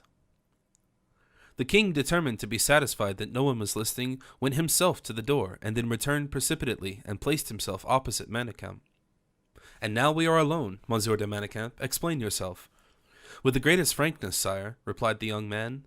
"And in the first place, pray understand," added the king, "that there is nothing to which I personally attach a greater importance than the honor of any lady." "That is the very reason, sire, why I endeavored to study your delicacy of sentiment and feeling." "Yes, I understand it all now. You say that it was one of the maids of honor of my sister-in-law who was the subject of dispute, and that the person in question, De Guichet's adversary, the man, in point of fact, whom you will not name, but whom Monsieur de Saint-Aignan will name, monsieur. Yes, you say, however, that this man insulted someone belonging to the household of Madame." "Yes, sire, Mademoiselle de la Valliere." "Ah," said the king, as if he had expected the name, and yet as if its announcement had caused him a sudden pang. "Ah, it was Mademoiselle de la Valliere who was insulted." "I do not say precisely that she was insulted, sire." "But at all events?" "I merely say that she was spoken of in terms far enough from respectful." "A man dares to speak in disrespectful terms of Mademoiselle de la Valliere, and yet you refuse to tell me the name of the insulter." "Sire, I thought it was quite understood that your majesty had abandoned the idea of making me denounce him." "Perfectly true, monsieur," returned the king, controlling his anger. "Besides, I shall know in good time the name of this man whom I shall feel it my duty to punish." Manicamp perceived that they had returned to the question again. As for the king, he saw he had allowed himself to be hurried a little too far away, and therefore continued, "And I will punish him, not because there is any question of Mademoiselle de la Valliere, although I esteem her very highly, but because a lady was the object of the quarrel, and I intend that ladies shall be respected at my court, and that quarrels shall be put to a stop altogether." Manicamp bowed. "And now, Monsieur de Manicamp," continued the king, "what was said about Mademoiselle de la Valliere?" "Cannot your majesty guess?" "I? Your majesty can imagine the character of the jest in which young men permit themselves to indulge." "They probably said that she was in love with someone," the king ventured to remark. "Probably so." "But Mademoiselle de la Valliere has a perfect right to love anyone she pleases," said the king. "That is the very point De Guichet maintained." "And on account of which he fought, do you mean?" "Yes, sire, the sole and only cause." The king colored. "And you do not know anything more, then?" "In what respect, sire?" "In the very interesting respect which you are now referring to." "What does your majesty wish to know?" "Why, the name of the man with whom La Valliere is in love, and whom De Guichet's adversary disputed her right to love." "Sire, I know nothing, I have heard nothing, and have learnt nothing, even accidentally. But De Guichet is a noble-hearted fellow, and if momentarily he substituted himself in the place or stead of La Valliere's protector, it was because that protector was himself of too exalted a position to undertake her defense." These words were more than transparent. They made the king blush, but this time with pleasure. He struck Manicamp gently on the shoulder. "Well, well, Monsieur de Manicamp, you are not only a ready, witty fellow, but a brave gentleman besides, and your friend De Guichet is a paladin quite after my own heart. You will express that to him from me." "Your majesty forgives me, then?" "Completely." "And I am free?" The king smiled and held out his hand to Manicamp, which he took and kissed respectfully. "And then," added the king, "you relate stories so charmingly." "Aye, sire. You told me in the most admirable manner the particulars of the accident which happened to De Guichet. I can see the wild boar rushing out of the wood. I can see the horse fall down fighting with its head, and the boar rush from the horse to the rider. You do not simply relate a story well, you positively paint its incidents." "Sire, I think your majesty condescends to laugh at my expense," said Manicamp. "On the contrary," said Louise seriously, "I have so little intention of laughing, Monsieur de Manicamp, that I wish you to relate this adventure to everyone." "The adventure of the hunt?" "Yes, in the same manner you told it to me, without changing a single word, you understand?" "Perfectly, sire." "And you will relate it, then?" "Without losing a minute." "Very well, and now summon Monsieur d'Artagnan. I hope you are no longer afraid of him." "Oh, sire, from the very moment I am sure of your majesty's kind disposition, I no longer fear anything." "Call him, then," said the king. Manicamp opened the door and said, "Gentlemen, the king wishes you to return." D'Artagnan, Saint-Aignan, and Valot entered. "Gentlemen," said the king, "I summoned you for the purposes of saying that Monsieur de Manicamp's explanation has entirely satisfied me." D'Artagnan glanced at Valot and Saint-Aignan, as much as to say, "Well, did I not tell you so?" The king led Manicamp to the door, and then, in a low tone of voice, said, "See that Monsieur de Guichet takes good care of himself, and particularly that he recovers as soon as possible. I am very desirous of thanking him in the name of every lady, but let him take special care that he does not begin again." "Were he to die 100 times, sire, he would begin again if your majesty's honor were in any way called in question." This remark was direct enough, but we have already said that the incense of flattery was very pleasing to the king, and provided he received it, he was not very particular to its quality. Very well, he said, as he dismissed Manicamp. I will see De Guiche myself, and make him listen to reason. And as Manicamp left the apartment, the king turned round towards the three spectators of this scene, and said, Tell me, Monsieur d'Artagnan, how does it happen that your sight is so imperfect, you whose eyes are generally so very good? My sight bad, sire? Certainly. It must be the case since your majesty says so, but in what respect, may I ask?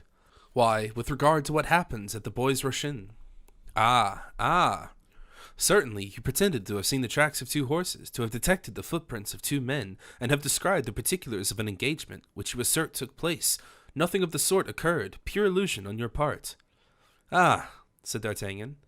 Exactly the same thing with the galloping to and fro of the horses, and the other indications of a struggle. It was the struggle of De Guiche against the wild boar, and absolutely nothing else. Only the struggle was a long and terrible one, it seems. Aha, continued D'Artagnan. And when I think that I almost believed it for a moment, but then you told it with such confidence. I admit, sire, that I must have been very short-sighted, said D'Artagnan, with a readiness of humor which delighted the king. You do admit it, then? Admit it, sire, most assuredly I do. So now you see the thing in quite a different light from that in which I saw it a half an hour ago. And to what, then, do you attribute this difference in your opinion? Oh, a very simple thing, sire. Half an hour ago I returned from Bois Rochin, where I had nothing to light me but a stupid stable lantern. While now I have all the wax lights of your cabinet, and more than that, your majesty's own eyes, which illuminate everything, like the blazing sun at noonday. The king began to laugh, and Saint Aignan broke into convulsions of merriment. It is precisely like Monsieur Valliere, said D'Artagnan, resuming the conversation where the king had left off. He has been imagining all along that not only was Monsieur de Guiche wounded by a bullet, but still more that he extracted it even from his chest. Upon my word, said Valliere, I assure you. Now, did you believe that? Continued D'Artagnan. Yes, said Valliere. Not only did I believe it, but at this very moment I would swear it.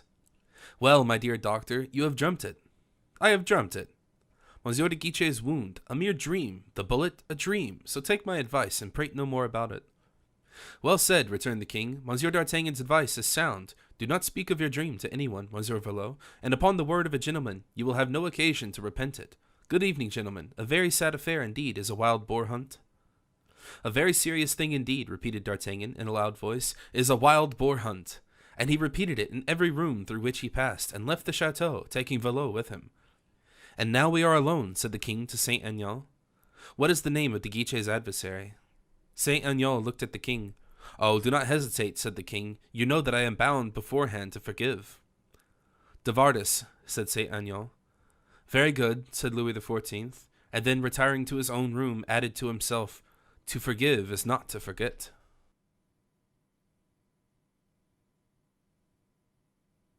Chapter 20. Showing the advantage of having two strings to one's bow. Manicamp quitted the king's apartment, delighted at having succeeded so well, when just as he reached the bottom of the staircase and was passing a doorway, he felt that someone suddenly pulled him by the sleeve. He turned round and recognized Montalais, who was waiting for him in the passage, and who in a very mysterious manner, with her body bent forward, and in a low tone of voice said to him, Follow me, monsieur, and without any delay, if you please. Where to, mademoiselle? Inquired Manicamp. In the first place, a true knight would not have asked such a question, but would have followed me without requiring any explanation. Well, mademoiselle, I am quite ready to conduct myself as a true knight. No, it is too late. You cannot take the credit of it. We are going to madame's apartment, so come at once. Ah, said Manicamp, lead on then. And he followed Montalais, who ran before him as light as a galatea. This time, said Manicamp, as he followed his guide, I do not think that stories about hunting expeditions would be acceptable. I will try, however, if need be. Well, if there should be any occasion for it, we must try something else. Montalais still ran on. How fatiguing it is, thought Manicamp, to have need of one's head and legs at the same time. At last, however, they arrived. Madame had just finished undressing, and was in the most elegant deshabille. It must be understood that she had changed her dress before she had any idea of being subjected to the emotions now agitating her. She was waiting with the most restless impatience, and Montalais and Manicamp found her standing near the door. At the sound of their approaching footsteps, Madame came forward to meet them. Ah, she said, at last. Here is Monsieur Manicamp, replied Montalais. Manicamp bowed with the greatest respect. Madame signed to Montalais to withdraw, and she immediately obeyed. Madame followed her with her eyes, in silence, until the door closed behind her, and then, turning towards Manicamp, said, "What is the matter? And is it true, as I am told, Monsieur de Manicamp, that someone is lying wounded in the chateau?" "Yes, madame, unfortunately so, Monsieur de Guiche." "Yes, Monsieur de Guiche," repeated the princess. "I had in fact heard it rumored, but not confirmed. And so in truth, it is Monsieur de Guiche who has been thus unfortunate?" "Monsieur de Guiche himself, madame." "Are you aware, Monsieur de Manicamp," said the princess hastily, "that the king has the strongest antipathy to duels?" "Perfectly so, madame, but a duel with a wild beast is not answerable." "Oh, you will not insult me by supposing that I credit the absurd fable, with what object I cannot tell, respecting Monsieur de Guiche's having been wounded by a wild boar. No, no, monsieur, the real truth is known, and in addition to the inconvenience of his wound, Monsieur de Guiche runs the risk of losing his liberty, if not his life." "Alas, madame, I am well aware of that, but what is to be done?" "You have seen the king?" "Yes, madame." "What did you say to him?" "I told him how Monsieur de Guiche went to the chase, and how a wild boar rushed forth out of the Bois Rochin, how Monsieur de Guiche fired at it, and how in fact the furious brute dashed at de Guiche, killed his horse, and grievously wounded himself." "And the king believed that?" "Implicitly." "Oh, you surprise me, Monsieur de Manicamp, you surprise me very much." And Madame walked up and down the room, casting a searching look from time to time at Manicamp, who remained motionless and impassible in the same place. At last she stopped. "And yet," she said, "everyone here seems unanimous in giving another cause for this wound." "What cause, madame?" said Manicamp. "May I be permitted without indiscretion to ask your highness?" "You can ask such a question. You, Monsieur de Guiche's intimate friend, his confidant, indeed." "Oh, madame, his intimate friend, yes. Confidant, no. De Guiche is a man who can keep his own secrets, who has some of his own certainly, but who never breathes a syllable about them. De Guiche is discretion itself, madame." "Very well, then. Those secrets which Monsieur de Guiche keeps so scrupulously, I shall have the pleasure of informing you of," said the princess, almost spitefully, "for the king may possibly question you a second time, and if, on the second occasion, you were to repeat the same story to him, he possibly might not be very well satisfied with it." "But, madame, I think your highness is mistaken with regard to the king. His majesty was perfectly satisfied with me, I assure you." "In that case, permit me to assure you, Monsieur de Manicamp, it only proves one thing, which is that his majesty is very easily satisfied." "I think your highness is mistaken in arriving at such an opinion. His majesty is well known to not be contented except with very good reason." "And do you suppose that he will thank you for your officious falsehood, when he will learn tomorrow that Monsieur de Guiche had, on behalf of his friend Monsieur de Bragelonne, a quarrel which ended in a hostile meeting?" "A quarrel on Monsieur de Bragelonne's account," said Manicamp, with the most innocent expression in the world. "What does your royal highness do me the honor to tell me?" "What is there astonishing in that? Monsieur de Guiche is susceptible, irritable, and easily loses his temper." "On the contrary, madame, I know Monsieur de Guiche to be very patient, and never susceptible or irritable, except upon very good grounds." "But is not friendship a just ground?" said the princess. "Oh, certainly, madame, and particularly for a heart like his." "Very good. You will not deny, I suppose, that Monsieur de Bragelonne is Monsieur de Guiche's good friend." "A great friend." "Well then, Monsieur de Guiche has taken Monsieur Bragelonne's part, and as Monsieur de Bragelonne was absent and could not fight, he fought for him." Manicamp began to smile, and moved his head and shoulders very slightly, as much as to say, "Oh, if you will positively have it so." "But speak, at all events," said the princess, out of patience. "Speak." "I?" "Of course. It is quite clear you are not of my opinion, and that you have something to say." "I have only one thing to say, madame." "Name it." "That I do not understand a single word of what you have been telling me." "What? You do not understand a single word about Monsieur de Guiche's quarrel with Monsieur de Vardes?" exclaimed the princess, almost out of temper. Manicamp remained silent. "A quarrel," she continued, "which arose out of a conversation, scandalous in its tone and purport, and more or less well-founded, respecting the virtue of a certain lady." "Ah, of a certain lady, that is quite another thing," said Manicamp. "You begin to understand, do you not? Your highness will excuse me, but I dare not—" "You dare not," said madame, exasperated. "Very well, then, wait one moment, I will dare." "Madame, madame," exclaimed Manicamp, as if in great dismay, "be careful of what you are going to say." "It would seem, monsieur, that if I happened to be a man, you would challenge me, notwithstanding his majesty's edicts, and as Monsieur de Guiche challenged Monsieur de Vardes. And that too on account of the virtue of Mademoiselle de la Valliere." "Of Mademoiselle de la Valliere!" exclaimed Manicamp, starting backwards as if this was the very last name he expected to hear pronounced. What makes you start in that manner, Monsieur de Manicamp? Said Madame, ironically. Do you mean to say you would be impertinent enough to suspect that young lady's honor? Madame, in the whole course of this affair there has not been the slightest question of Mademoiselle de la Valliere's honor. What? When two men have almost blown each other's brains out on a woman's behalf, do you mean to say she had nothing to do with the affair, and that her name had not been called in question at all? I did not think you so good a quarter, Monsieur de Manicamp. Pray forgive me, madame, said the young man, but we are very far from understanding one another. You do me the honor of speaking one language, while I am speaking altogether another. I beg your pardon, but I do not understand your meaning. Forgive me, then, but I fancied I understand your highness to remark that de Guiche and de Vardes had fought on Mademoiselle de la Valliere's account. Certainly. On account of Mademoiselle de la Valliere, I think you said, repeated Manicamp. I do not say that Monsieur de Guiche personally took an interest in Mademoiselle de la Valliere, but I say that he did so as representing or acting on behalf of another. On behalf of another? Come, do not always assume such a bewildered look. Does not everyone here know that Monsieur de Bragelonne is affianced to Mademoiselle de la Valliere, and that before he went on the mission with which the king entrusted him, he charged his friend Monsieur de Guiche to watch over that interesting young lady? There is nothing more for me to say, then. Your highness is well informed. Of everything. I beg you to understand that clearly.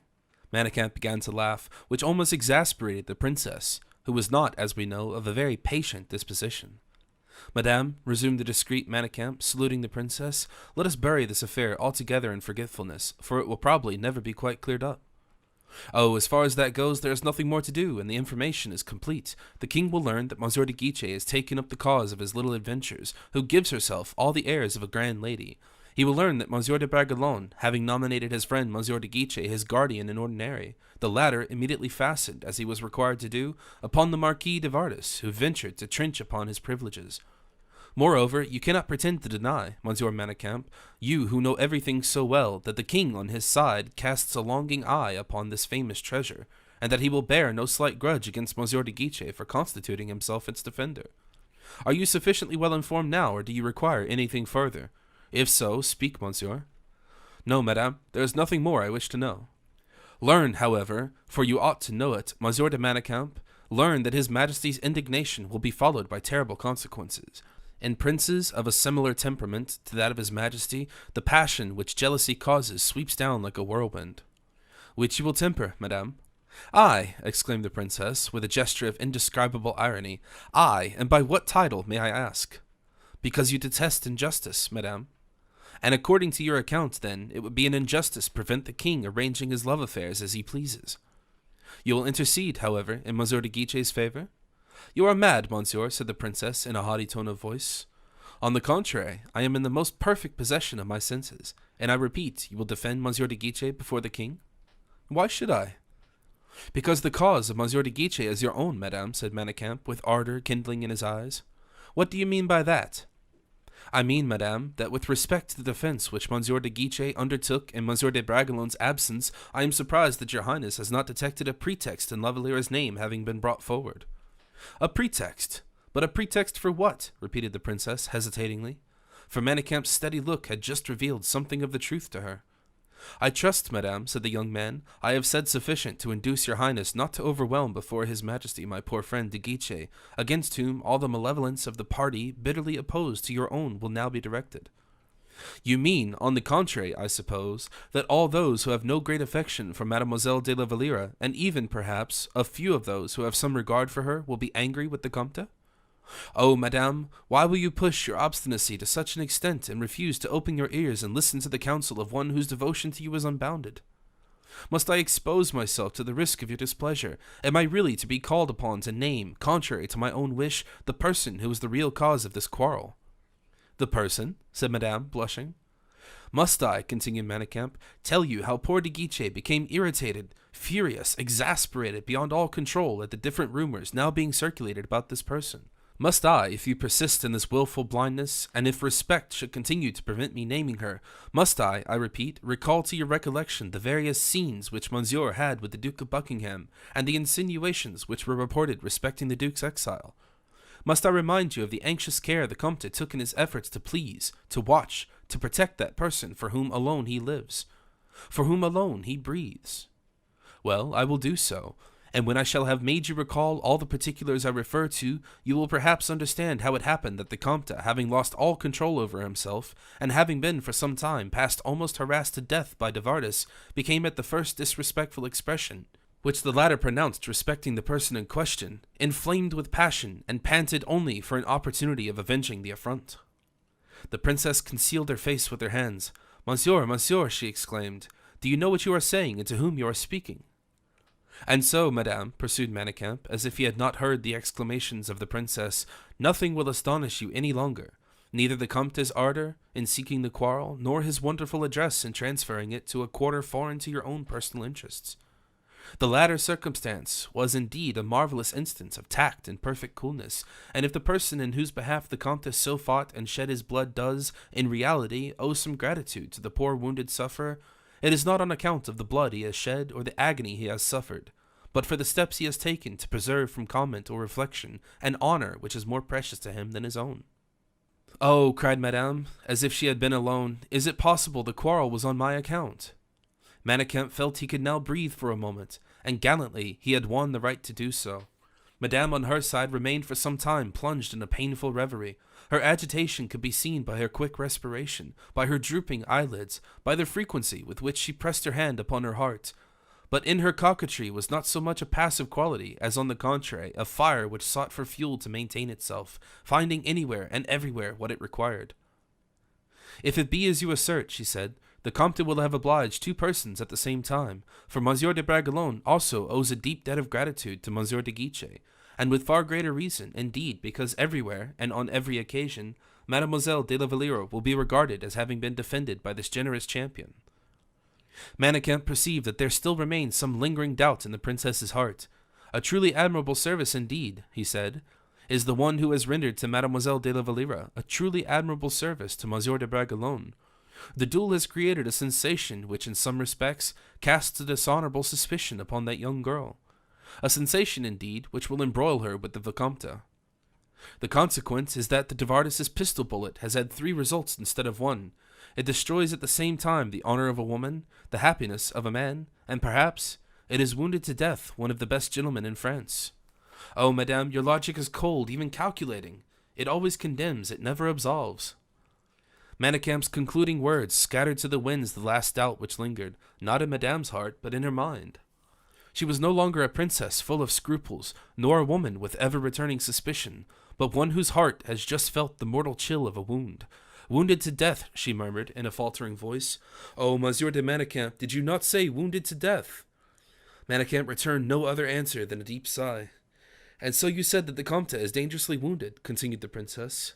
"Yes, madame. One of his hands is shattered, and he has a bullet lodged in his breast." "Gracious heavens," resumed the princess with a feverish excitement, "this is horrible. Monsieur de Manicamp, a hand shattered, do you say, and a bullet in his breast? And that coward, that wretch, that assassin de Vardis did it." Manicamp seemed overcome by a violent emotion. He had, in fact, displayed no little energy in the latter part of his speech. As for Madame, she entirely threw aside all regard for the formal observances of proper society imposes. For when, with her, passion spoke in accents either of anger or sympathy, nothing could restrain her impulses. Madame approached Manicamp, who had subsided in a chair, as if his grief were a sufficiently powerful excuse for his infraction of the laws of etiquette. "Monsieur," she said, holding him by his hand, "be frank with me." Monsieur looked up. "Is Monsieur de Guiche in danger of death?" "Doubly so, madame," he replied. "In the first place, on account of the hemorrhage which has taken place, an artery having been injured in his hand, and next in consequence of the wound in his breast, which may, the doctor is afraid, at least have injured some vital part." "He may die, then?" "Die, yes, madame, and without even having had the consolation of knowing that you have been told of his devotion." "You will tell him?" "I?" "Yes, are you not his friend?"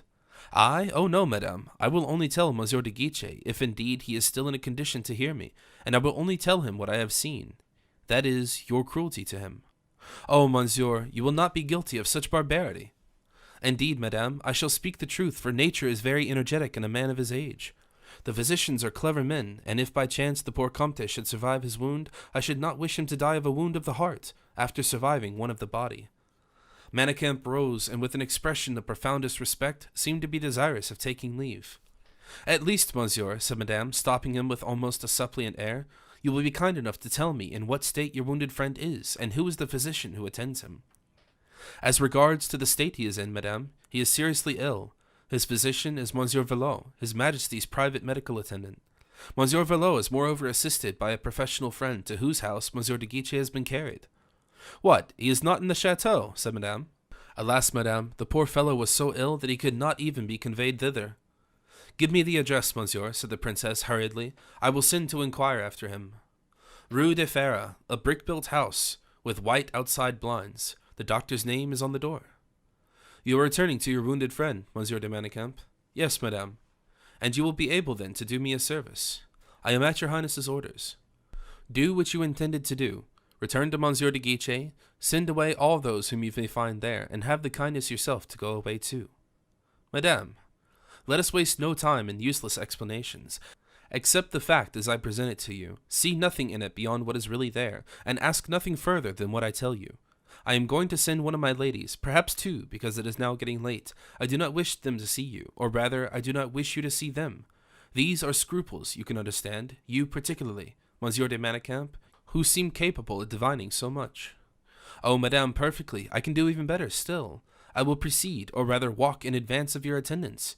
It will, at the same time, be the means of showing them the way more accurately, and of protecting them, if occasion arises, though there is no probability of their needing protection. And by this means, then, they would be sure of entering without difficulty, would they not? Certainly, madame, for as I should be the first to pass, I thus remove any difficulties that might chance to be in the way. Very well, go, Monsieur de Manicamp, and wait at the bottom of the staircase. I go at once, madame. Stay. Manicamp paused. When you hear the footsteps of two women descending the stairs, go out, and without once turning round, take the road which leads to where the poor count is lying. But if by any mischance the two persons were to descend and I were to be mistaken, you will hear one of the two clap her hands together softly. Go. Manicamp turned round, bowed once more, and left the room, his heart overflowing with joy. In fact, he knew very well that the presence of Madame herself would be the best balm to apply to his friend's wound. A quarter of an hour had hardly elapsed when he heard the sound of a door opening softly, and closed with precaution. He listened to the light footfalls gliding down the staircase, and then heard the signal agreed upon.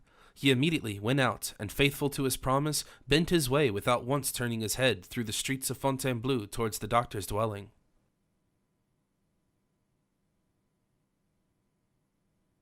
Chapter 21. Monsieur Malicorne, the Keeper of the Records of France. Two women, their figures completely concealed by their mantles, and whose masks effectually hid the upper portion of their faces, timidly followed Manicamp's steps.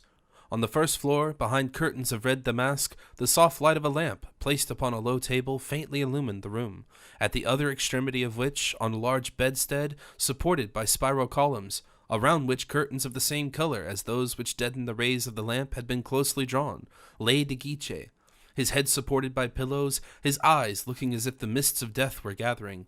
His long black hair, scattered over the pillow, set off the young man's hollow temples. It was easy to see that fever was the chief tenant of the chamber. De Guiche was dreaming. His wandering mind was pursuing, through gloom and mystery, one of those wild creations delirium engenders. 2 or 3 drops of blood, still liquid, stained the floor. Manicamp hurriedly ran up the stairs, but paused at the threshold of the door, looked into the room, and seeing that everything was perfectly clear, he advanced towards the foot of the large leathered chair, a specimen of furniture of the reign of Henry IV, and seeing that the nurse, as a matter of course, had dropped off to sleep, he awoke her and begged her to pass into the adjoining room. Then, standing by the side of the bed, he remained for a moment, deliberating whether it would be better to awaken Guiche in order to acquaint him with the good news. But as he began to hear behind the door the rustling of silk dresses and the hurried breathing of his two companions, and as he already saw the curtains screening the doorway seemed on the point of being impatiently drawn aside, he passed round the bed and followed the nurse into the next room. As soon as he had disappeared, the curtain was raised, and his two female companions entered the room he had just left.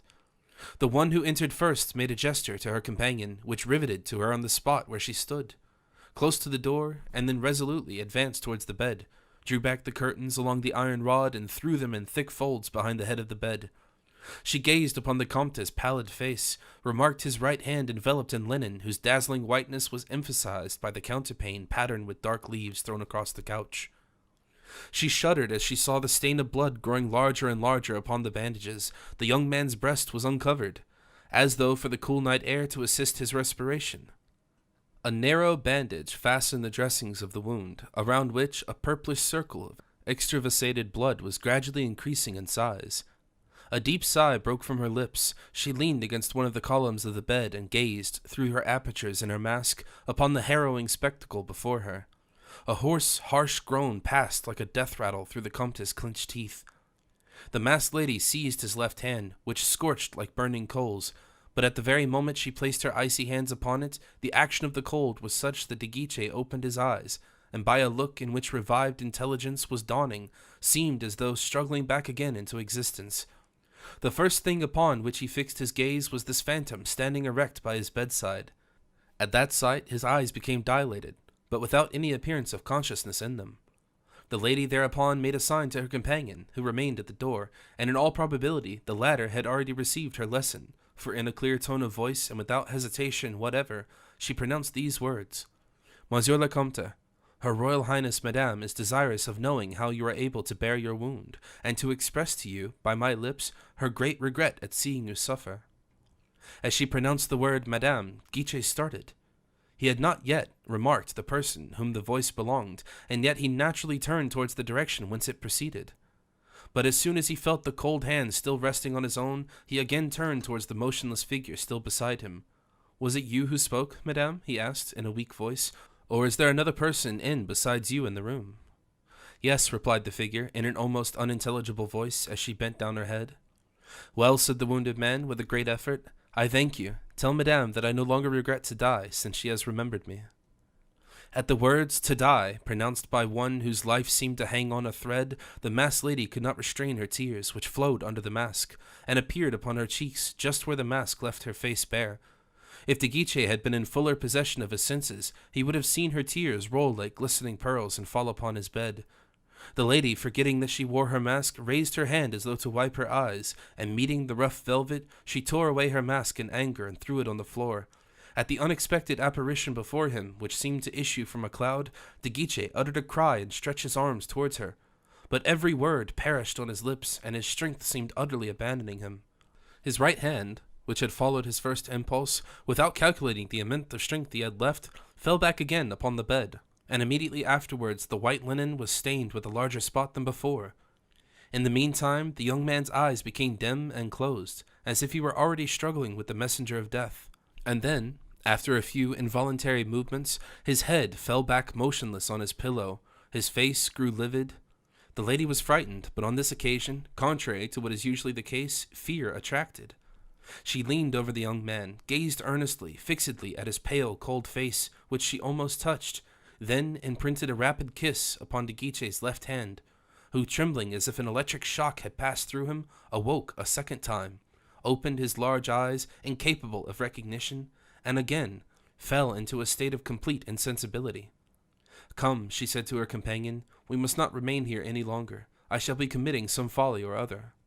Madame, your Highness is forgetting your mask," said her vigilant companion. "Pick it up," replied her mistress, as she tottered almost senseless towards the staircase, and as the outer door had been left only half closed, the two women, light as birds, passed through it, and with hurried steps returned to the palace. One of them ascended towards Madame's apartments, where she disappeared. The other entered the rooms belonging to the maids of honor, namely on the entresol, and having reached her own room, she sat down before a table, and without giving herself even time to breathe, wrote the following letter. "This evening, Madame has been to see Monsieur de Guiche. Everything is going well on this side. See that your news is equally exemplary, and do not forget to burn this paper." She folded the letter, and leaving her room with every possible precaution, crossed a corridor which led to the apartments appropriated to the gentleman attached to Monsieur's service. She stopped before a door, under which, having previously knocked twice in a short, quick manner, she thrust the paper and fled. Then, returning to her own room, she removed every trace of her having gone out, and also of having written the letter. Amid the investigations she was so diligently pursuing, she perceived on the table the mask which belonged to Madame, and which, according to her mistress's directions, she had brought back, but had forgotten to restore to her. Oh, she said, I must not forget to do tomorrow what I have forgotten today. And she took hold of the velvet mask by that part which covered the cheeks, and feeling that her thumb was wet, looked at it. It was not only wet, but reddened. The mask had fallen upon one of the spots of blood which we have already said stained the floor, and from that black velvet outside which had accidentally come into contact with it, the blood had passed through to the inside, and stained the white cambric lining. Oh, said Montalais, for doubtless our readers have already recognized her by the various maneuvers. I shall not give back this mask, it is far too precious now.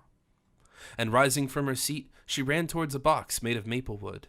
She enclosed different articles of toilette and perfumery. No, not here, she said. Such a treasure must not be abandoned to the slightest chance of detection. Then, after a moment's silence, and with a smile that was peculiarly her own, she added, Beautiful mask, stained with the blood of that brave knight, you shall go and join that collection of wonders, La Valliere's and Raoul's letter, that loving collection indeed, which will some day or other form part of the history of France, of European royalty. You shall be placed under Monsieur Malicorne's care, said the laughing girl, as she began to undress herself, under the protection of that worthy Monsieur Malicorne, she said, blowing out the taper, who thinks he was born only to become the chief usher of Monsieur's apartments, and whom I will make keeper of the records, and the historiographer of the House of Bourbon, and of the first houses in the kingdom. Let him grumble now, that discontented Malicorne, she said, as she drew the curtains and fell asleep.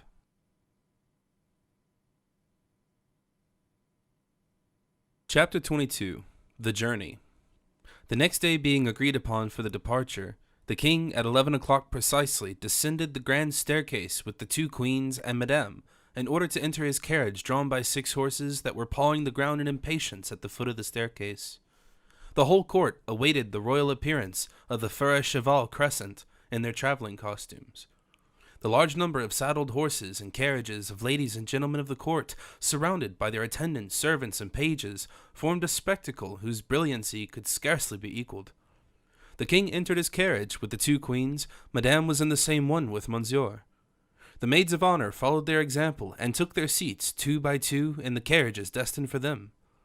The weather was exceedingly warm. A light breeze, which early in the morning all had thought would prove sufficient to cool the air, soon became fiercely heated by the rays of the sun, although it was hidden behind the clouds, and filtered through the heated vapor which rose from the ground like a scorching wind, bearing particles of fine dust against the faces of the travelers.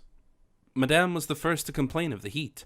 Monsieur's only reply was to throw himself back in the carriage, as though about to faint, and to inundate himself with scents and perfumes, uttering the deepest sighs all the while.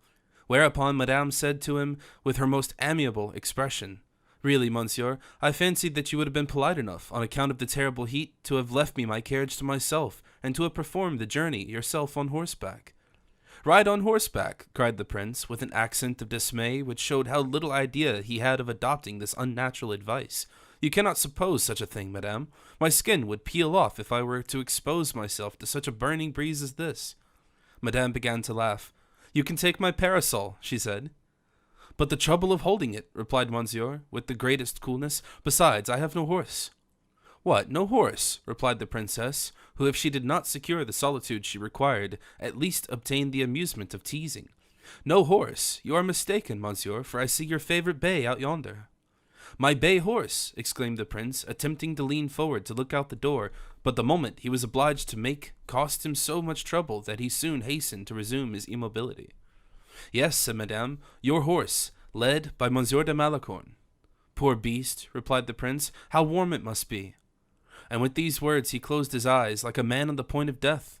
Madame on her side reclined indolently in the other corner of the carriage, and closed her eyes also, not however to sleep, but to think more at her ease. In the meantime, the king seated in the front seat of his carriage, the back of which had yielded up to the 2 queens, was a prey to that feverish contrariety experienced by anxious lovers, who without being able to quench their ardent thirst are ceaselessly desirous of seeing the loved object, and then go away partially satisfied without perceiving they have acquired a more insatiable thirst than ever. The king, whose carriage headed the procession, could not, from the place he occupied, perceive the carriages of the ladies and maids of honor, which followed in a line behind it, Besides, he was obliged to answer the eternal questions of the young queen, who, happy to have with her dear husband, as she called him in utter forgetfulness of royal etiquette, invested him with all her affection, stifled him with her attentions, afraid that someone might come to take him from her, or that he himself might suddenly take a fancy to quit her society. Anne of Austria, whom nothing at that moment occupied except the occasional cruel throbbings in her bosom, looked pleased and delighted, and although she perfectly realized the king's impatience, tantalizing, prolonged his suffering by unexpectedly resuming the conversation at the very moment the king, absorbed in his own reflections, began to muse over his secret attachment. Everything seemed to combine, not alone the little teasings, attentions of the queen, but also the queen mother's interruptions, to make the king's position almost insupportable. For he knew not how to control the restless longings of his heart. At first he complained of the heat, a complaint merely preliminary to others, but with sufficient tact to prevent Maria Theresa guessing his real object. Understanding the king's remark literally, she began to fan him with her ostrich plumes. But the heat passed away, and the king then complained of cramps and stiffness in his legs, and as the carriage at that moment stopped to change horses, the queen said, "Shall I get out with you? I too feel tired of sitting. We can walk on a little distance, the carriage will overtake us, and we can resume our places presently." The king frowned. It is a hard trial a jealous woman makes her husband submit to whose fidelity she suspects, when although herself a prey to jealousy, she watches herself so narrowly that she avoids giving any pretext for an angry feeling. The king, therefore, in the present case, could not refuse. He accepted the offer, alighted from the carriage, gave his arm to the queen, and walked up and down with her while the horses were being changed. As he walked along, he cast an envious glance upon the courtiers, who were fortunate enough to be on horseback. The queen soon found out that the promenade she had suggested afforded the king as little pleasure as he had experienced from driving. She accordingly expressed a wish to return to her carriage, and the king conducted her to the door, but did not get in with her. He stepped back a few paces, and looked along the file of carriages for the purpose of recognizing the one in which he took so strong an interest. At the door of the sixth carriage he saw La Valliere's fair countenance, and the king thus stood motionless, wrapped in thought, without perceiving that everything was ready, and that he alone was causing the delay. He heard a voice, close behind him, addressing him in the most respectful manner. It was Monsieur Malicorne, in a complete costume of an equerry, holding over his left arm the bridles of a couple of horses. "Your Majesty asked for a horse, I believe?" he said. "A horse? Have you one of my horses here?" inquired the king, trying to remember the person who addressed him and whose face was not as yet familiar to him. "Sire," replied Malicorne, "at all events I have a horse here which is at your Majesty's service." And Malicorne pointed at Monsieur's bay horse, which Madame had observed. It was a beautiful creature, royally caparisoned. "This is not one of my horses, Monsieur," said the king. "Sire, is it a horse out of his Royal Highness's stable, but he does not ride when the weather is as hot as it is now." Louis did not reply, but approached the horse, which stood pawing the ground with its foot. Malicorne hastened to hold the stirrup for him, but the king was already in the saddle. Restored to good humor by this lucky accident, the king hastened towards the queen's carriage, where he was anxiously expected. And notwithstanding Maria Theresa's thoughtful and preoccupied air, he said, "I have been fortunate enough to find this horse, and I intend to avail myself of it. I felt stifled in the carriage. Adieu, ladies." Then bending gracefully over the arched neck of his beautiful steed, he disappeared in a second. Anne of Austria leaned forward in order to look after him as he rode away. He did not get very far, for when he reached the sixth carriage, he reined in his horse suddenly and took off his hat. He saluted La Valliere, who uttered a cry of surprise as she saw him, blushing at the same time with pleasure. Montalais, who occupied the other seat in the carriage, made the king a most respectful bow, and then with all the tact of a woman she pretended to be exceedingly interested in the landscape and withdrew herself into the left-hand corner. The conversation between the king and La Valliere began, as all lovers' conversations generally do, namely by eloquent looks and by a few words utterly devoid of common sense. The king explained how warm he had felt in his carriage, so much so indeed that he could almost regard the horse he then rode as a blessing thrown in his way. And, he added, my benefactor is an exceedingly intelligent man, for he seemed to guess my thoughts intuitively. I have now only one wish, that of learning the name of the gentleman who so cleverly assisted his king out of his dilemma and extricated him from his cruel position. Montalais, during this colloquy, the first words of which awakened her attention, had slightly altered her position and contrived so as to meet the king's look as he finished his remark. It followed very naturally that the king looked inquiringly as much at her as at La Valliere. She had every reason to suppose that it was herself she was appealed to, and consequently might be permitted to answer. She therefore said, "Sire, the horse which your majesty is riding belongs to monsieur, and was being led by one of his royal highness's gentlemen." "And what is that gentleman's name, may I ask, mademoiselle?" "Monsieur de Malicorne, sire." The name produced its usual effect, for the king repeated it smilingly. "Yes, sire," replied Ara. "Stay, it is the gentleman who is galloping on my left hand," and she pointed out Malicorne, who with a very sanctified expression was galloping by the side of the carriage, knowing perfectly well that they were talking of him at that very moment, but sitting in his saddle as if he were deaf and dumb. "Yes," said the king, "that is the gentleman. I remember his face, and will not forget his name." And the king looked tenderly at La Valliere. Ara had now nothing further to do. She had let Malicorne's name fall. The soil was good. All that was now left to be done was to let the name take root, and the event would bear fruit in due season. She consequently threw herself back in her corner, feeling perfectly justified in making as many agreeable signs of recognition as she liked to Malicorne, since the latter had had the happiness of pleasing the king.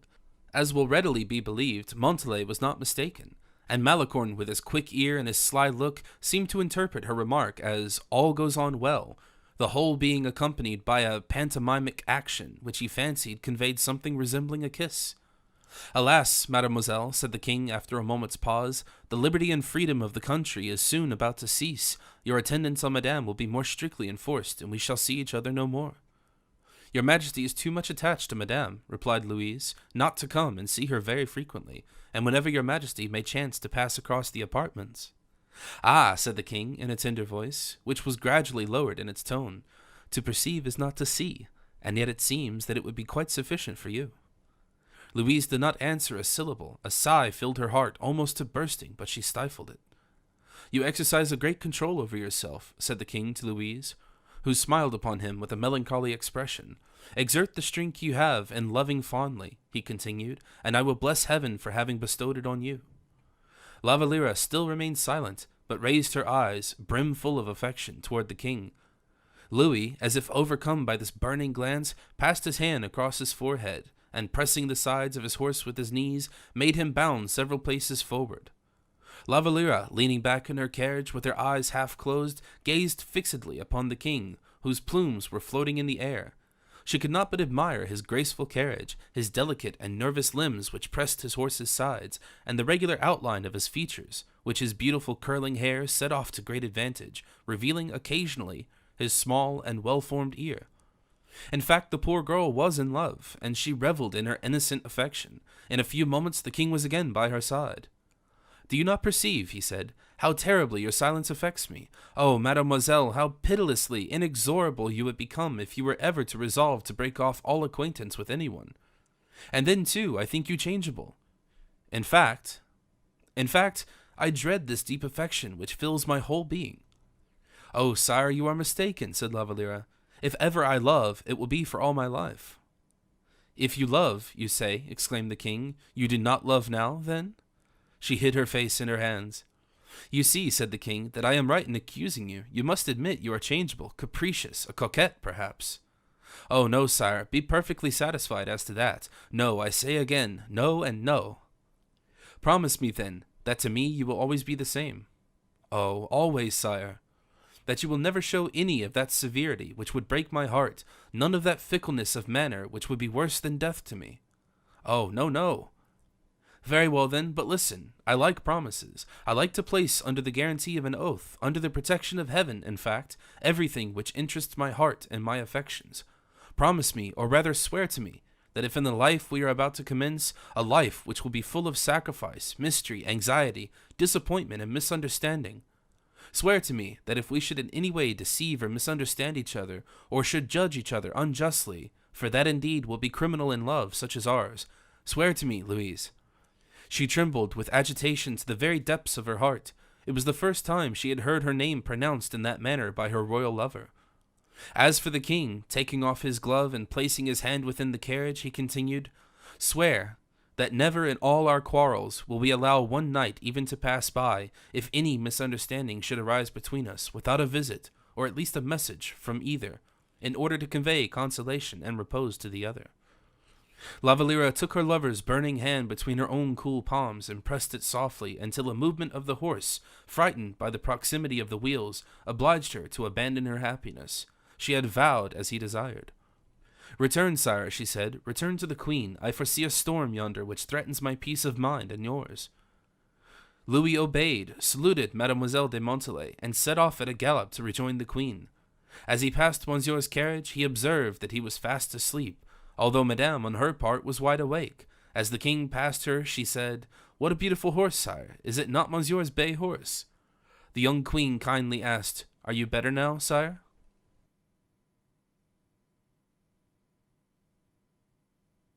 Chapter 23. Triumphinament. On the king's arrival in Paris, he sat at the council which had been summoned, and worked for a certain portion of the day. The queen remained with the queen mother, and burst into tears as soon as she had taken leave of the king. "Ah, madame," she said, "the king no longer loves me. What will become of me?" "A husband always loves his wife when she is like you," replied Anne of Austria. "A time may come when he will love another woman instead of me." "What do you call loving?" "Always thinking of a person, always seeking her society." "Do you happen to have remarked," said Anne of Austria, "that the king has never done anything of the sort?" "No, madame," said the queen, hesitatingly. "What is there to complain of, then, Marie?" "You will admit that the king leaves me. The king, my daughter, belongs to his people. And that is the very reason why he no longer belongs to me, and that is the reason, too, why I shall find myself, as so many queens before me, forsaken and forgotten, whilst glory and honors will be reserved for others. Oh, my mother, the king is so handsome! How often will others tell him that they love him, and how much indeed they must do so? It is very seldom indeed that women love the man in loving the king, but if such a thing happened, which I doubt, you would do better to wish, Marie, that such women should really love your husband. In the first place, the devoted love of a mistress is a rapid element of the dissolution of a lover's affection. And then, by dint of loving, the mistress loses all influence over her lover, whose power of wealth she does not covet, caring only for his affection. Wish, therefore, that the king should love but lightly, and that his mistress should love with all her heart. Oh, my mother, what power may not a deep affection exercise over him? And yet you say you are resigned? Quite true, I speak absurdly. There is a feeling of anguish, however, which I can never control. And that is? The king may make a happy choice, may find a home with all the tender influences of home, not far from what we can offer him, a home with children round him, the children of another woman. Oh, madame, I should die if I were to but see the king's children. Marie, replied the queen mother with a smile, and she took the young queen's hand in her own. Remember what I am going to say, and let it always be a consolation to you. The king cannot have a dauphin without you. With this remark, the queen mother quitted her daughter-in-law in order to meet Madame, whose arrival in the grand cabinet had been just announced by one of the pages.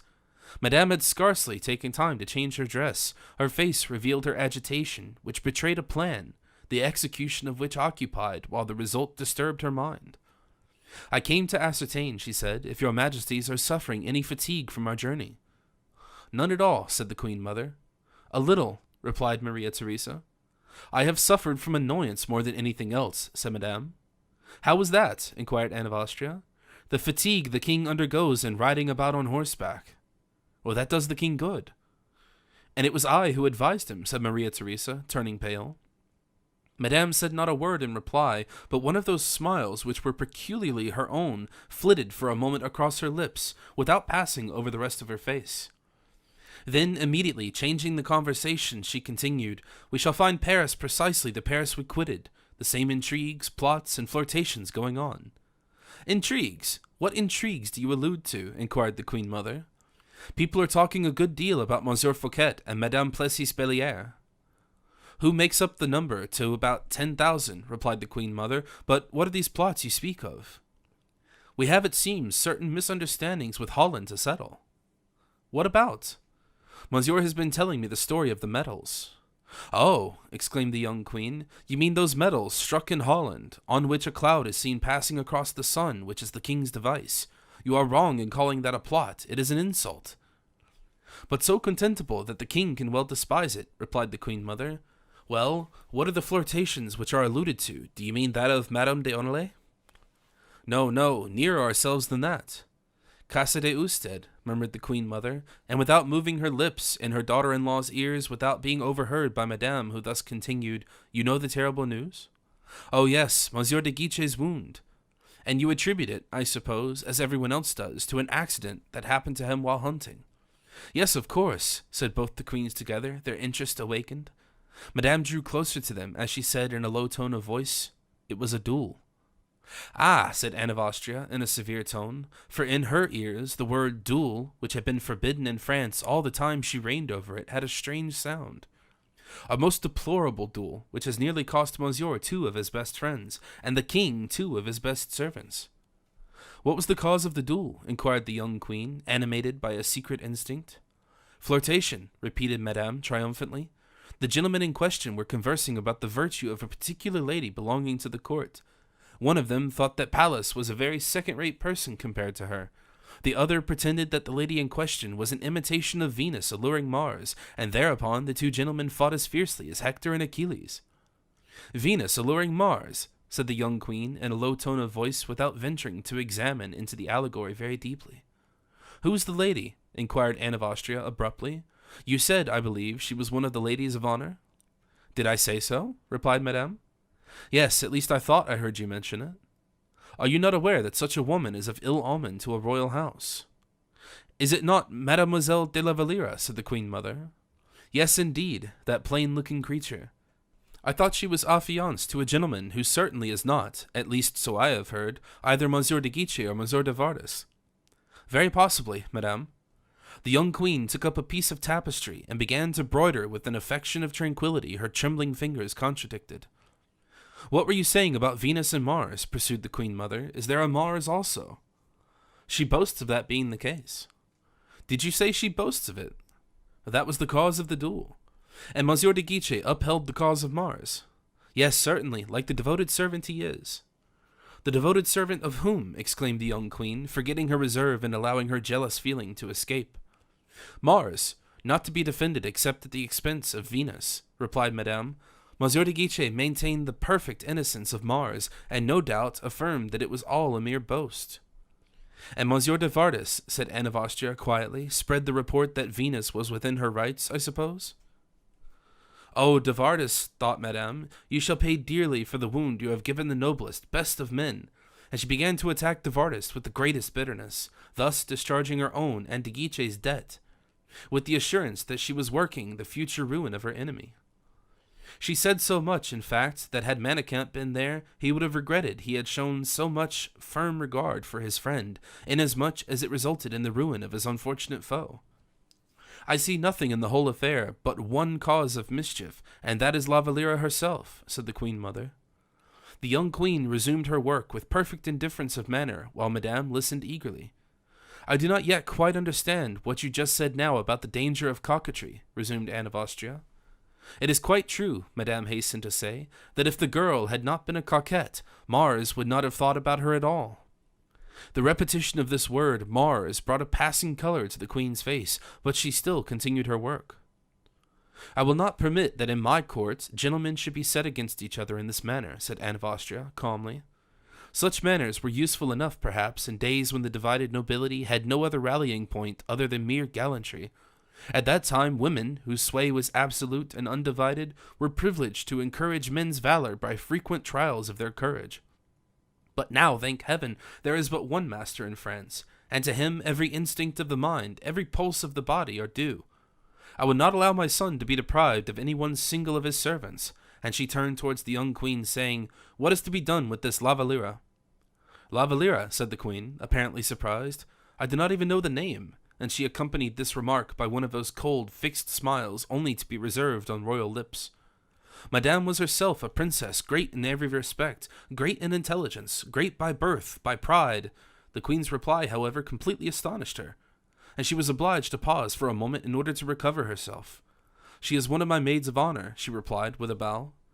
"In that case," retorted Maria Theresa in the same tone, "it is your affair, my sister, and not ours." "I beg your pardon," resumed Anne of Austria. "It is my affair, and I perfectly well understand," she pursued, addressing a look full of intelligence at Madame's motive for saying what she has just said. Everything which emanates from you, madame, said the English princess, proceeds from the lips of wisdom.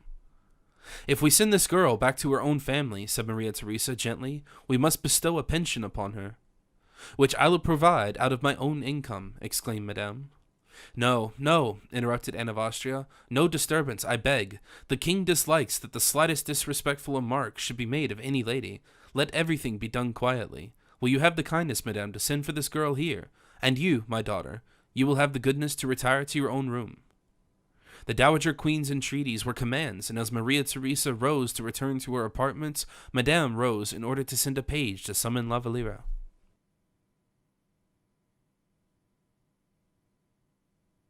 Chapter 24. The First Quarrel. La Valliere entered the Queen Mother's apartments without in the least suspecting that a serious plot was being concerted against her. She thought it was for something connected with her duties, and never had the Queen Mother been unkind to her when such was the case. Besides, not being immediately under the control or direction of Anne of Austria, she could only have an official connection with her, to which her own gentleness of disposition and the rank of the august princess made her yield on every occasion with the best possible grace. She therefore advanced towards the Queen Mother with that soft and gentle smile which constituted her principal charm, and as she did not approach sufficiently close, Anne of Austria signed to her to come nearer. Madame then entered the room, and with a perfectly calm air took her seat beside her mother-in-law, and continued the work with which Maria Theresa had begun. When La Valliere, instead of the directions she expected to receive immediately on entering the room, perceived these preparations, she looked with curiosity, if not with uneasiness, at the two princesses. Anne seemed full of thought, while Madame maintained an affection of indifference that would have alarmed a less timid person even than Louise. Mademoiselle, said the Queen Mother suddenly, without attempting to moderate or disguise her Spanish accent, which she never failed to do except when she was angry, come closer. We were talking of you, as everyone else seems to be doing. Of me? Exclaimed La Valliere, turning pale. Do you pretend to be ignorant of it? Are you not aware of the duel between Monsieur de Guiche and Monsieur de Vardas? Ah, madame, I heard of it yesterday, said La Valliere, clasping her hands together. And did you not foresee this quarrel? Why should I, madame? Because two men never fight without a motive, and because you must be aware of the motive which awakened the animosity of the two in question. I am perfectly ignorant of it, madame. A persevering denial is a very commonplace mode of defense, and you, who have great pretensions to be witty and clever, ought to avoid commonplaces. What else have you to say? Oh, madame, your majesty terrifies me with your cold severity of manner, but I do not understand how I can have incurred such displeasure, or in what respect people concern themselves about me. Then I will tell you, Monsieur de Guiche has been obliged to undertake your defense. My defense? Yes, he is a gallant knight, and beautiful adventuresses like to see brave knights couch lances in their honor. But for my part, I hate fields of battle, and above all I hate adventures, and take my remark as you please. La Valliere sank at the queen's feet, who turned her back upon her. She stretched out her hands towards Madame, who laughed in her face. A feeling of pride made her rise to her feet. I have begged your majesty to tell me what is the crime I am accused of. I can claim this at your hands, and I see I am condemned before I am even permitted to justify myself. Indeed, cried Anne of Austria. Listen to her beautiful phrases, madame, and to her fine sentiments. She is an inexhaustible well of tenderness and heroic expressions. One can easily see, young lady, that you have cultivated your mind in the society of crowned heads. La Valliere felt struck to the heart. She became, not whiter, but as white as a lily, and all her strength forsook her. I wish to inform you, interrupted the queen disdainfully, that if you continue to nourish such feelings, you will humiliate us to such degree that we shall be ashamed of appearing before you. Be simple in your manners. By the by, I am informed that you are affianced. Is it the case? La Valliere pressed her hand over her heart, which was wrung with a fresh pang. Answer when you are spoken to. Yes, madame. To a gentleman? Yes, madame. His name? The Vicomte de Bragelonne. Are you aware that it is an exceedingly fortunate circumstance for you, mademoiselle, that such is the case, and without fortune or position as you are, or without any very great personal advantages, you ought to bless heaven for having procured you such a future as seems to be in store for you? La Valliere did not reply. Where is the Vicomte de Bragelonne? Pursued the queen. In England, said madame, where the report of this young lady's success will not fail to reach him. Oh, heaven, murmured La Valliere in despair. Very well, mademoiselle, said Anne of Austria. We will get this young gentleman to return, and send you away somewhere with him. If you are of a different opinion, for girls have strange views and fancies at times, trust to me, I will put you in a proper path again. I have done as much for girls who are not as good as you are, probably. La Valliere ceased to hear the queen, who pitilessly added, I will send you somewhere by yourself, where you will be able to indulge in a little serious reflection. Reflection calms the ardor of the blood, and swallows up the illusions of youth. I suppose you understand what I have been saying? Madame! Not a word. I am innocent of everything your majesty supposes. Oh, madame, you are a witness of my despair. I respect your majesty so much. It would be far better not to respect me at all, said the queen, with a chilling irony of manner. It would be far better if you were not innocent. Do you presume to suppose that I should be satisfied simply to leave you unpunished if you had committed the fault? Oh, madame, you are killing me.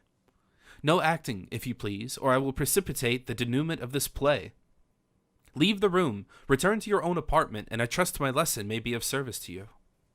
Madame, said La Valliere to the Duchess d'Orléans, whose hand she seized in her own, do you, who are so good, intercede for me? I, replied the latter, with an insulting joy. I, good. Ah, mademoiselle, you think nothing of the kind. And with a rude, hasty gesture, she repulsed the young girl's grasp. La Valliere, instead of giving way, as from her extreme pallor and her tears did the two princesses possibly expected, suddenly resumed her calm and dignified air. She bowed profoundly and left the room. Well, said Anne of Austria to Madame, do you think she will begin again? I always suspect those gentle, patient characters, replied Madame. Nothing is more full of courage than a patient heart, nothing more self-reliant than a gentle spirit. I feel I may almost venture to assure you she will think twice before she looks at the god Mars again. As long as she does not obtain the protection of his buckler, I do not care, retorted Madame. A proud, defiant look of the queen-mother was the reply to this objection, which was by no means deficient in finesse, and both of them, almost sure of their victory, went to look for Maria Theresa, who had been waiting for them with impatience. It was about 6:30 in the evening, and the king had just partaken of refreshment. He lost no time, but the repast finished and business matters settled, he took Saint Aignan by the arm, and desired him to lead the way to La Valliere's apartments. The courtier uttered an exclamation. Well, what is that for? It is a habit you will have to adopt, and in order to adopt a habit, you must make a beginning. Oh, sire, said Saint Aignan, it is hardly possible, for everyone could be seen entering or leaving those apartments. If, however, some pretext or other were made use of, if your majesty, for instance, would wait until madame were in her own apartments. No pretext, no delays. I have had enough of these impediments and mysteries. I cannot perceive in what respect the King of France dishonors himself by conversing with an amiable and clever girl. Evil be to him who evil thinks. Will your majesty forgive an excess of zeal on my part? Speak freely. How about the queen? True, true. I always wish the most entire respect to be shown to her majesty. Well then, this evening only will I pay Mademoiselle de la Valliere a visit, and after today I will make use of any pretext you like. Tomorrow we will devise all sorts of means. Tonight I have no time. Saint Aignan made no reply. He descended the steps, preceding the king, and crossed the different courtyards with a feeling of shame, which the distinguished honor of accompanying the king did not remove. The reason was that Saint Aignan wished to stand well with Madame, as well as with the queens, and also that he did not, on the other hand, want to displease Mademoiselle de la Valliere. And in order to carry out so many promising affairs, it was difficult to avoid jostling against some obstacle or another. Besides the windows of the young queen's room, those of the queen-mother's and of Madame herself looked out upon the courtyard of the maids of honor. To be seen, therefore, accompanying the king would be effectually to quarrel with 3 great and influential princesses, whose authority was unbounded, for the purpose of supporting the ephemeral credit of a mistress. The unhappy Saint Aignan, who had not displayed a very great amount of courage in taking La Valliere's part in the park of Fontainebleau, did not feel any braver in the broad daylight, and found 1,000 defects in the poor girl, which he was almost eager to communicate to the king. But his trial soon finished. The courtyards were crossed. Not a curtain was drawn aside, nor a window opened. The king walked hastily because of his impatience and the long legs of Saint Aignan who preceded him. At the door, however, Saint Aignan wished to retire, but the king desired him to remain. A delicate consideration on the king's part, which the courtier could very well have dispensed with. He had to follow Louis into La Valliere's apartment. As soon as the king arrived, the young girl dried her tears, but so precipitately that the king perceived it. He questioned her most anxiously and tenderly, and pressed her to tell him the cause of her emotion. "Nothing is the matter, sire," she said. "And yet you were weeping." "Oh no, indeed, sire." "Look, Saint Aignan, and tell me if I am mistaken." Saint Aignan ought to have answered, but he was too much embarrassed. "At all events, your eyes are red, mademoiselle," said the king. "The dust of the road merely, sire." No, no, you no longer possess the air of supreme contentment which renders you so beautiful and so attractive. You do not look at me. Why avoid my gaze?" he said, as he turned aside her head. "In heaven's name, what is the matter?" he inquired, beginning to lose command over himself. "Nothing at all, sire. I am perfectly ready to assure your majesty that my mind is as free from anxiety as you could possibly wish." "Your mind at ease, when I see you are embarrassed at the slightest thing. Has anyone annoyed you?" "No, no, sire." "I insist upon knowing if such really be the case," said the prince, his eyes sparkling. "No one, sire, no one has in any way offended me." "In that case, pray resume your gentle air of gaiety, or that sweet melancholy look which I so loved in you this morning. For pity's sake, do so." "Yes, sire, yes." The king tapped the floor impatiently with his foot, saying, "Such a change is positively inexplicable." And he looked at Saint Aignan, who had also remarked La Valliere's peculiar lethargy, as well as the king's impatience. It was futile for the king to entreat, and as useless for him to try to overcome her depression. The poor girl was completely overwhelmed. The appearance of an angel would hardly have awakened her from her torpor. The king saw in her repeated negative replies a mystery full of unkindness. He began to look around the apartment with a suspicious air. There happened to be in La Valliere's room a miniature of Athos. The king remarked that this portrait bore a strong resemblance to Bragelonne, for it had been taken when the count was quite a young man. He looked at it with a threatening air. La Valliere, in her misery, far indeed from thinking of this portrait, could not conjecture the cause of the king's preoccupation. And yet the king's mind was occupied with a terrible remembrance, which had more than once taken possession of his mind, but which he had always driven away. He recalled the intimacy existing between the two young people from their birth, their engagement, and that Athos himself had come to solicit La Valliere's hand for Raoul. He therefore could not but suppose that on her return to Paris, La Valliere had found news from London waiting her, and that this news had counterbalanced the influence he had been enabled to exert over her. He immediately felt himself stung, as it were, by feelings of the wildest jealousy, and again questioned her with increased bitterness. La Valliere could not reply unless she were to acknowledge everything, which would be to accuse the queen and Madame also. And the consequence would be that she would have to enter into an open warfare with these two great and powerful princesses. She thought within herself that as she made no attempt to conceal from the king what was passing in her own mind, the king ought to be able to read it in her heart, in spite of her silence. And that, had he really loved her, he would have understood and guessed everything. What was sympathy, then, if not that divine flame which possesses the property of enlightening the heart, and of saving lovers the necessity of an expression of their thoughts and feelings? She maintained her silence, therefore, sighing and concealing her face in her hands. These sighs and tears, which had at first distressed, then terrified Louis XIV, now irritated him. He could not bear opposition, the opposition which tears and sighs exhibited, any more than opposition of any other kind. His remarks, therefore, became bitter, urgent, and openly aggressive in their nature. This was a fresh cause of distress for the poor girl, for from that very circumstance, therefore, which she regarded as an injustice on her lover's part, she drew sufficient courage to bear not only her other troubles, but this one also. The king next began to accuse her in direct terms. La Valliere did not even attempt to defend herself. She endured all his accusations, without according any other reply than that of shaking her head, without any other remark than that which escapes the heart in deep distress, a prayerful appeal to heaven for help. But this ejaculation, instead of calming the king's displeasure, rather increased it.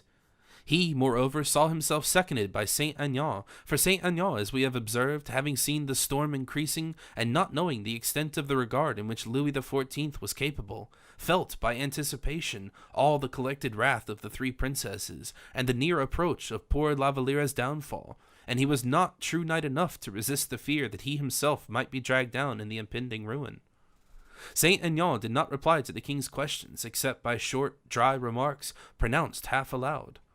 and by abrupt gestures whose object was to make things worse and bring about a misunderstanding, the result of which would be to free him from the annoyance of having to cross the courtyards in open day in order to follow his illustrious companion to La Valliere's apartments. In the meantime, the king's anger momentarily increased. He made 2 or 3 steps toward the door as if to leave the room, but returned. The young girl did not, however, raise her head, although the sound of his footsteps might have warned her that her lover was leaving her. He drew himself up for a moment before her with his arms crossed. "For the last time, mademoiselle," he said, "will you speak? Will you assign a reason for this change, this fickleness, for this caprice?" "What can I say?" murmured La Valliere. "Do you not see, sire, that I am completely overwhelmed at this moment, that I have no power of will or thought or speech?" "Is it so difficult, then, to speak the truth? You could have told me the whole truth in fewer words than those which you have expressed yourself." "But the truth about what, sire?" "About everything." La Valliere was just on the point of revealing the truth to the king. Her arms made a sudden movement as if they were about to open, but her lips remained silent, and her hands again fell listlessly by her side. The poor girl had not yet endured sufficient unhappiness to risk the necessary revelation. "I know nothing," she stammered out. "Oh," exclaimed the king, "this is no longer mere coquetry or caprice, it is treason." And this time nothing could restrain him. The impulse of his heart was not sufficient to induce him to turn back, and he darted out of the room with a gesture full of despair. Saint Aignan followed him, wishing for nothing better than to quit the place. Louis XIV did not pause until he reached the staircase, and grasping the balustrade said, "You see how shamefully I have been duped." "How, sire?" inquired the favorite. "De Guiche fought in the Vicomte de Bragelonne's account, and this Bragelonne, oh, Saint Aignan, she still loves him. I vow to you, Saint Aignan, that if, in 3 days from now, there were to remain an atom of affection for her in my heart, I should die from very shame." And the king resumed his way to his own apartments. "I told your majesty how it would be," murmured Saint Aignan, continuing to follow the king, and timidly glancing up at the different windows. Unfortunately, their return was not, like their arrival, unobserved. A curtain was suddenly drawn aside. Madame was behind it. She had seen the king leave the apartments of the maids of honor, and as soon as she observed that his majesty had passed, she left her own apartments with hurried steps, and ran up the staircase that led to the room the king had just left.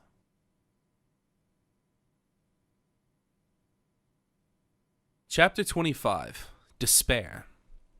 As soon as the king had gone, La Valliere raised herself from the ground, and stretched out her arms as if to follow and detain him, but when having violently closed the door, the sound of his retreating footsteps could be heard in the distance, she had hardly sufficient strength left to totter towards, and fall at the foot of her crucifix. There she remained, broken-hearted, absorbed and overwhelmed by her grief, forgetful and indifferent to everything but her profound sorrow. A grief she only vaguely realized, as though by instinct. In the midst of this wild tumult of thoughts, La Valliere heard her door open again. She started and turned round, thinking it was the king who had returned. She was deceived, however, for it was Madame who appeared at the door.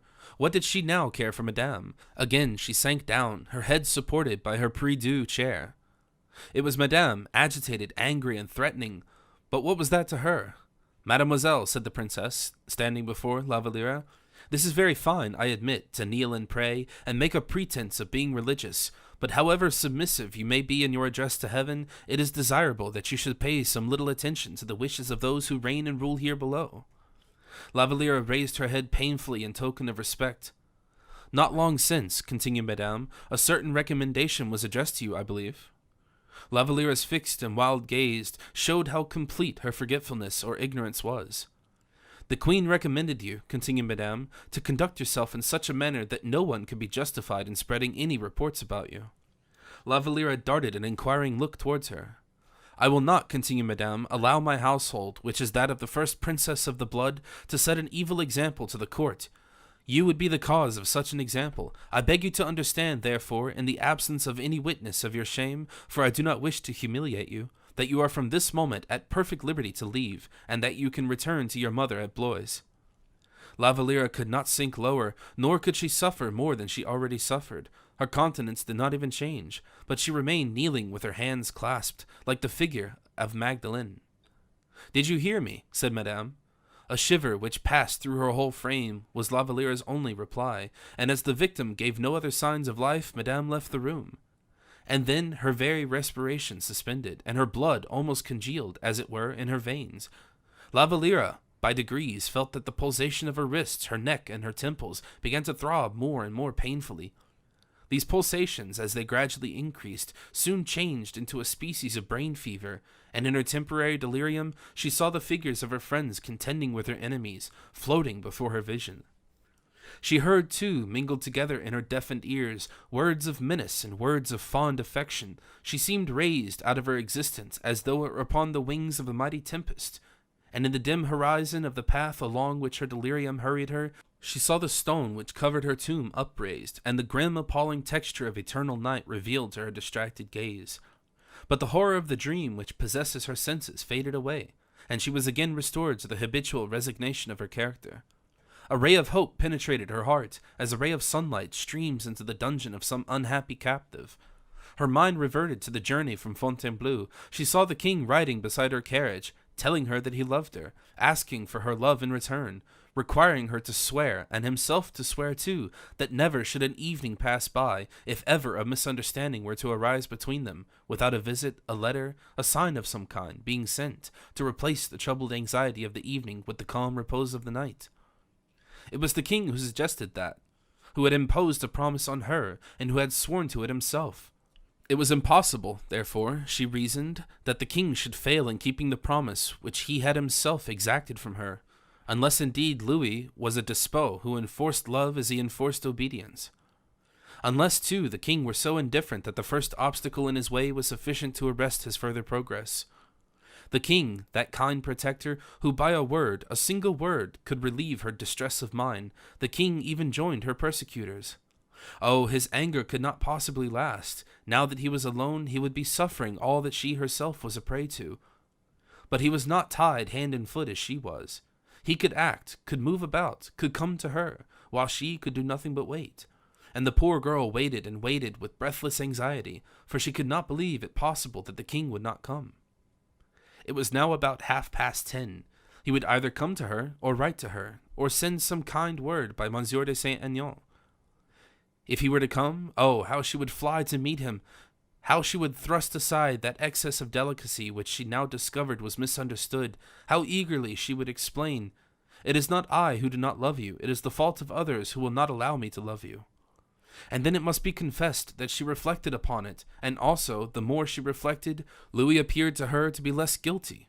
In fact, he was ignorant of everything. What must he have thought of the obstinacy which she remained silent?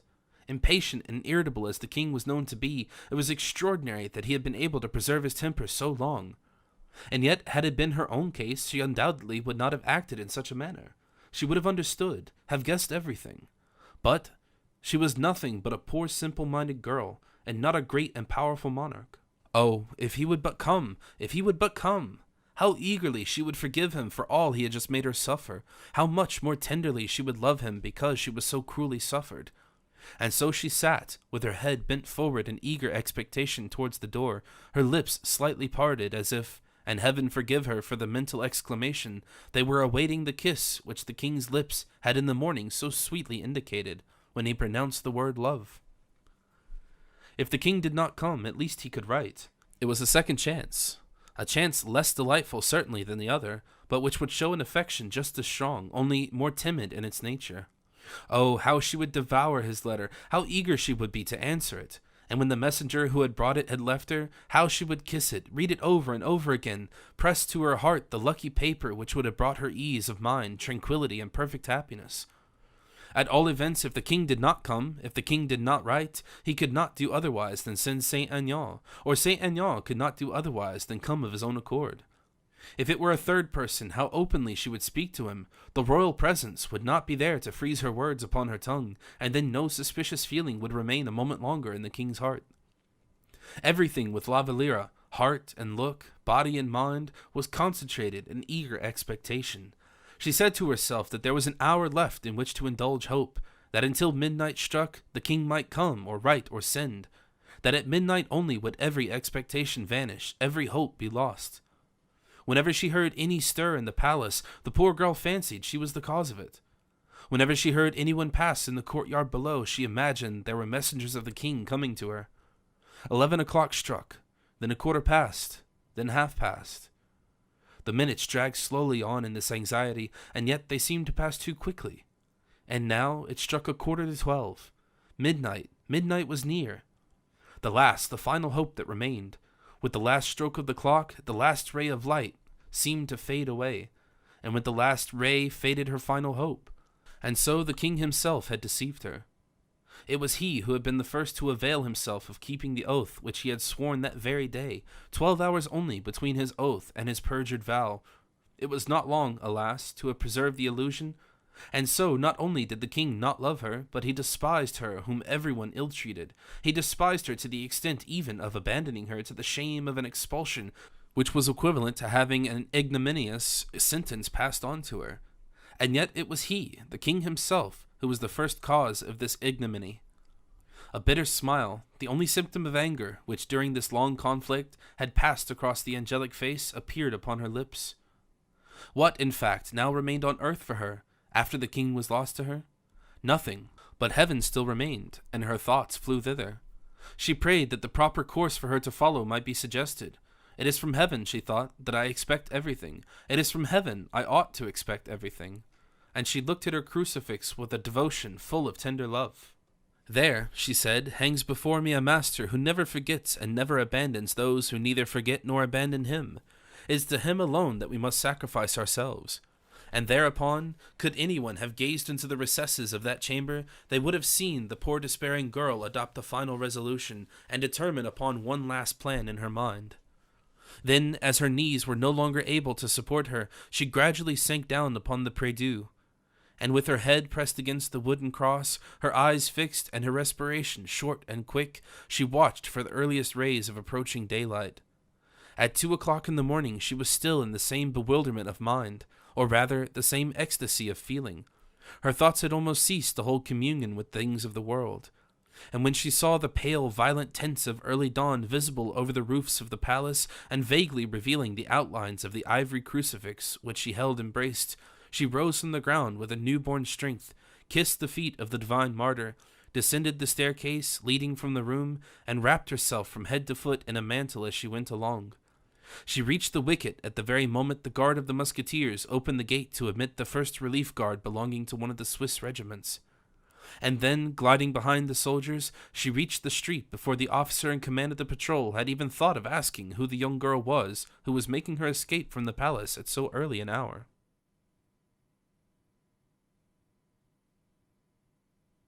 Chapter 26. The Flight. Valliere followed the patrol as it left the courtyard.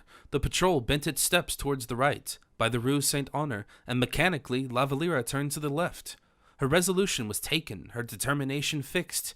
She wished to betake herself to the convent of the Carmelites at Chaillot, the superior of which enjoyed a reputation for severity which made the worldly-minded people of the court tremble.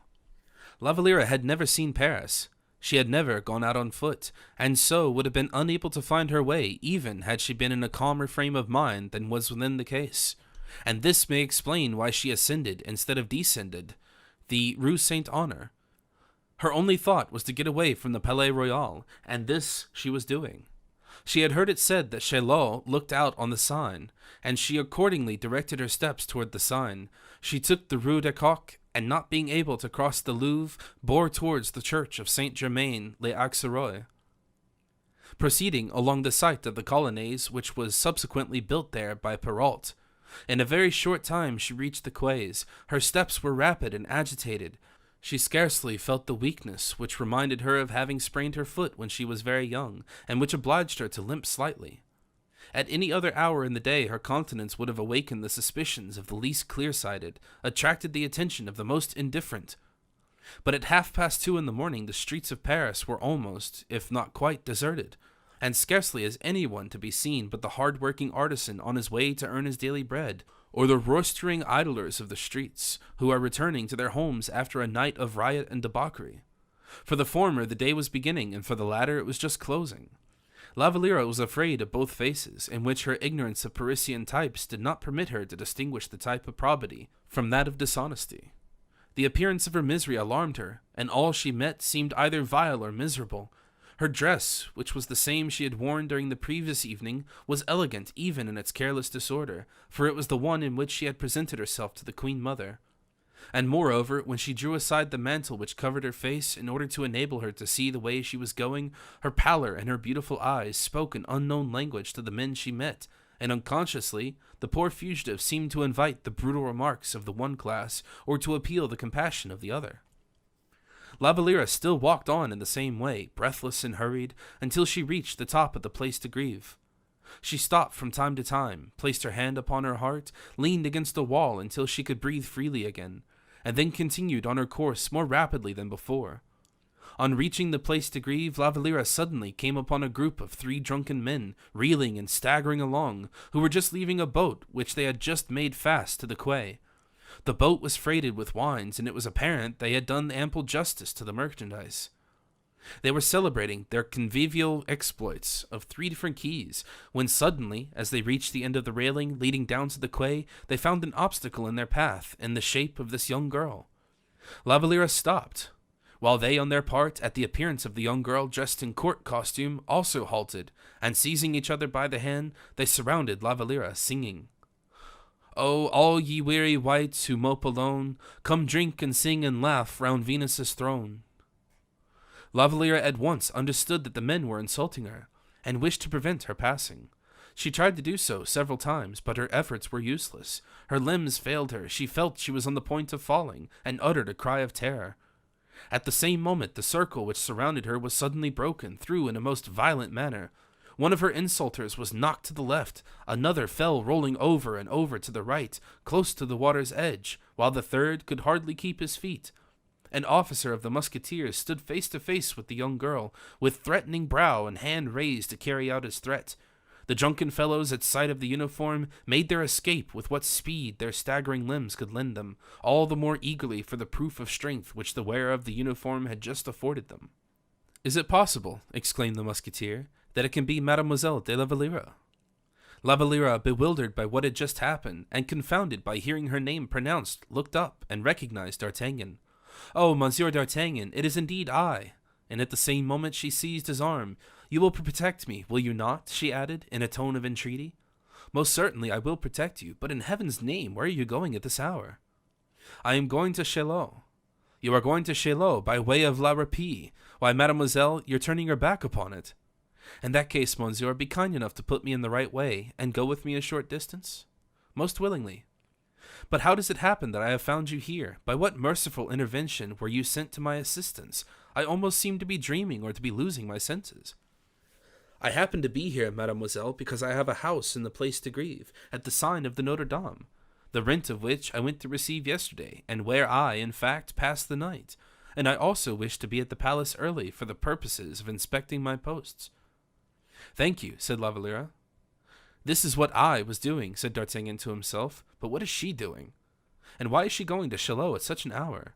And he offered her his arm, which she took, and began to walk with increased precipitation, which ill concealed, however, her weakness. D'Artagnan perceived it, and proposed to La Valliere that she should take a little rest, which she refused.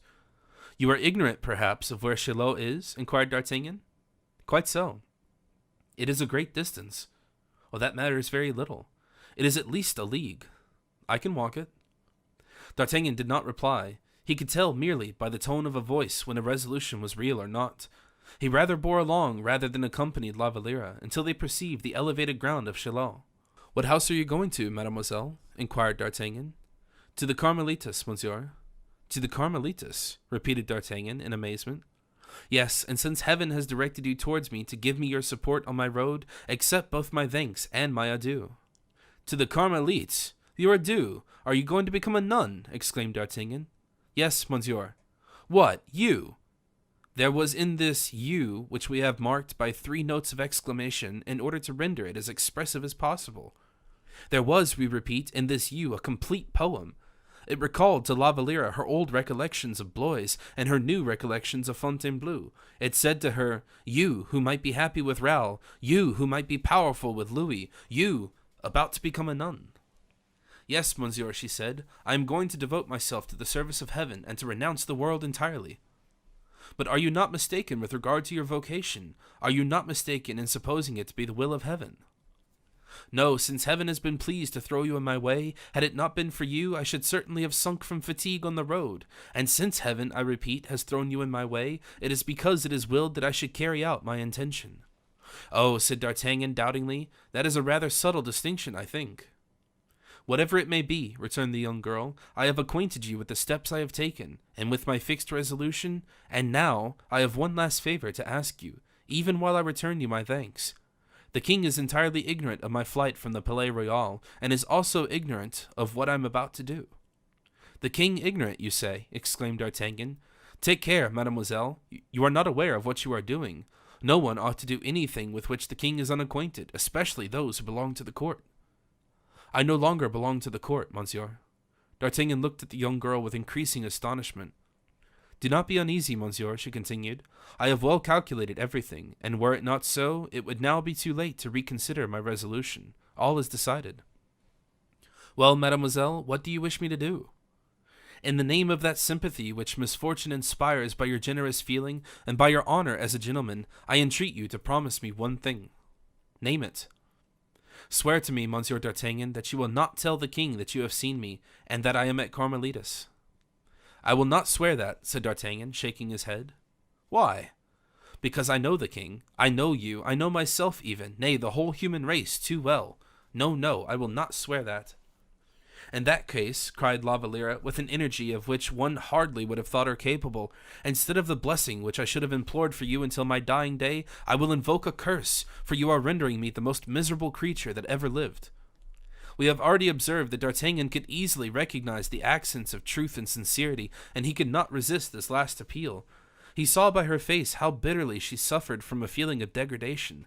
He remarked her trembling limbs, how her whole slight and delicate frame was violently agitated by some internal struggle, and clearly perceived that resistance might be fatal. "I will do as you wish, then," he said. "Be satisfied, mademoiselle, I will say nothing to the king." "Oh, thanks, thanks!" exclaimed La Valliere. "You are the most generous man breathing." And in her extreme delight she seized hold of D'Artagnan's hands and pressed them between her own. D'Artagnan, who felt himself quite overcome, said, "This is touching, upon my word. She begins where others leave off." And La Valliere, who in the bitterness of her distress had sunk upon the ground, rose and walked towards the convent of the Carmelites, which could now in the dawning light be perceived just before them. D'Artagnan followed her at a distance. The entrance door was half open. She glided in like a shadow, and thanking D'Artagnan by a parting gesture, disappeared from his sight. When D'Artagnan found himself quite alone, he reflected very profoundly upon what had just taken place. "Upon my word," he said, "this looks very much like what is called a false position. To keep such a secret as that is to keep a burning coal in one's breeches pocket, and trust that it may not burn the stuff. And yet, not to keep it when I have sworn to do so is dishonorable. It generally happens that some bright idea or other occurs to me as I am going along, but I am very much mistaken if I shall not now have a long way in order to find the solution of this affair. Yes, but which way to go? Oh, towards Paris, of course. That is the best way, after all. Only one must make haste, and in order to make haste 4 legs are better than 2, and I, unhappily, only have 2. A horse, a horse! As I heard them say at the theatre in London, my kingdom for a horse. And now I think of it, it need not cost me so much as that, for at the Barrière de la Conférence there is a guard of musketeers, and instead of the 1 horse I need, I shall find 10. So in pursuance of this resolution, which he adopted with his usual rapidity, D'Artagnan immediately turned his back upon the heights of the Chaillot, reached the guard-house, took the fastest horse he could find there, and was at the palace in less than 10 minutes. It was striking 5 as he reached the Palais Royal. The king, he was told, had gone to bed at his usual hour, having been long engaged with Monsieur Colbert, and in all probability was still sound asleep. "Come," said D'Artagnan, "she spoke the truth. The king is ignorant of everything. If he only knew 1/2 of what has happened, the Palais Royal by this time would be turned upside down."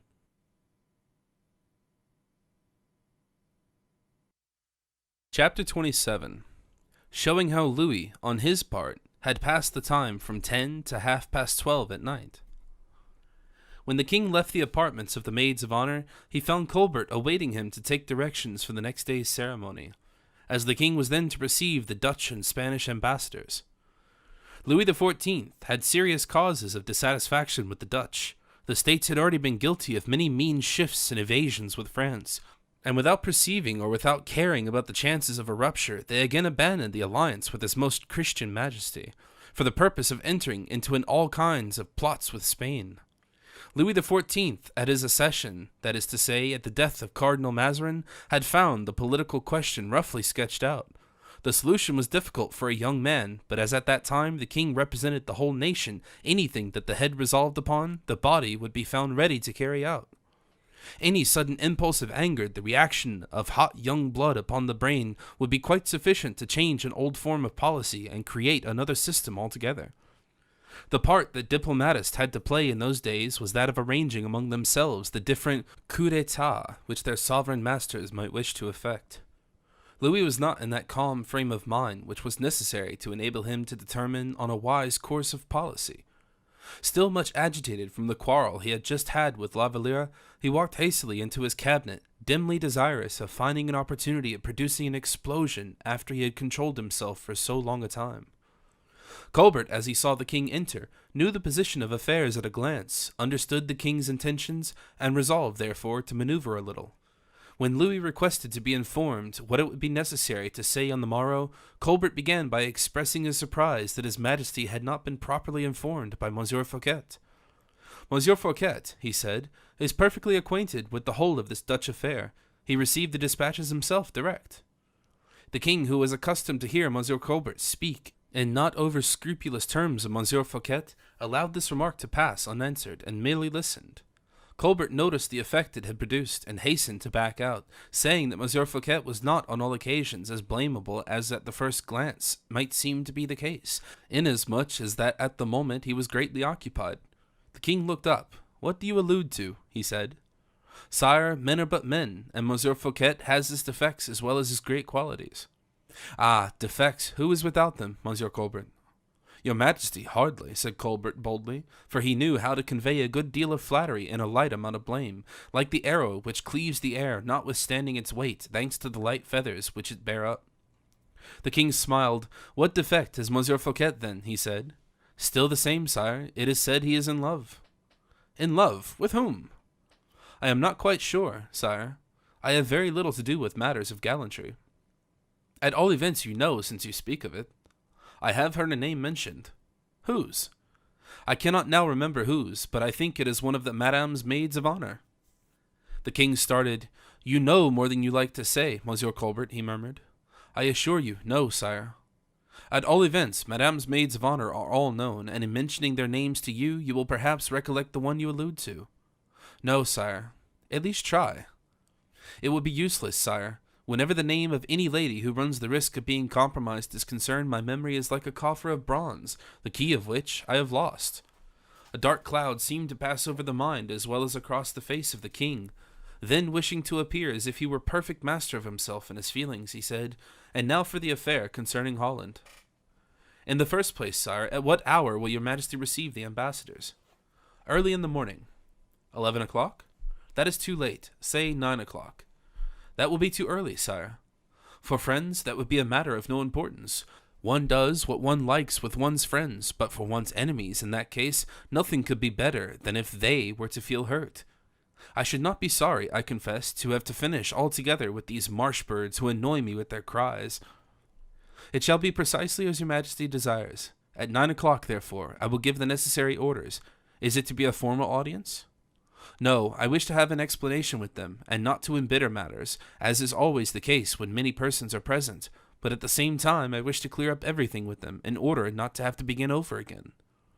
"Your Majesty will inform me of the persons whom you wish to be present at the reception." "I will draw out a list. Let us speak of the ambassadors. What do they want?"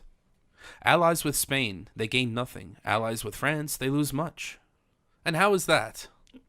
"Allied with Spain, they see themselves bounded and protected by the possessions of their allies. They cannot touch them, however anxious they may be to do so. From Antwerp to Rotterdam is but a step, and that by the way of the Scheldt and the Meuse. If they wish to make a bite of the Spanish cake, you, sire, the son-in-law of the King of Spain, could with your cavalry sweep the earth from your dominions to Brussels in a couple of days. Their design is, therefore, only to quarrel so far with you, and only to make you suspect Spain so far, as will be sufficient to induce you not to interfere with their own affairs." "It would be far more simple, I should imagine," replied the king, "to form a solid alliance with me, by means of which I should gain something, while they would gain everything. Not so, for if by chance they were to have you, or France rather, as a boundary, your majesty is not an agreeable neighbor. Young, ardent, warlike, the king of France might inflict some serious mischief on Holland, especially if he were to get near her." "I perfectly understand, Monsieur Colbert, and you have explained it very clearly, but be good enough to tell me the conclusion you have arrived at." "Your majesty's own decisions are never deficient in wisdom." "What will these ambassadors say to me?" "They will tell your majesty that they are ardently desirous of forming an alliance with you, and which will be a falsehood. They will tell Spain that the three powers ought to unite so as to check the prosperity of England, and that will equally be a falsehood. For at present the natural enemy of your majesty is England, who has ships while we have none. England, who can counteract Dutch influence in India. England, in fact, a monarchical country to which your majesty is attached by ties of relationship." "Good, but how would you answer it?" "I should answer, sire, with the greatest possible moderation of tone, that the disposition of Holland does not seem friendly towards the court of France, that the symptoms of public feeling among the Dutch are alarming as regards your majesty, that certain medals have been struck with insulting devices." "Towards me?" exclaimed the young king excitedly. "Oh, no, sire, no, insulting is not the word, I was mistaken. I ought to have said immeasurably flattering to the Dutch." "Oh, if that be so, the pride of the Dutch is a matter of indifference to me," said the king, sighing. "Your majesty is right, 1,000 times right. However, it is never a mistake in politics. Your majesty knows better than myself to exaggerate a little in order to obtain a concession in your own favor. If your majesty were to complain as if your susceptibility were offended, you would stand in a far higher position with them." "What are these medals you speak of?" inquired Louis, "for if I allude to them, I ought to know what to say." "Upon my word, sire, I cannot very well tell you. Some overweeningly conceited device, that is the sense of it. The words have little to do with the thing itself." "Very good. I will mention the word medal, and they can understand it if they like." "Oh, they will understand without any difficulty. Your majesty can also slip a few words about certain pamphlets which are being circulated." "Never. Pamphlets befoul those who write them much more than those against whom they are written. Monsieur Colbert, I thank you. You can leave now. Do not forget the hour I have fixed, and be there yourself." "Sire, I await your majesty's list." "True," returned the king, and he began to meditate. He had not thought of the list in the least. The clock struck 11:30. The king's face revealed a violent conflict between pride and love. The political conversation had dispelled a good deal of the irritation which Louis had felt, and La Valliere's pale, worn features in his imagination spoke a very different language from that of the Dutch medals or the Batavian pamphlets. He sat for 10 minutes debating with himself whether he should or should not return to La Valliere. But Colbert, having some urgency, respectfully requested that the list might be furnished him. The king was ashamed to be thinking of mere matters of affection, where important state affairs required his attention. He therefore dictated: the Queen Mother, the Queen Madame, Madame de Motteville, Madame de Chatillon, Madame de Nevelis, and for the men, Monsieur le Prince, Monsieur de Gramont, Monsieur de Manicamp, Monsieur de Saint-Aignan, and the officers on duty. "The ministers?" asked Colbert. "As a matter of course, and the secretaries also." "Sire, I will leave at once in order to get everything prepared. The orders will be at the different residences tomorrow." "Say rather today," replied Louis mournfully, as the clock struck 12. It was the very hour when poor La Valliere was almost dying from anguish and bitter suffering. The king's attendants entered, it being the hour of his retirement to his chamber. The queen indeed had been waiting for more than an hour. Louis accordingly retreated to his bedroom with a sigh. But as he sighed, he congratulated himself on his courage, and applauded himself for having been as firm in love as in affairs of state.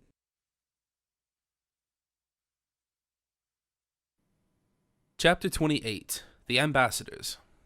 D'Artagnan had, with very few exceptions, learned almost all of the particulars of what we have just been relating, for among his friends he reckoned all the useful, serviceable people in the royal household, officious attendants who were proud of being recognized by the captain of the musketeers, for the captain's influence was very great.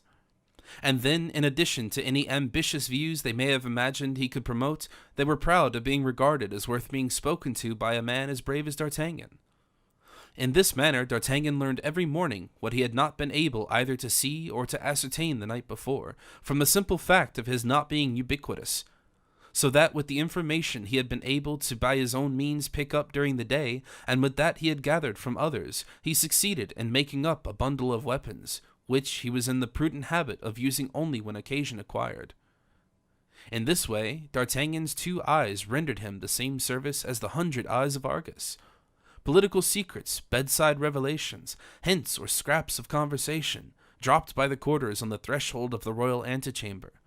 In this way, D'Artagnan managed to ascertain and to store away everything in the vast and impenetrable mausoleum of his memory, by the side of those royal secrets so dearly bought and faithfully preserved. He therefore knew of the king's interview with Colbert, and of the appointment made for the ambassadors in the morning, and consequently that the question of the medals would be brought up for debate. And while he was arranging and constructing the conversation upon a few chance words which had reached his ears, he returned to his post in the royal apartments, so as to be there at the very moment the king awoke. It happened that the king rose very early, proving thereby that he, too, on his side, had slept but indifferently. Towards 7 o'clock he half opened his door very gently. D'Artagnan was at his post.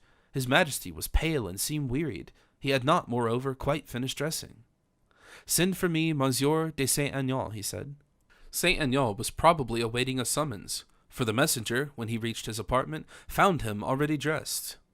Saint-Aignan hastened to the king in obedience to the summons. A moment afterwards the king and Saint-Aignan passed by together, the king walking first. D'Artagnan went to the window which looked out upon the courtyard. He had had no need to put himself to the trouble of watching in what direction the king went, for he had no difficulty in guessing beforehand where his majesty was going. The king, in fact, bent his steps towards the apartments of the maid of honor, a circumstance which in no way astonished D'Artagnan, for he more than suspected, although La Valliere had not breathed a syllable on the subject, that the king had some kind of reparation to make. Saint-Aignan followed him as he had done the previous evening, rather less uneasy in his mind, though still slightly agitated, for he fervently trusted that at 7 o'clock in the morning there might be only himself and the king awake amongst the august guests at the palace. D'Artagnan stood at the window, careless and perfectly calm in his manner. One could almost have sworn that he noticed nothing, and was utterly ignorant who were these 2 hunters after adventures, passing like shadows across the courtyard, wrapped in their cloaks. And yet all the while that D'Artagnan appeared to not be looking at them, he did not for one moment lose sight of them, and while he whistled that old march of the musketeers, which he rarely recalled except under great emergencies, he conjectured and prophesied how terrible would be the storm which would be raised on the king's return. In fact, the king entered La Valliere's apartment and found the room empty and the bed untouched. He began to be alarmed and called out to Montalais, who immediately answered the summons, but her astonishment was equal to the king's. All that she could tell his majesty was that she had fancied she heard La Valliere's weeping during a portion of the night, but knowing that his majesty had paid her a visit, she had not dared to inquire what was the matter. "But," inquired the king, "where do you suppose she is gone?" "Sire," replied Montalais, "Louise is of a very sentimental disposition, and as I have often seen her rise at daybreak in order to go out into the garden, she may perhaps be there now." This appeared probable, and the king immediately ran down the staircase in search of the fugitive. D'Artagnan saw him grow very pale, and talking in an excited manner with his companion as he went towards the gardens, Saint-Aignan following him out of breath.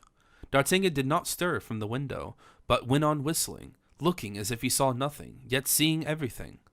"Come, come," he murmured when the king disappeared. "His majesty's passion is stronger than I thought. He is now doing, I think, what he never did for Mademoiselle de Mancini." In a quarter of an hour the king again appeared. He had looked everywhere, was completely out of breath, and as a matter of course had discovered nothing. Saint-Aignan, who still followed, was fanning himself with his hat, and in a gasping voice asking for information about La Valliere from such of the servants as were about, in fact from everyone he met. Among others he came across Manicamp, who had arrived from Fontainebleau by easy stages, for whilst others had performed the journey in 6 hours, he had taken 24. "Have you seen Mademoiselle de la Valliere?" Saint-Aignan asked him, whereupon Manicamp, dreamy and absent as usual, answered, thinking that someone was asking him about the Guiche, "Thank you, the Comte is a little better." And he continued on his way until he reached the antechamber where D'Artagnan was, whom he asked to explain how it was the king looked, as he thought, so bewildered, to which D'Artagnan replied that he was quite mistaken, that the king, on the contrary, was as lively and merry as he could possibly be. In the midst of all this, 8 o'clock struck. It was the usual for the king to take his breakfast at this hour, for the code of etiquette prescribed that the king should always be hungry at 8 o'clock. His breakfast was laid upon a small table in his bedroom, and he waited on the king. He then disposed of several military audiences, during which he dispatched Saint Aignan to see what he could find out. Then, still occupied, full of anxiety, still watching Saint Aignan's return, who had sent out the servants in every direction to make inquiries, and who had gone himself, the hour of 9 struck, and the king forthwith passed into his large cabinet. As the clock was striking 9, the ambassadors entered, and as it finished, the 2 queens and Madame made their appearance. There were 3 ambassadors from Holland and 2 from Spain. The king glanced at them and then bowed, and at the same moment Saint Aignan entered, an entrance which the king regarded as far more important, in a different sense, however, than that of the ambassadors, however numerous they might be and from whatever country they came. And so, setting everything aside, the king made a sign of interrogation to Saint Aignan, which the latter answered by a most decisive negative. The king almost entirely lost his courage, but as the queens, the members of the nobility who were present, and the ambassadors had their fixed eyes upon him, he overcame his emotion by a violent effort, and invited the latter to speak. Whereupon, one of the Spanish deputies made a long oration, in which he boasted the advantages which the Spanish alliance would offer. The king interrupted him, saying, "Monsieur, I trust that whatever is best for France must be exceedingly advantageous for Spain." This remark, and particularly the peremptory tone in which it was pronounced, made the ambassadors pale and brought the color into the cheeks of the 2 queens, who, being Spanish, felt wounded in their pride of relationship and nationality by this reply. The Dutch ambassador then began to address himself to the king, and complained of the injurious suspicions which the king exhibited against the government of his country. The king interrupted him, saying, "It is very singular, monsieur, that you should come with any complaint, when it is I, rather, who have reason to be dissatisfied, and yet you see I do not complain." "Complain, sire, and in what respect?" The king smiled bitterly. "Will you blame me, monsieur," he said, "if I should happen to entertain suspicions against a government which authorizes and protects international impertinence?" "Sire!" "I tell you," resumed the king, exciting himself by a recollection of his own personal annoyance, rather than from political grounds, "that Holland is a land of refuge for all who hate me, and especially for all who malign me." "Oh, sire!" "You wish for proofs, perhaps? Very good, they can be had easily enough. Whence proceed all those vile and insolent pamphlets which represent me as a monarch without glory and without authority? Your printing presses groan under their number. If my secretaries were here, I would mention the titles of the works as well as the names of the printers." "Sire," replied the ambassador, "a pamphlet can hardly be regarded as the work of a whole nation. It is just, is it reasonable, that a great and powerful monarch like your majesty should render a whole nation responsible for the crime of a few madmen, who are perhaps only scribbling in a garret a few sous to buy bread for their family? That may be the case, I admit, but when the mint itself at Amsterdam strikes off medals which reflect disgrace upon me, is that also the crime of a few madmen?" "Medals?" stammered out the ambassador. "Medals," repeated the king, looking at Colbert. "Your majesty," the ambassador ventured, "should be quite sure." The king still looked at Colbert, but Colbert appeared not to understand him, and maintained an unbroken silence, notwithstanding the king's repeated hints. D'Artagnan then approached the king, and taking a piece of money out of his pocket, he placed it in the king's hands, saying, "This is the medal your majesty alludes to." The king looked at it, and with a look which, ever since he had become his own master, was ever piercing as the eagle's, observed an insulting device representing Holland arresting the progress of the sun, with this inscription, "In conspectu meo sterit sol." "In my presence the sun stands still," exclaimed the king furiously. "Ah, you will hardly deny it now, I suppose." "And the sun," said D'Artagnan, "is this," as he pointed to the panels of the cabinet, where the sun was brilliantly represented in every direction, with this motto, "Nec pluribus impar." Louis' anger, increased by the bitterness of his own personal sufferings, hardly required this additional circumstance to foment it. Everyone saw from the kindling passion in the king's eyes that an explosion was imminent. A look from Colbert kept postponed the bursting of the storm. The ambassador ventured to frame excuses by saying that the vanity of nations was a matter of little consequence, that Holland was proud that with such limited resources she had maintained her rank as a great nation, even against powerful monarchs, and that if a little smoke had intoxicated his countrymen, the king would be kindly disposed, and would even excuse this intoxication. The king seemed as if he would be glad of some suggestion. He looked at Colbert, who remained impassible. Then at D'Artagnan, who simply shrugged his shoulders, a movement which was like the opening of the floodgates, whereby the king's anger, which he had restrained for so long a period, now burst forth. As no one knew what direction his anger might take, all preserved a dead silence. The second ambassador took advantage of it to begin his excuses also. While he was speaking, and while the king, who had again gradually returned to his own personal reflections, was automatically listening to the voice full of nervous anxiety, with the air of an absent man listening to the murmuring of a cascade, D'Artagnan, on whose left hand Saint Aignan was standing, approached the latter, and in a voice which was loud enough to reach the king's ears, said, "Have you heard the news?" "What news?" said Saint Aignan. "About La Valliere." The king started and advanced his head. "What has happened to La Valliere?" inquired Saint Aignan in a tone which can be easily imagined. "Ah, poor girl, she is going to take the veil." "The veil!" exclaimed Saint Aignan. "The veil!" cried the king, in the midst of the ambassador's discourse, but then mindful of the rules of etiquette, he mastered himself, still listening, however, with rapt attention. "What order?" inquired Saint Aignan. "The Carmelites of Chaillot." "Who the deuce told you that?" "She did herself." "Have you seen her, then?" "Nay, I even went with her to the Carmelites." The king did not lose a syllable of this conversation, and again he could hardly control his feelings. "But what was the cause of her flight?" inquired Saint Aignan. "Because the poor girl was driven away from the court yesterday," replied D'Artagnan.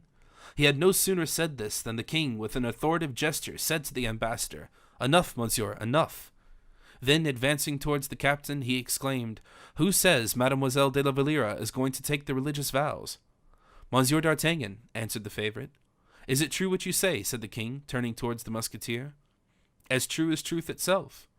The king clenched his hands and turned pale. "You have something further to add, Monsieur D'Artagnan?" he said. "I know nothing more, sire." "You added that Mademoiselle de la Valliere had been driven away from the court." "Yes, sire." "Is that true also?" "Ascertain for yourself, sire." "And from whom?" "Ah," sighed D'Artagnan, like a man who is declining to say anything further. The king almost bounded from his seat, regardless of ambassadors, ministers, courtiers, queens, and politics. The queen mother rose. She had heard everything, or, if she had not heard everything, she had guessed it. Madame, almost fainting from anger and fear, endeavored to rise as the queen mother had done, but she sank down again upon her chair, which by an instinctive movement she made roll back a few paces. "Gentlemen," said the king, "the audience is over. I will communicate my answer, or rather my will, to Spain and to Holland." And with a proud, imperious gesture, he dismissed the ambassadors. "Take care, my son," said the queen mother indignantly. "You are hardly master of yourself, I think." "Ah, madame," returned the young lion with a terrible gesture, "if I am not master of myself, I will be, I promise you, and of those who do me a deadly injury. Come with me, Monsieur D'Artagnan, come." And he quitted the room in the midst of general stupefaction and dismay. The king hastily descended the staircase, and was about to cross the courtyard. "Sire," said D'Artagnan, "your majesty mistakes the way." "No, I am going to the stables." "That is useless, sire, for I have horses ready for your majesty." The king's only answer was a look, but this look promised more than the ambition of 3 D'Artagnans could have dared to hope.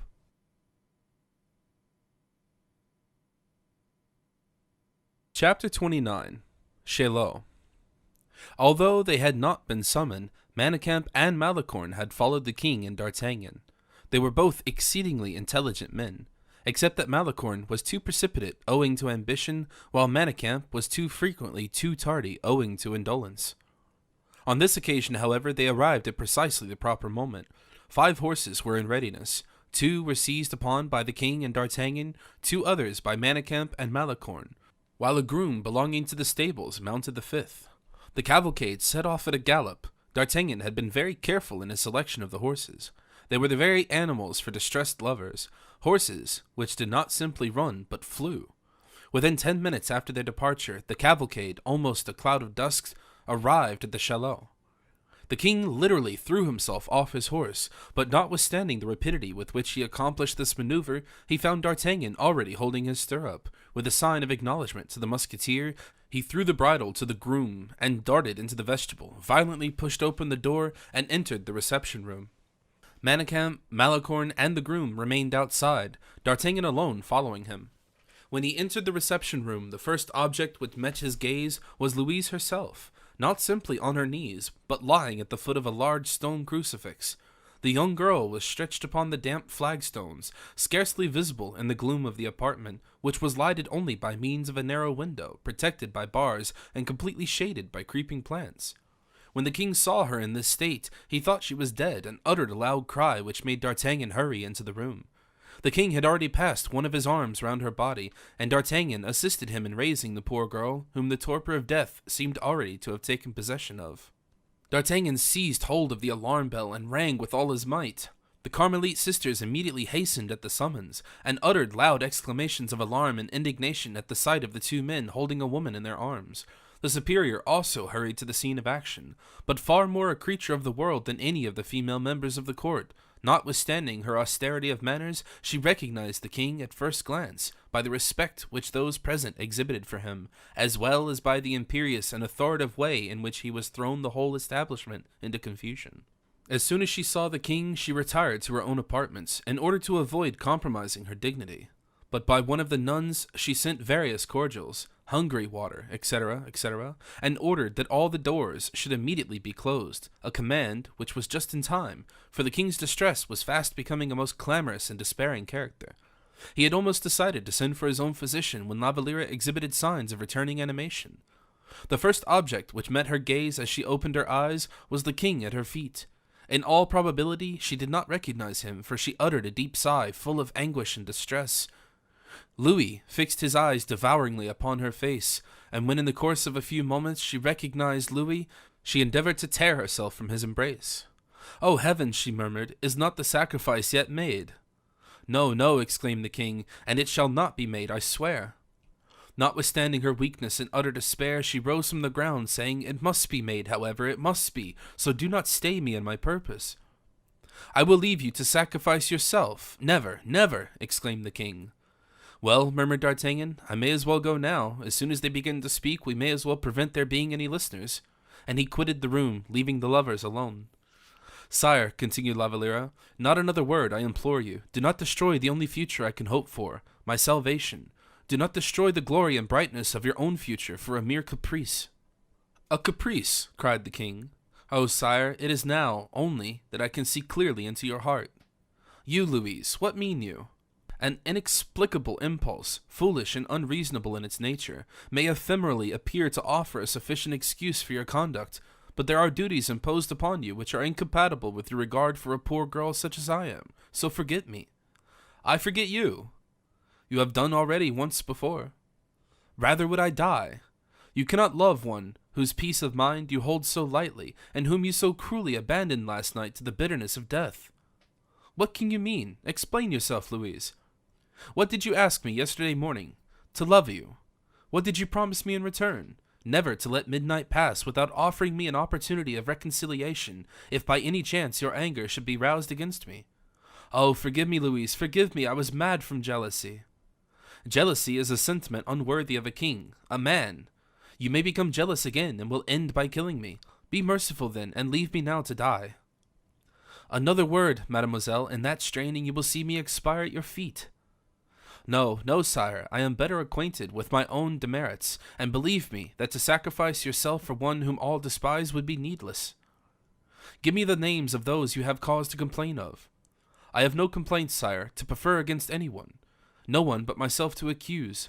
Farewell, sire, you are compromising yourself in speaking to me in such a manner." "Oh, be careful, Louise, in what you say, for you are reducing me to the darkness of despair." "Oh, sire, sire, leave me at least the protection of heaven, I implore you." "No, no. Heaven itself shall not tear you from me." "Save me, then," cried the poor girl, "from those determined and pitiless enemies who are thirsting to annihilate my life and honor too. If you have courage enough to love me, show at least that you have power enough to defend me. But no, she whom you say you love, others insult and mock and drive shamelessly away, and the gentle-hearted girl, forced by her own bitter distress to accuse others, wrung her hands in an uncontrollable agony of tears." "You have been driven away," exclaimed the king. "This is the second time I have heard that said." "I have been driven away with shame and ignominy, sire. You see, then, that I have no other protector but heaven, no consolation but prayer, and this cloister is my only refuge." "My palace, my whole court, shall be your park of peace. Oh, fear nothing further now, Louise. Those, be they men or women, who yesterday drove you away, shall tomorrow tremble before you. Tomorrow, do I say? Nay, this very day I have already shown my displeasure, have already threatened.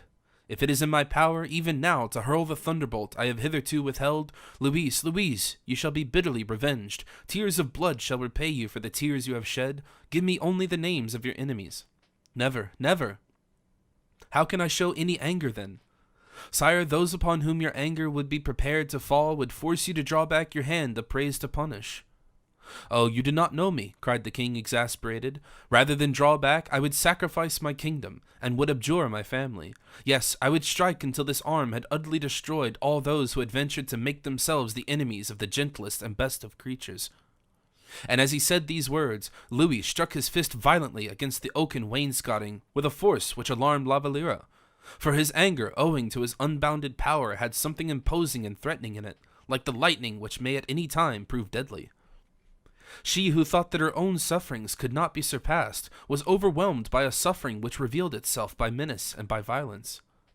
Sire, she said, for the last time I implore you to leave me. Already do I feel strengthened by the calm seclusion of this asylum, and the protection of heaven has reassured me. For all the pretty, human meanness of this world are forgotten beneath the divine protection. Once more then, sire, and for the last time, I again implore you to leave me. Confess, rather, cried Louis, that you never loved me. Admit that my humility and my repentance are flattering to your pride, but that my distress affects you not, and that the king of this wide realm is no longer regarded as a lover whose tenderness of devotion is capable of working out your happiness, but as a despot whose caprice has crushed your very heart beneath his iron heel. Do not say you are seeking heaven, say rather you are fleeing from the king. Louise's heart was wrung within her as she listened to this passionate utterance, which made the fever of hope course once more through her very veins. But did you not hear me say I have been driven away, scorned, despised? I will make you the most respected and most adored and the most envied of my whole court. Prove to me that you have not ceased to love me. In what way? By leaving me. I will prove it to you by never leaving you again. But do you imagine, sire, that I shall allow that? Do you imagine that I will let you come to an open rupture with every member of your family? Do you imagine that for my sake you could abandon mother, wife, and sister? Ah, you have named them then, at last. It is they, then, who have wrought this grievous injury? By the heaven above us, then, upon them my anger shall fall. That is the reason why the future terrifies me, why I refuse everything, why I do not wish that you revenge me. Tears enough have been shed, sufficient sorrow and affliction have already been occasioned. I, at least, will never be the cause of sorrow or affliction or distress to whomsoever it may be, for I have mourned and suffered and wept too much myself. And do you count my sufferings, my tears, as nothing? In heaven's name, sire, do not speak to me in that manner. I need all my courage to enable me to accomplish the sacrifice. Louise, Louise, I implore you, whatever you desire, whatever you command, whatever vengeance or forgiveness your slightest wish shall be obeyed, but do not abandon me. Alas, sire, we must part. You do not love me, then. Heaven knows I do. It is false, Louise, it is false. Oh, sire, if I did not love you, I should let you do what you please. I should let you revenge me, in return for the insult which has been inflicted on me. I should accept the brilliant triumph to my pride which you propose, and yet you cannot deny that I reject even the sweet compensation of your affection. That affection which for me is life itself, for I wished to die when I thought that you loved me no longer. Yes, yes, I now know, I now perceive it. You are the sweetest, best, and purest of women.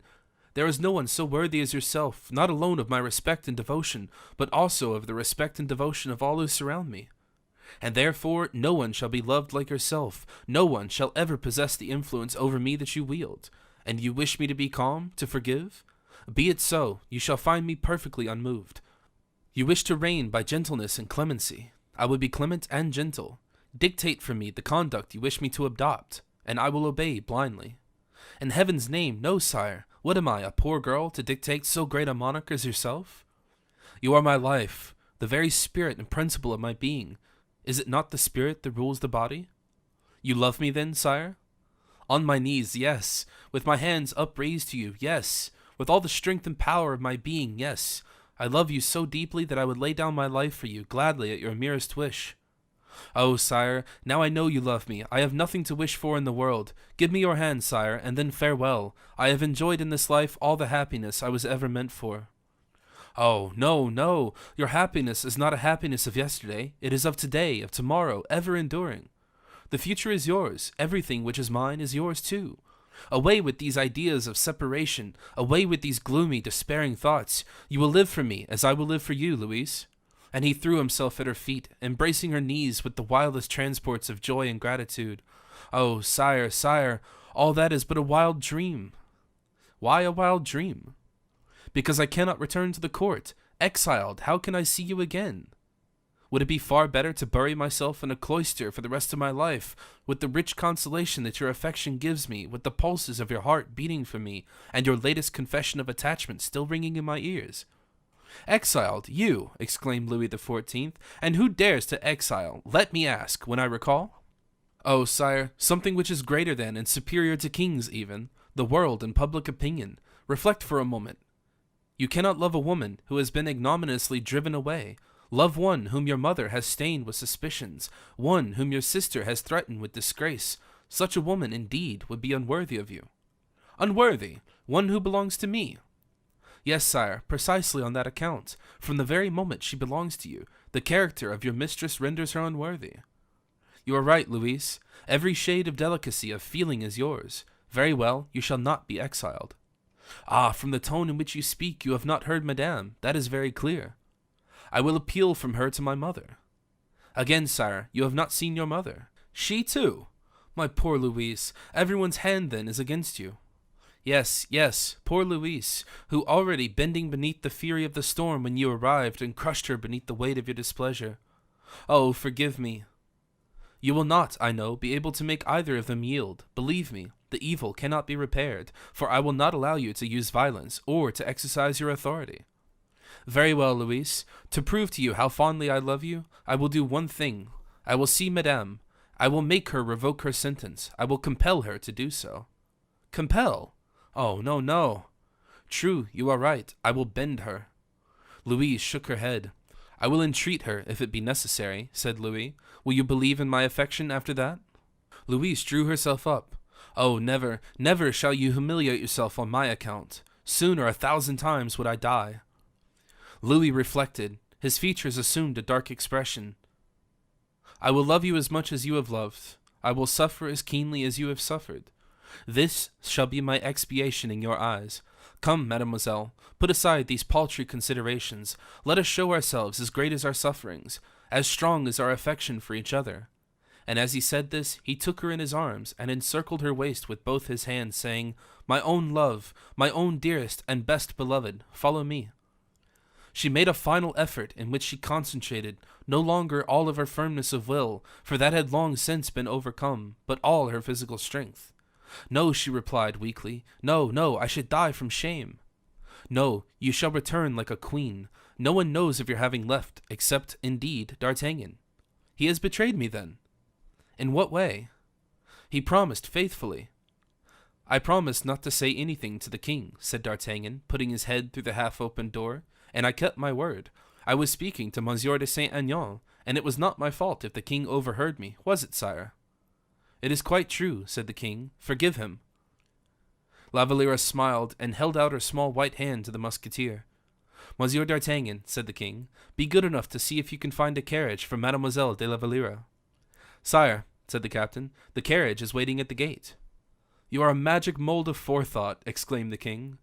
You have taken a long time to find it out, muttered D'Artagnan, notwithstanding he was flattered by the praise bestowed upon him. La Valliere was overcome. After a little further hesitation, she allowed herself to be led away, half fainting by her royal lover.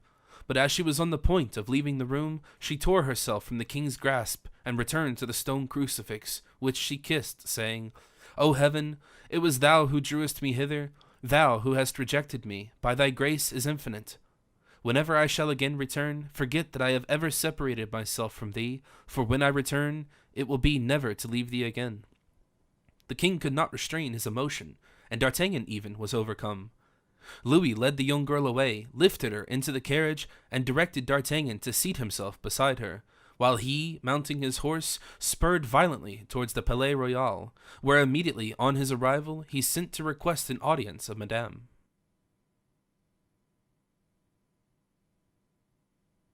Chapter 30. Madame. From the manner in which the king had dismissed the ambassadors, even the least clear-sighted persons belonging to the court imagined war would ensue. The ambassadors themselves, but slightly acquainted with the king's domestic disturbances, had interpreted as directed against themselves the celebrated sentence, "If I be not master of myself, I, at least, will be so of those who insult me." Happily for the destinies of France and Holland, Colbert had followed them out of the king's presence for the purpose of explaining matters to them.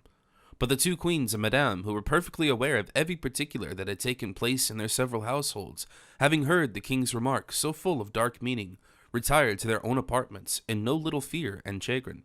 Madame especially felt that the royal anger might fall upon her, and as she was brave and exceedingly proud, instead of seeking support and encouragement from the queen mother, she had returned to her own apartments, if not without some uneasiness, at least without any intention of avoiding an encounter.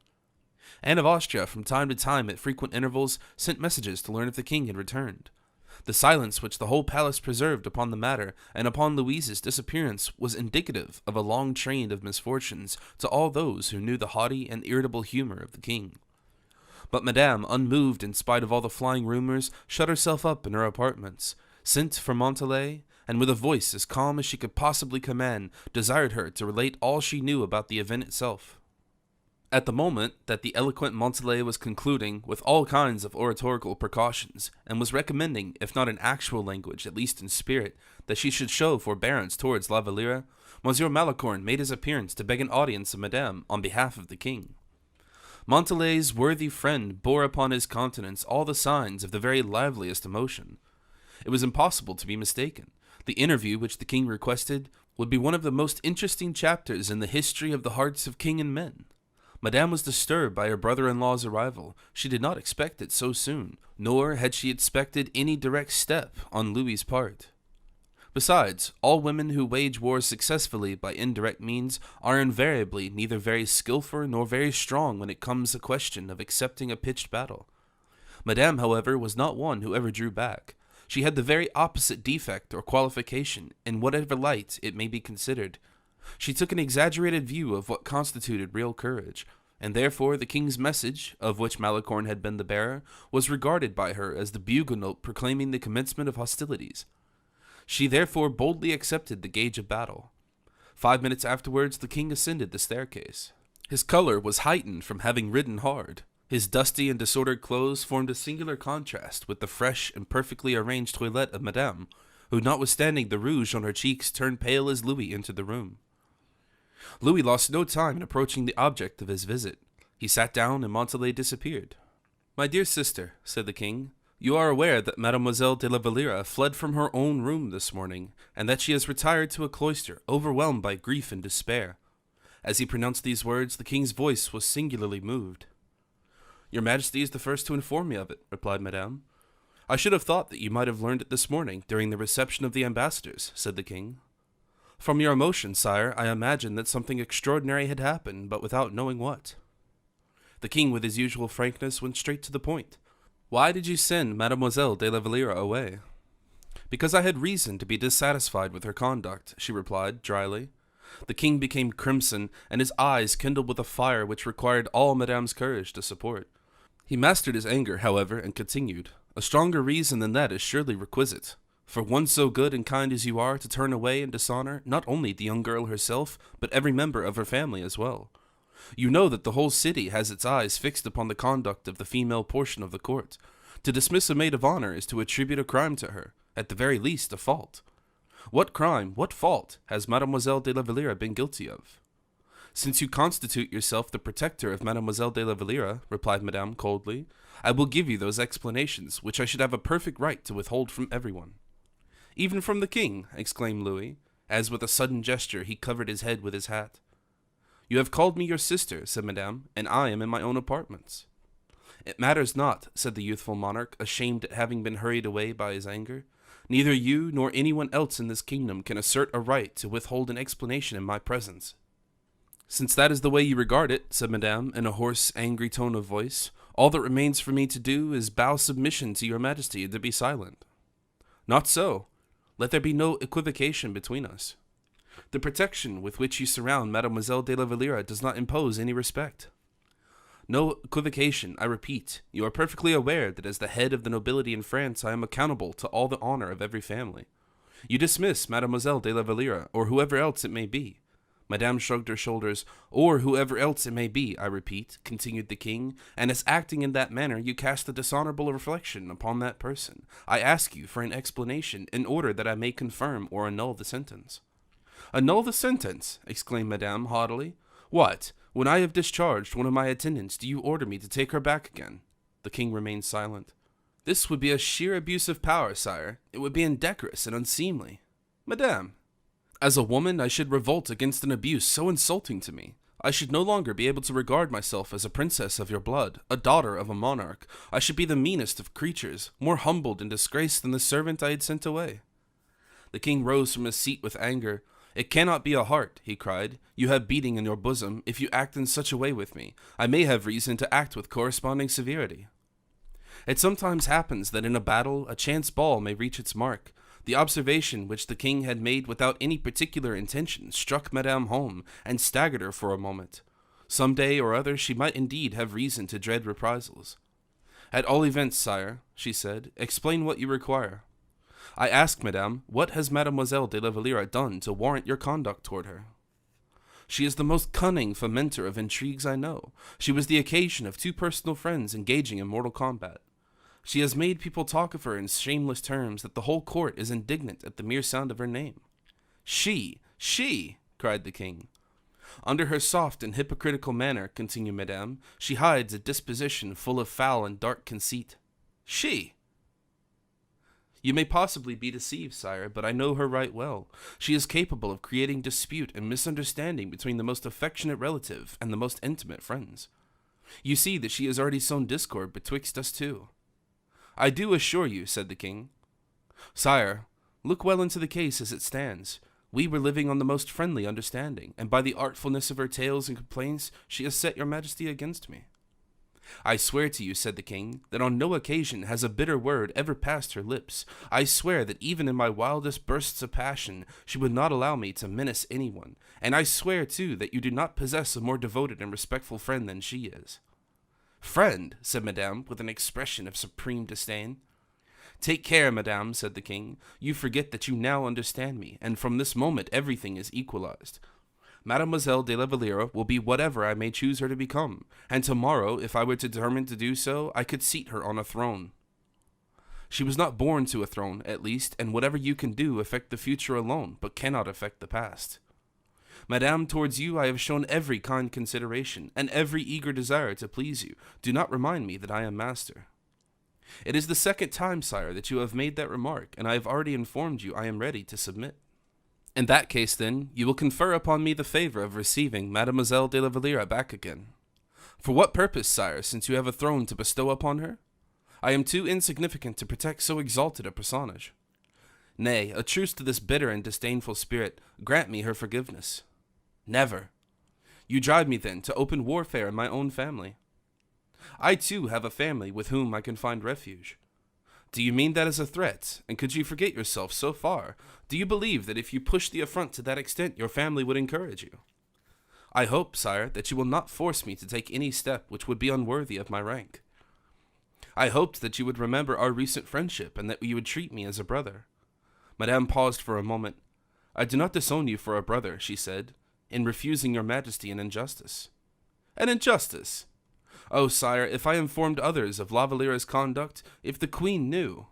Come, Henrietta, let your heart speak. Remember that for however brief a time you once loved me. Remember, too, that human hearts should be as merciful as the heart of a sovereign master. Do not be inflexible with others. Forgive La Valliere. I cannot. She has offended me. But for my sake. Sire, it is for your sake I would do anything in the world, except that. You will drive me to despair. You compel me to turn the last resource of weak people and seek counsel of my angry and wrathful disposition. I advise you to be reasonable. Reasonable? I can be so no longer. Nay, sire, I pray you. For pity's sake, Henrietta, it is the first time I entreated anyone, and I have no hope in anyone but in you. Oh, sire, you are weeping. From rage, from humiliation, that I, the king, should have been obliged to descend to entreaty. I shall hate this moment during my whole life. You have made me suffer in one moment more distress and more degradation than I could have anticipated in the greatest extremity in life. And the king rose and gave free vent to his tears, which in fact were tears of anger and shame. Madame was not touched exactly, for the best women, when their pride is hurt, are without pity, but she was afraid that the tears the king was shedding might possibly carry away every soft and tender feeling in his heart. Give what commands you please, sire, she said, and since you prefer my humiliation to your own, although mine is public and yours has been witnessed but by myself alone, speak, and I will obey your majesty. No, no, Henrietta, exclaimed Louis, transported with gratitude, you will have yielded to a brother's wishes. I no longer have any brother, since I obey. All that I have would be too little in return. How passionately you love, sire, when you do love. Louis did not answer. He had seized upon Madame's hand and covered it with kisses. And so you will receive this poor girl back again, and will forgive her? You will find how gentle and pure-hearted she is. I will maintain her in my household. No, you will give her your friendship, my sister. I never liked her. Well, for my sake, you will treat her kindly, will you not, Henrietta? I will treat her as your mistress. The king rose suddenly to his feet. By this word, which had so infelicitously escaped her, Madame had destroyed the whole merit of her sacrifice. The king felt freed from all obligations. Exasperated beyond measure and bitterly offended, he replied, I thank you, Madame. I shall never forget the service you have rendered me. And saluting her with an affection of ceremony, he took his leave of her. As he passed before a glass, he saw that his eyes were red and angrily stamped his foot on the ground. But it was too late, for Malicorne and D'Artagnan, who were standing at the door, had seen his eyes. The king has been crying, thought Malicorne. D'Artagnan approached the king with a respectful air and said in a low tone of voice, Sire, it would be better to return to your own apartments by the small staircase. Why? Because the dust of the road has left its traces on your face, said D'Artagnan. By heavens, he thought, when the king has given way like a child, let those who look to it, who may make the lady weep for whom the king sheds tears.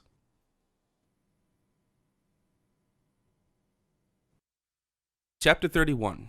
Mademoiselle de la Valliere's Pocket Handkerchief. Madame was not bad-hearted. She was only hasty and impetuous. The king was not imprudent. He was simply in love. Hardly had they entered into this compact, which terminated in La Valliere's recall, when they both sought to make as much as they could by their bargain. The king wished to see La Valliere every moment of the day, while Madame, who was sensible of the king's annoyance ever since he had so entreated her, would not relinquish her revenge on La Valliere without a contest. She planted every conceivable difficulty in the king's path. He was, in fact, obliged, in order to get a glimpse of La Valliere, to be exceedingly devoted in his attentions to his sister-in-law, and this, indeed, was Madame's plan of policy.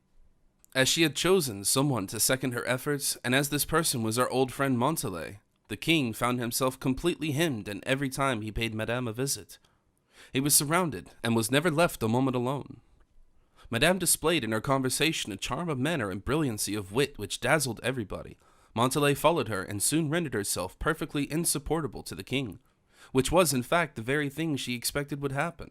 She then set Malicorne at the king, who found means of informing his majesty that there was a young person belonging to the court who was exceedingly miserable. And on the king inquiring who this person was, Malicorne replied that it was Mademoiselle de Montalais. To this the king answered that it was perfectly just that a person should be unhappy when she rendered others so. Whereupon Malicorne explained how matters stood, for he had received his directions from Montalais. The king began to open his eyes. He remarked that, as soon as he made his appearance, Madame left, that she accompanied him back to his own apartments, fearing that he might speak in the antechambers to one of her maids of honor. One evening she went further still. The king was seated, surrounded by the ladies who were present, and holding in his hand, concealed by his lace ruffle, a small note which he wished to slip into La Valliere's hands. Madame guessed both his intention and the letter too. It was difficult to prevent the king going wherever he pleased, and yet it was necessary to prevent his going near La Valliere, or speaking to her, and as by doing so, he could let the note fall into her lap behind her fan, or into her pocket handkerchief. The king, who was also on the watch, suspected that a snare was being laid for him. He rose and pushed his chair, without affectation, near Mademoiselle de Chatillon, with whom he began to talk in a light tone. They were amusing themselves, making rhymes. From Mademoiselle de Chatillon he went to Montalais, and then Mademoiselle de Tonnay-Charente, And thus, by this skillful maneuver, he found himself seated opposite to La Valliere, whom he completely concealed. Madame pretended to be greatly occupied, altering a group of flowers that she was working in tapestry. The king showed the corner of his letter to La Valliere, and the latter held out her handkerchief with a look that signified, "Put the letter inside." Then, as the king had placed his own handkerchief upon his chair, he was adroit enough to let it fall on the ground, so that La Valliere slipped her handkerchief on the chair. The king took it up quietly, without anyone observing what he did, placed the letter within it, and returned the handkerchief to the place he had taken it from. There was only just time for La Valliere to stretch out her hand to take hold of the handkerchief with its valuable contents. But Madame, who had observed everything that had passed, said to Montalais de Chatillon, "Chatillon, be good enough to pick up the king's handkerchief, if you please. It has fallen on the carpet." The young girl obeyed with the utmost precipitation, the king having moved from his seat, and La Valliere being in no little degree nervous and confused. "Ah, I beg your majesty's pardon," said Mademoiselle de Chatillon. "You have two handkerchiefs, I perceive." And the king was accordingly obliged to put into his pocket La Valliere's handkerchief as well as his own. He certainly gains that souvenir of Louise, who lost, however, a copy of verses which had cost the king 10 hours' hard labor, and which, as far as he was concerned, was perhaps as good as a long poem. It would be impossible to describe the king's anger and La Valliere's despair, but shortly afterwards a circumstance occurred which was more than remarkable. When the king left, in order to retire to his own apartments, Malicorne, informed of what had passed, one can hardly tell how, was waiting in the antechamber. The antechambers of the Palais Royal are naturally very dark, and in the evening they were but indifferently lighted. Nothing pleased the king more than this dim light. As a general rule, love, whose mind and heart are constantly in a blaze, contemns all light, except the sunshine of the soul. And so the antechamber was dark. A page carried a torch before the king, who walked on slowly, greatly annoyed at what had recently occurred. Malicorne passed close to the king, almost stumbled against him, in fact, and begged his forgiveness with the profoundest humility. But the king, who was in an exceedingly ill temper, was very sharp in his reproof of Malicorne, who disappeared as soon and as quietly as he possibly could. Louis retired to rest, having had a misunderstanding with the queen, and the next day, as soon as he entered the cabinet, he wished to have La Valliere's handkerchief in order to press his lips to it. He called his valet. "Fetch me," he said, "the coat I wore yesterday evening, but be very sure you do not touch anything it may contain." The order being obeyed, the king himself searched the pocket of the coat. He found only one handkerchief, and that his own, La Valliere's, had disappeared. Whilst busied with all kinds of conjectures and suspicions, a letter was brought to him from La Valliere. It ran thus: "How good and kind of you to have sent me those beautiful verses! How full of ingenuity and perseverance your affection is! How is it possible to help loving you so dearly?" "What does this mean?" thought the king. "There must be some mistake. Look well about," said he to the valet, "for a pocket handkerchief must be in one of my pockets, and if you do not find one, or if you have touched it—" He reflected for a moment. To make a state matter of the loss of the handkerchief would be to act absurdly, and therefore he added, "There was a letter of some importance inside the handkerchief, which had somehow gotten among the folds of it."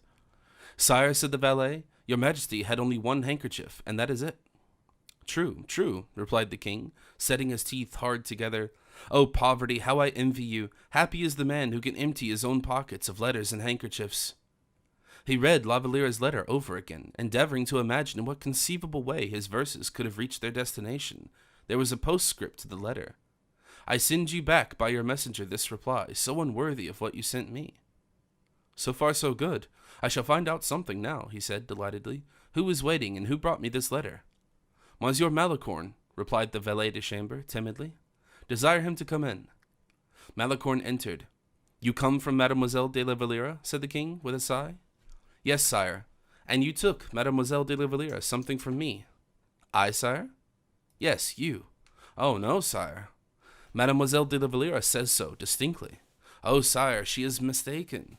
The king frowned. "What jest is this?" he said. "Explain yourself. Why does Mademoiselle de la Valliere call you my messenger? What did you take to that lady? Speak, monsieur, and quickly." "Sire, I merely took Mademoiselle de la Valliere a pocket handkerchief, that was all." "A handkerchief? What handkerchief?" "Sire, at the very moment when I had the misfortune to stumble against your majesty yesterday, a misfortune which I shall deplore to the last day of my life, especially after the dissatisfaction you exhibited. I remained, sire, motionless with despair, your majesty being at too great a distance to hear my excuses, when I saw something white lying on the ground." "Ah," said the king, I stooped down. It was a pocket handkerchief. For a moment, I had an idea that when I stumbled against your majesty, I must have been the cause of the handkerchief falling from your pocket. But as I felt it all over respectfully, I perceived a cipher at one of the corners, and on looking at it closely, I found it was Mademoiselle de la Valliere's cipher. I presumed that on her way to Madame's apartment in the earlier part of the evening she had let her handkerchief fall, and I accordingly hastened to restore it to her as she was leaving. And that is all I gave to Mademoiselle de la Valliere, I entreat your majesty to believe. Malicorne's manner was so simple, so full of contrition, and marked with such extreme humility, that the king was greatly amused in listening to him. He was as pleased with him for what he had done as if he had rendered him the greatest service. "This is the second fortunate meeting I have had with you, monsieur," he said. "You may count upon my good intentions." The plain and sober truth was that Malicorne had picked the king's pocket of the handkerchief as dexterously as any of the pickpockets of the good city of Paris could have done. Madame never knew of this little incident, but Montalais gave La Valliere some idea of the manner in which it had really happened, and La Valliere afterwards told the king, who laughed exceedingly at it and pronounced Malicorne to be a first-rate politician. Louis XIV was right, and it is well known that he was tolerably well acquainted with human nature.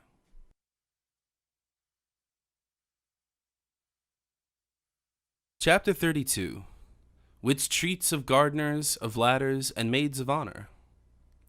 Miracles, unfortunately, could not always be happening, whilst Madame's ill humor still continued. In a week's time, matters had reached such a point that the king could no longer look at La Valliere without a look full of suspicion crossing his own. Whenever a promenade was proposed, Madame, in order to avoid the recurrence of similar scenes to that of the thunderstorm or the royal oak, had a variety of indispositions ready prepared, and thanks to them she was unable to go out, and her maids of honor were obliged to remain indoors as well. There was not the slightest chance of means of paying a nocturnal visit, for in this respect the king had, on the very first occasion, experienced a severe check, which happened in the following manner. As at Fontainebleau, he had taken Saint Aignan with him one evening that he wished to pay La Valliere a visit, but he had found no one but Montalais de Tonnet-Charente, who had begun to call out "fire" and "thieves" in such a manner that a perfect legion of chambermaids, attendants, and pages ran to her assistance, so that Saint Aignan, who had remained behind in order to save the honor of his royal master, who had fled precipitately, was obliged to submit to a severe scolding from the queen mother, as well as from Madame herself. In addition, he had the next morning received 2 challenges from the de Mortemart family, and the king had been obliged to interfere. This mistake had been owing to the circumstance of Madame having suddenly ordered a change in the apartments of her maids of honor, and directed La Valliere and Montalais to sleep in her own cabinet. No gateway, therefore, was longer any open, not even communication by letter. To write under the eyes of so ferocious an Argus as Madame, whose temper and disposition were so uncertain, was to run the risk of exposure to the greatest danger.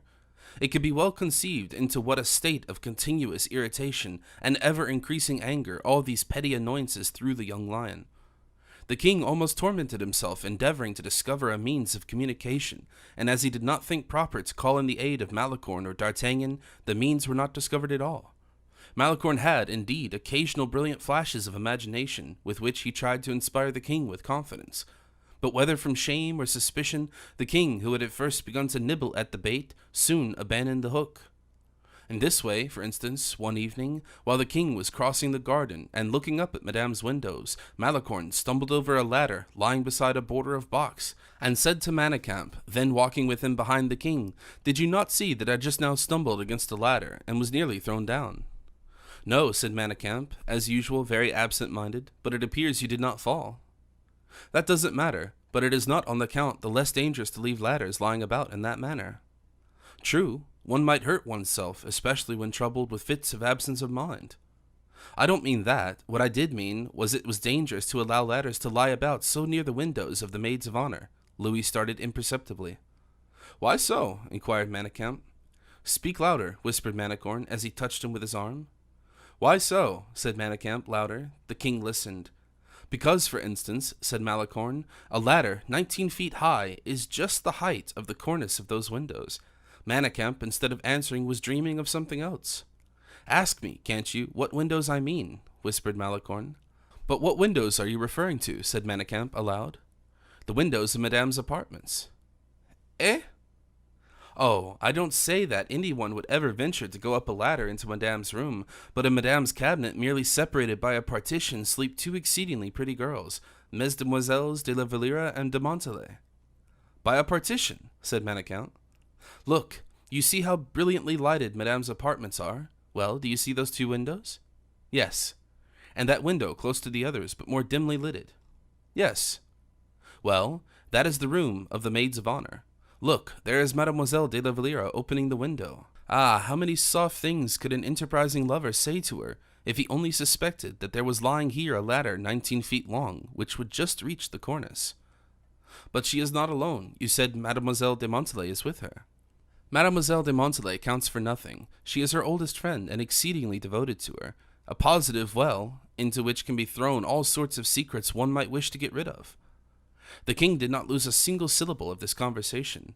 Malicorne even remarked that His Majesty slackened his pace in order to give him time to finish, so that when they arrived at the door, Louis dismissed everyone with the exception of Malicorne, a circumstance which excited no surprise, for it was known that the king was in love, and they suspected he was going to compose some verses by moonlight. And although there was no moon that evening, the king might nevertheless have some verses to compose. Everyone therefore took his leave, and immediately afterwards the king turned towards Malicorne, who respectfully waited until His Majesty should address him. What were you saying just now about a ladder, Monsieur Malicorne? He asked. Did I say anything about ladders, sire? Said Malicorne, looking up as if in search of words which had flown away. Yes, of a ladder 19 feet long. Oh, yes, sire, I remember, but I spoke to Monsieur Manicamp, and I should not have said a word had I known your Majesty was near enough to hear us. And why would you not have said a word? Because I should not have liked to get the gardener into a scrap who left it there, poor fellow. Don't make yourself uneasy on that account. What is this ladder like? If your Majesty wishes to see it, nothing is easier, for there it is. In that box hedge? Exactly. Well, show it to me. Malicorne turned back and led the king up to the ladder, saying, This is it, sire. Pull it this way a little. When Malicorne had brought the ladder out to the gravel walk, the king began to step its whole length. He said, You say it is 19 feet long? Yes, sire. 19 feet is rather long. I hardly believe it can be so long as that. You cannot judge very correctly with the ladder in that position, sire. If it were upright, against a tree or a wall, for instance, you would be better able to judge, because the comparison would assist you a good deal. Oh, it does not matter, Monsieur Malicorne, but I can hardly believe that the ladder is 19 feet high. I know how accurate your Majesty's glance is, and yet I would wager. The king shook his head. There is one unanswerable means of verifying it, said Malicorne. And what is that? Everyone knows, sire, that the ground floor of the palace is 18 feet high. True, that is very well known. Well, sire, if I place the ladder against the wall, we shall be able to ascertain. True. Malicorne took up the ladder like a feather and placed it upright against the wall, and in order to try the experiment, he chose, or chance perhaps directed him to choose, the very window of the cabinet where La Valliere was. The ladder just reached the edge of the cornice, that is to say, the sill of the window, so that by standing upon the last round but one of the ladder, a man of about the middle height, as the king was, for instance, could easily talk with those who might be in the room. Hardly had the ladder been properly placed when the king, dropping the assumed part he had been playing in the comedy, began to ascend the rounds of the ladder, which Malicorne held at the bottom. But hardly had he completed half the distance when a patrol of Swiss guards appeared in the garden and advanced straight towards them.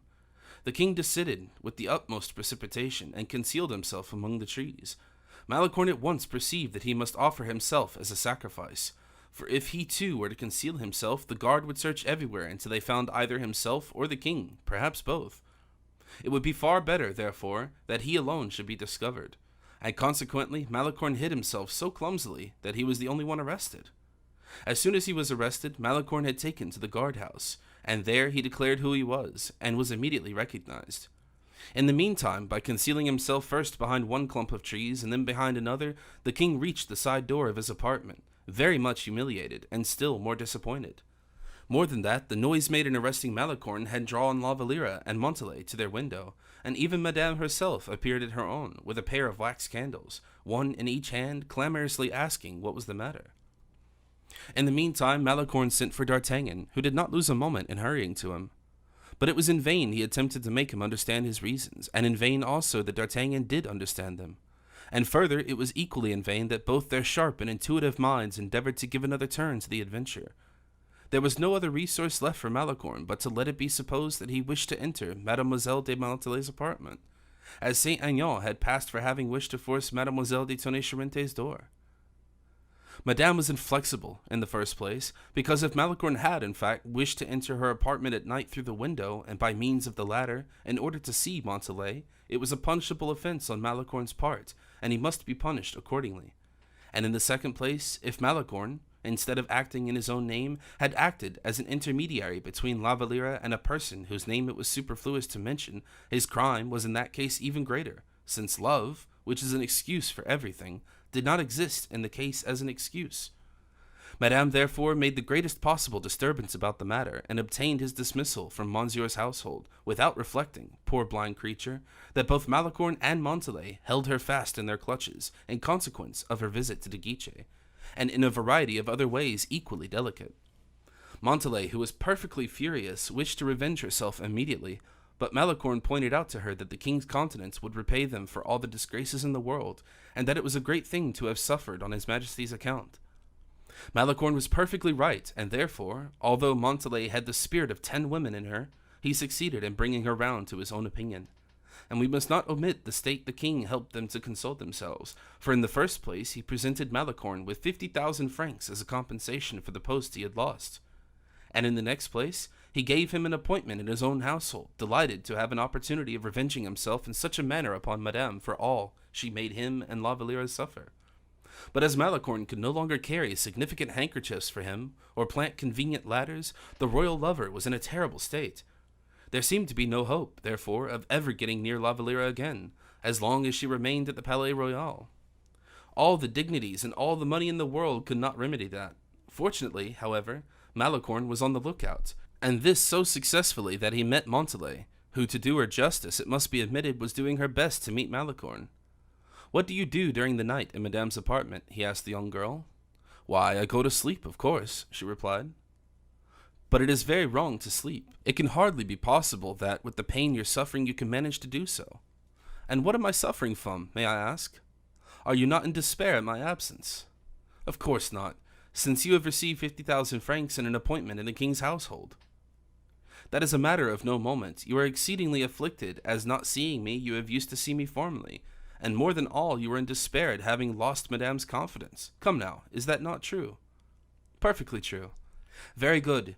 Your distress of mind prevents you sleeping at night, and so you sob and sigh and blow your nose 10 times every minute as loud as possible.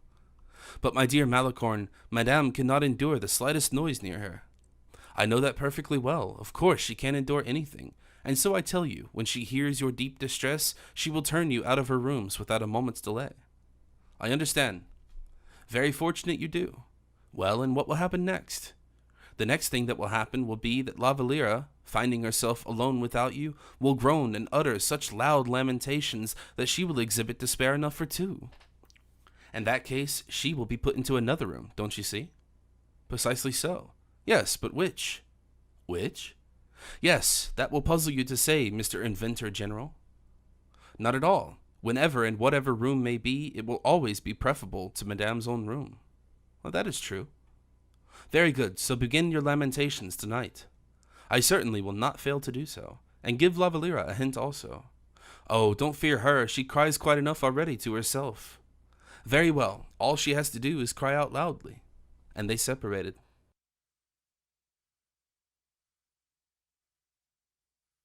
Chapter 33, which treats of carpentry operations, and furnishes details upon the mode of constructing staircases. The advice which had been given to Montalais was communicated by her to La Valliere, who could not but acknowledge that it was by no means deficient in judgment, and who, after a certain amount of resistance, rising rather from timidity than indifference to the project, resolved to put it into execution. This story of the 2 girls weeping and filling Madame's bedroom with the noisiest lamentations was Malicorne's chef-d'oeuvre, as nothing is so probable as improbability, so natural as romance. This kind of Arabian Nights story succeeded perfectly with Madame. The first thing she did was to send Montalais away, and then 3 days, or rather 3 nights afterwards, she had La Valliere removed. She gave the latter one of the small rooms on the top story, situated immediately over the apartments allotted to the gentlemen of Monsieur's suite.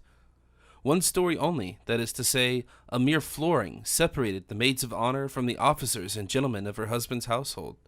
A private staircase, which was placed under Madame de Nevele's surveillance, was the only means of communication. For greater safety, Madame de Nivelles, who had heard of His Majesty's previous attempts, had the windows of the rooms and the openings of the chimneys carefully barred. There was, therefore, every possible security provided for Mademoiselle de la Valliere, whose room now bore more resemblance to a cage than to anything else. When Mademoiselle de la Valliere was in her own room, and she was there very frequently, for Madame scarcely ever had any occasion for her services, since she once knew she was safe under Madame de Nivelles' inspection, Mademoiselle de la Valliere had no better means of amusing herself than looking through the bars of her windows. It happened, therefore, that one morning, as she was looking out as usual, she perceived Malicorne at one of the windows exactly opposite to her own. He held a carpenter's rule in his hand, was surveying the buildings, and seemed to be adding up some figures on paper. La Valliere recognized Malicorne and nodded to him. Malicorne in his turn replied by a formal bow and disappeared from the window. She was surprised at this marked coolness, so different from his usual unfailing good humor, but she remembered that he had lost his appointment on her account, and that he could hardly be very amiably disposed towards her, since in all probability she never would be in a position to make him any recompense for what he had lost. She knew how to forgive offenses, and with still more readiness she could sympathize with misfortune. La Valliere would have asked Montalais her opinion if she had been within hearing, but she was absent, it being the hour she commonly devoted to her own correspondence. Suddenly, La Valliere observed something thrown from the window where Malicorne had been standing, pass across the open space which separated the iron bars, and roll upon the floor. She advanced with no little curiosity towards this object, and picked it up. It was a wooden reel for silk, only in this instance, instead of silk, a piece of paper was rolled around it. La Valliere unrolled and read it as follows: Mademoiselle, I am exceedingly anxious to learn two things. The first is, to know if the flooring of your apartment is wood or brick. The second, to ascertain at what distance your bed is placed from the window. Forgive my importunity, and you will be good enough to send me an answer by the same way you received this letter. That is to say, by means of the silk winder, only instead of throwing it into my room as I have thrown it into yours, which will be too difficult for you to attempt, have the goodness merely to let it fall. Believe me, mademoiselle, your most humble, most respectful servant, Malicorne. Write the reply, if you please, upon the letter itself. Ah, poor fellow, exclaimed La Valliere, he must have gone out of his mind, and she directed towards her correspondent, of whom she caught but a faint glimpse in consequence of the darkness of the room, a look full of compassionate consideration. Malicorne understood her, and shook his head as if he meant to say, No, no, I am not out of my mind, be quite satisfied. She smiled as if still in doubt. No, no, he signified by a gesture, my head is right, and pointed to his head. Then after moving his hand like a man who writes very rapidly, he put his hands together as if entreating her to write. La Valliere, even if he were mad, saw no impropriety in doing what Malicorne requested her. She took a pencil and wrote wood, and then walked slowly from her window to her bed and wrote 6 paces. And having done this, she looked out again at Malicorne, who bowed to her, signifying that he was about to descend. La Valliere understood that it was to pick up the silk winder. She approached the window, and in accordance with Malicorne's instructions, let it fall. The winder was still rolling along the flagstones as Malicorne started after it, overtook and picked it up, and beginning to peel it, as a monkey would do a nut, he ran straight towards Monsieur de Saint-Aignan's apartment. Saint-Aignan had chosen, or rather solicited, that his rooms might be as near the king as possible, as certain plants seek the sun's ray in order to develop themselves more luxuriantly. His apartment consisted of 2 rooms, and that portion of the palace occupied by Louis XIV himself. Monsieur de Saint-Aignan was very proud of his proximity, which afforded easy access to his majesty, and more than that, the favor of occasional unexpected meetings. At the moment we are now referring to, he was engaged in having both his rooms magnificently carpeted, with expectation of receiving the honor of frequent visits from the king. For his majesty, since his passion for La Valliere, had chosen Saint-Aignan as his confidant, and could not in fact do without him either night or day. Malicorne introduced himself to the Comte, and met with no difficulties, because he had been favorably noticed by the king, and also because the credit which one man may happen to enjoy is always a bait for others. Saint-Aignan asked his visitor if he brought any news with him. Yes, great news, replied the latter. Ah, said Saint-Aignan, what is it? Mademoiselle de la Valliere has changed her quarters.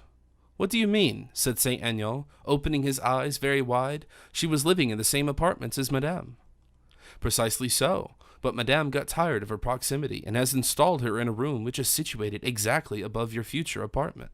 What, up there? exclaimed Saint Aignan with surprise and pointing at the floor above him with his finger. No, said Malicorne, yonder, indicating the building opposite. What do you mean, then, by saying that her room is above my apartment? Because I am sure that your apartment ought, providentially, to be under Mademoiselle de la Valliere's room. Saint Aignan, at this remark, gave poor Malicorne a look similar to one of those La Valliere had already given a quarter of an hour before. That is to say, he thought he had lost his senses. Monsieur, said Malicorne to him, I wish to answer what you are thinking about. What do you mean by, what am I thinking about? My reason is that you have not clearly understood what I came to convey. I admit it. Well then, you are aware that underneath the apartments set for Madame's maids of honor, the gentlemen in attendance on the king and Monsieur are lodged. Yes, I know that, since Manicamp, de Vardis, and others are living there. Precisely. Well, Monsieur, admire the singularity of the circumstance. The 2 rooms destined for Monsieur de Guiche are exactly the very 2 rooms situated underneath those which Mademoiselle de Montalais and Mademoiselle de la Valliere occupy. Well, what then? What then, do you say? Why, these 2 rooms are empty, since Monsieur de Guiche is now lying wounded at Fontainebleau. I assure you, my dear fellow, I cannot grasp your meaning. Well, if I had the happiness to call myself Saint Aignan, I should guess immediately. And what would you do then? I should at once change the rooms I am occupying here for those which Monsieur de Guiche is not using yonder. Can you suppose such a thing? Said Saint Aignan disdainfully. What, abandon the chief post of honor, the proximity to the king, a privilege conceded only to princes of the blood, to dukes and peers? Permit me to tell you, my dear Monsieur de Malicorne, that you must be out of your senses. Monsieur, replied the young man seriously, you commit 2 mistakes. My name is Malicorne, simply, and I am in perfect possession of all my senses. Then drawing a paper from his pocket, he said, Listen to what I am going to say, and afterwards I will show you this paper. I am listening, said Saint Aignan. You know that Madame looks after La Valliere as carefully as Argus did the nymph Io. I do. You know that the king has sought for an opportunity, but uselessly, of speaking to the prisoner, and that neither you nor myself have yet succeeded in procuring him this piece of good fortune. You certainly ought to know something about the subject, my poor Malicorne, said Saint Aignan, smiling. Very good. What do you suppose would happen to the man whose imagination devised some means of bringing the lovers together? Oh, the king would set no bounds to his gratitude. Well, let me ask you then, Monsieur de Saint Aignan, whether you would not be curious to taste a little of this royal gratitude. Certainly, replied Saint Aignan. Any favor of my master as a recognition of the proper discharge of my duty would assuredly be most precious. In that case, look at this paper, Monsieur le Comte. What is it, a plan? Yes, a plan of Monsieur de Guiche's 2 rooms, which in all probability will soon be your 2 rooms. Oh, no, whatever may happen. Why so? Because my rooms are the envy of too many gentlemen, to whom I certainly shall not give them up. Monsieur de Roquelaure, for instance, Monsieur de la Ferte, Monsieur de Dango, would all be anxious to get them. In that case, I shall leave you, Monsieur le Comte, and I shall go and offer to one of those gentlemen the plan I have just shown you, together with the advantages annexed to it. But why do you not keep them for yourself? Inquired Saint Aignan suspiciously. Because the king would never do me the honor of paying me a visit openly, whilst he would readily go and see any of those gentlemen. What, the king would go and see any one of those gentlemen? Go, most certainly he would, 10 times instead of once. Is it possible he can ask me if the king would go to an apartment which would bring him nearer to Mademoiselle de la Valliere? Yes, indeed, delightfully near her, with a floor between them. Malicorne unfolded the piece of paper which had been wrapped around the bobbin. Monsieur le Comte, he said, have the goodness to observe that the flooring of Mademoiselle de la Valliere's room is merely a wooden flooring. Well, all you would have to do would be to get a hold of a journeyman carpenter, lock him up in your apartments without letting him know where you have taken him to, and let him make a hole in your ceiling, and consequently in the flooring of Mademoiselle de la Valliere's room.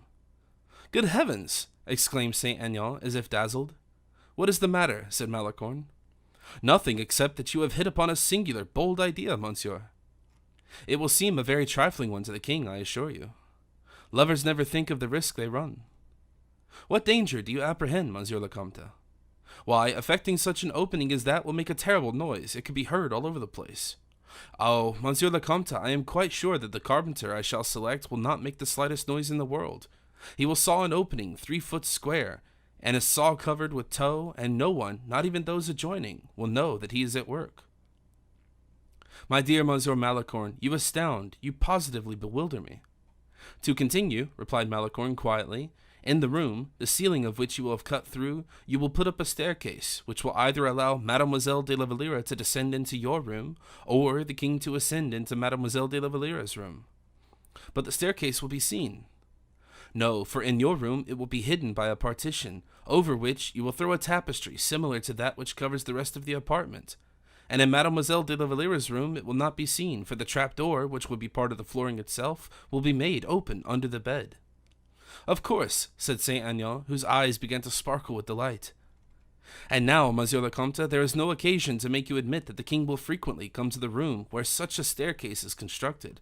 I think that Monsieur Dango, particularly, will be struck by my idea, and I shall now go and explain to him.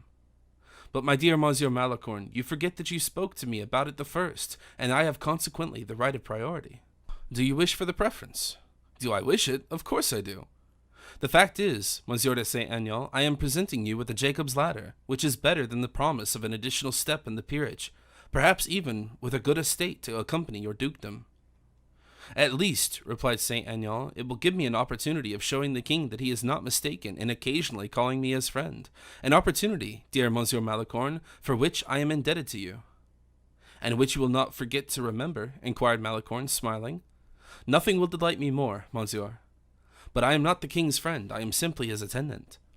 Yes, and if you imagine that the staircase is as good as a dukedom for myself, I will think there will certainly be letters of nobility at the top of it for you. Malicorne bowed. All I have to do now, said Saint Aignan, is to move as soon as possible. I do not think the king will object to it. Ask his permission, however. I will go and see him this very moment, and I will run and get the carpenter I was speaking of. When will he be here? Well, this very evening. Do not forget your precautions. He shall be brought with his eyes bandaged, and I will send you one of my carriages. Without arms, please. And one of my servants, without livery. But stay, what will La Valliere say if she sees what is going on? Oh, I can assure you she would be very much interested in the operation, and I am equally sure that if the king has not courage enough to ascend to her room, she will have sufficient curiosity to come to him. We will live in hope, said Saint Aignan, and now I am off to his majesty. At what time will the carpenter be here? At 8 o'clock. How long do you suppose he will take to make this opening? About a couple of hours. Only afterwards, he must have sufficient time to construct what may be called the hyphen between the two rooms. One night and a portion of the following day will do.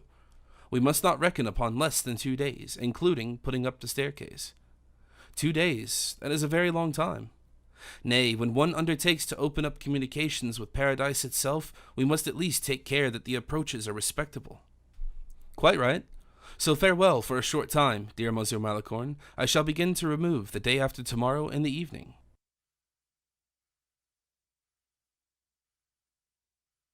Chapter 34. The Promenade by Torchlight.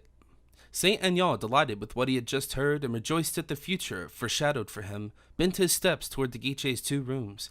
He, a quarter of an hour previously, would hardly yield up his own rooms for 1,000,000 francs, was now ready to expend 1,000,000, if it were necessary, upon the acquisition of the 2 happy rooms he coveted so eagerly. But he did not meet with so many obstacles. Monsieur de Guichet did not yet know where he was about to lodge, and besides, was still too far ill to trouble himself with his lodgings, and so Saint Aignan obtained de Guichet's 2 rooms without difficulty. As for Monsieur Dango, he was so immeasurably delighted that he did not even give himself the trouble to think whether Saint Aignan had any particular reason for removing. Within an hour after Saint Aignan's new resolution, he was in possession of the 2 rooms, and 10 minutes later Malicorne entered, followed by the upholsterers. During this time the king asked for Saint Aignan. The valet ran to his late apartments and found Monsieur Dango there. Dango sent him on to de Guichet's, and Saint Aignan was found there. But a little delay had of course taken place, and the king had already exhibited once or twice evident signs of impatience when Saint Aignan entered his royal master's presence quite out of breath. "You too abandon me then," said Louis XIV, in a similar tone of lamentation to that which Caesar, 1800 years previously, had pronounced the Aide de Coq. "Sire, I am far from abandoning you, for on the contrary, I am busily occupied in changing my lodgings." "What do you mean? I thought you had finished moving 3 days ago." "Yes, sire, but I don't find myself comfortable where I am, so I'm going to change to the opposite side of the building." Was I not right when I said you were abandoning me?" exclaimed the king. "Oh, this exceeds all endurance. But so it is. There was only one woman for whom my heart cared at all, and all my family is leagued together to tear her from me. And my friend, to whom I confided my distress, and who helped me to bear up under it, has become wearied of my complaints and is going to leave me without even asking my permission." Saint Aignan began to laugh. The king at once guessed there must be some mystery in this want of respect. "What is it?" cried the king, full of hope. "This, sire, that the friend whom the king calumniates is going to try if he cannot restore to his sovereign the happiness he has lost." "Are you going to let me see La Valliere?" said Louis XIV. "I cannot say so positively, but I hope so." "How? How? Tell me that, Saint Aignan. I wish to know what your project is, and to help you with all my power." "Sire," replied Saint Aignan, "I cannot, even myself, tell very well how I must set about attaining success, but I have every reason to believe that from tomorrow—" "Tomorrow, do you say? What happiness! But why are you changing your rooms?" "In order to serve your majesty to better advantage." "How can your moving serve me?" "Do you happen to know where the 2 rooms destined for De Guiche are situated?" "Yes." "Well, your majesty now knows where I am going." "Very likely, but that does not help me." "What, is it possible that you do not understand, sire, that above De Guiche's lodgings are 2 rooms, one of which is Mademoiselle de Montalais, and the other—" "La Valliere's, is it not so, Saint Aignan?" "Oh, yes, yes, it is a brilliant idea, Saint Aignan, a true friend's idea, a poet's idea. By bringing me nearer her from whom the world seems to unite to separate me, you are far more than Pylades was for Orestes, or Patroclus for Achilles." "Sire," said Saint Aignan with a smile, "I question whether, if your majesty were to know my projects in their full extent, you would continue to pronounce such a pompous eulogium upon me." "Ah, sire, I know how very different are the epithets which certain Puritans of the court will not fail to apply to me when they learn of what I intend to do for your majesty." "Saint Aignan, I am dying with impatience. I am in a perfect fever. I shall never be able to wait until tomorrow. Tomorrow! Why, tomorrow is an eternity." "And yet, sire, I shall require you, if you please, to go out presently and divert your impatience by a good walk." "With you, agreed. We will talk about your projects. We will talk of her." "Nay, sire, I remain here." "Whom shall I go out with, then?" "With the queen and all the ladies of the court." "Nothing shall induce me to do that, Saint Aignan." "And yet, sire, you must." "Must?"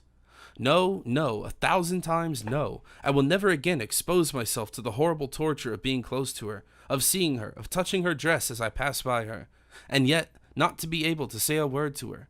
No, I renounce a torture which you suppose will bring me happiness, but which consumes and eats away my very life, to see her in the presence of strangers, and not to tell her that I love her, when my whole being reveals my affection and betrays me to everyone.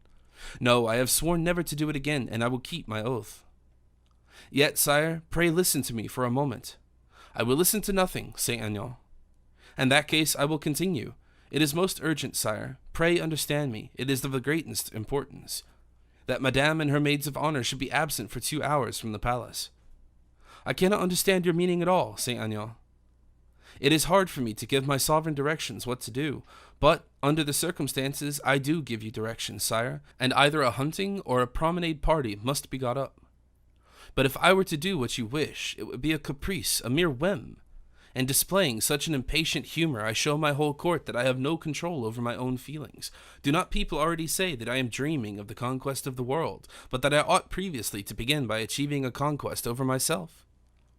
Those who say so, sire, are as insolent as they would like to be thought facetious. But whomever they may be, if your majesty prefers to listen to them, I have nothing further to say. In such a case, that which we have fixed to take place tomorrow must be postponed indefinitely." "Nay, Saint Aignan, I will go out this evening. I will go by torchlight to Saint Germain. I will breakfast there tomorrow, and will return to Paris by 3 o'clock. Will that do?" "Admirably. In that case, I will set out this evening at 8 o'clock. Your majesty has fixed upon the exact minute." "And you positively will tell me nothing more?" "It is because I have nothing more to tell you. Industry counts for something in this world, sire. But still, chance plays so important a part in it that I have been accustomed to leave her the sidewalk, confident that she will manage so as always to take the street." "Well, I abandon myself entirely to you." "And you are quite right." Comforted in this manner, the king went immediately to Madame, to whom he announced the intended expedition.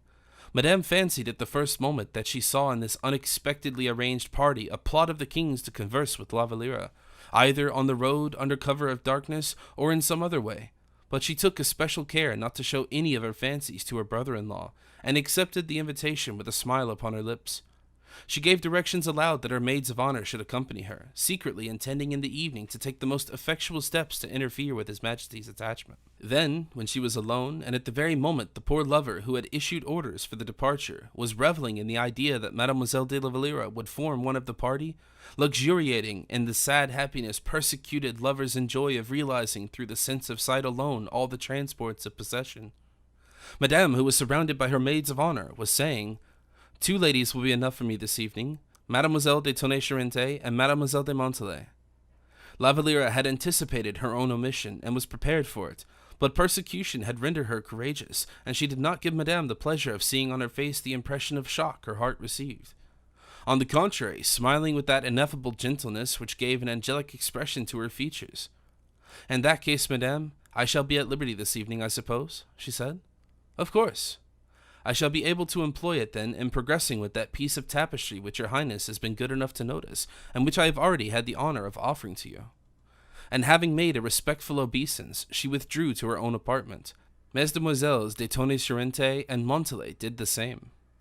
The rumor of the intended promenade soon spread over the palace. 10 minutes afterwards, Malicorne learned Madame's resolution, and slipped under Montalais's door a note in the following terms: L.V. must positively pass the night with Madame. Montalais, in pursuance of the compact she had entered into, began by burning the letter, and then sat down to reflect. Montalais was a girl full of expedients, and so she very soon arranged her plan. Towards 5 o'clock, which was the hour for her to repair to Madame's apartments, she was running across the courtyard, and had reached within a dozen paces of a group of officers, when she uttered a cry, fell gracefully on one knee, rose again with difficulty, and walked on limpingly. The gentleman ran forward to her assistance. Montalais had sprained her foot. Faithful to the discharge of her duty, she insisted, however, notwithstanding her accident, upon going to Madame's apartments. "What is the matter, and why do you limp so?" she inquired. "I mistook you for La Valliere." Montalais related how it had happened, that in hurrying on in order to arrive as quickly as possible, she had sprained her foot. Madame seemed to pity her, and wished to have a surgeon sent for immediately. But she, assuring that there was nothing really serious in the accident, said, "My only regret, Madame, is that it will preclude my attendance on you, and I should have begged Mademoiselle de la Valliere to take my place with your Royal Highness, but..." Seeing that Madame frowned, she added, "I have not done so." "Why did you not do so?" inquired Madame. "Because poor La Valliere seemed so happy to have her liberty for a whole evening and night too, that I did not feel courageous enough to ask her to take my place." "What, is she so delighted as that?" inquired Madame, struck by these words. "She is wild with delight. She, who is always so melancholy, was singing like a bird. Besides, your Highness knows how much she detests going out, and also that her character has a spice of wildness in it." So, thought Madame, this extreme delight hardly seems natural to me. She has already made all her preparations for dining in her own room, tete-a-tete, with one of her favorite books. And then, as your Highness has 6 other young ladies who would be delighted to accompany you, I did not make my proposal to La Valliere. Madame did not say a word in reply. "Have I acted properly?" continued Montalais, with a slight fluttering of the heart, seeing the little success that seemed to attend the ruse de guerre, which she had relied upon so much with confidence that she had not thought it even necessary to try and find another. "Does Madame approve of what I have done?" she continued. Madame was reflecting that the king could very easily leave Saint-Germain during the night, and that as it was only 4 leagues and a half from Paris to Saint-Germain, he might readily be in Paris in an hour's time. "Tell me," she said, "whether La Valliere, when heard of your accident, offered at least to bear you company?" "Oh, she does not know yet of my accident. And even if she did know of it, I most certainly should not ask her to do anything that might interfere with her own plans. I think she wishes this evening to realize quietly by herself that amusement of the late king, when he said to Monsieur de Cinq-Mars, 'Let us amuse ourselves by doing nothing, and making ourselves miserable.'" Madame felt convinced that some mysterious love adventure lurked behind this strong desire for solitude. The secret might be Louis' return during the night. It could not be doubted any longer. La Valliere had been informed of his intended return, and that was the reason for her delight at having to remain in the Palais Royal. It was a plan settled and arranged beforehand. "I will not be their dupe, though," said Madame, and she took a decisive step. "Mademoiselle de Montalais," she said, "will you have the goodness to inform your friend Mademoiselle de la Valliere, that I am exceedingly sorry to disarrange her projects of solitude, but that instead of becoming ennuyée by remaining behind alone as she wished, she would be good enough to accompany us to Saint Germain and get ennuyée there." "Ah, poor La Valliere," said Montalais compassionately, but with her heart throbbing with delight. "Oh, madame, could there not be some means—" "Enough," said madame. "I desire it. I prefer Mademoiselle La Baume Leblanc's society to that of anyone else. Go, and send her to me, and take care of your foot." Montalais did not wait for the orders to be repeated. She returned to her room, almost forgetting to feign lameness, wrote an answer to Malicorne, and slipped it under the carpet. The answer simply said, "She shall." A Spartan could not have written more laconically. "By this means," thought madame, "I will look narrowly after all on the road.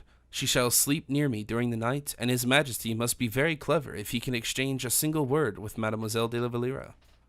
La Valliere received the order to set off with the same indifferent gentleness with which she had received the order to play Cinderella. But inwardly her delight was extreme, and she looked upon this change in the princess's resolution as a consolation which Providence had sent her. With less penetration than madame possessed, she attributed all to chance.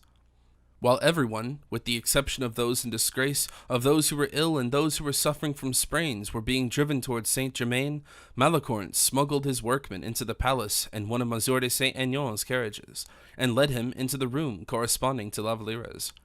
The man set to work with a will, tempted by the splendid reward which had been promised him. As the very best tools and implements had been selected from the reserve stock belonging to the engineers attached to the king's household, and among others a saw with white teeth so sharp and well tempered that it was able, under water even, to cut through oaken joists as hard as iron.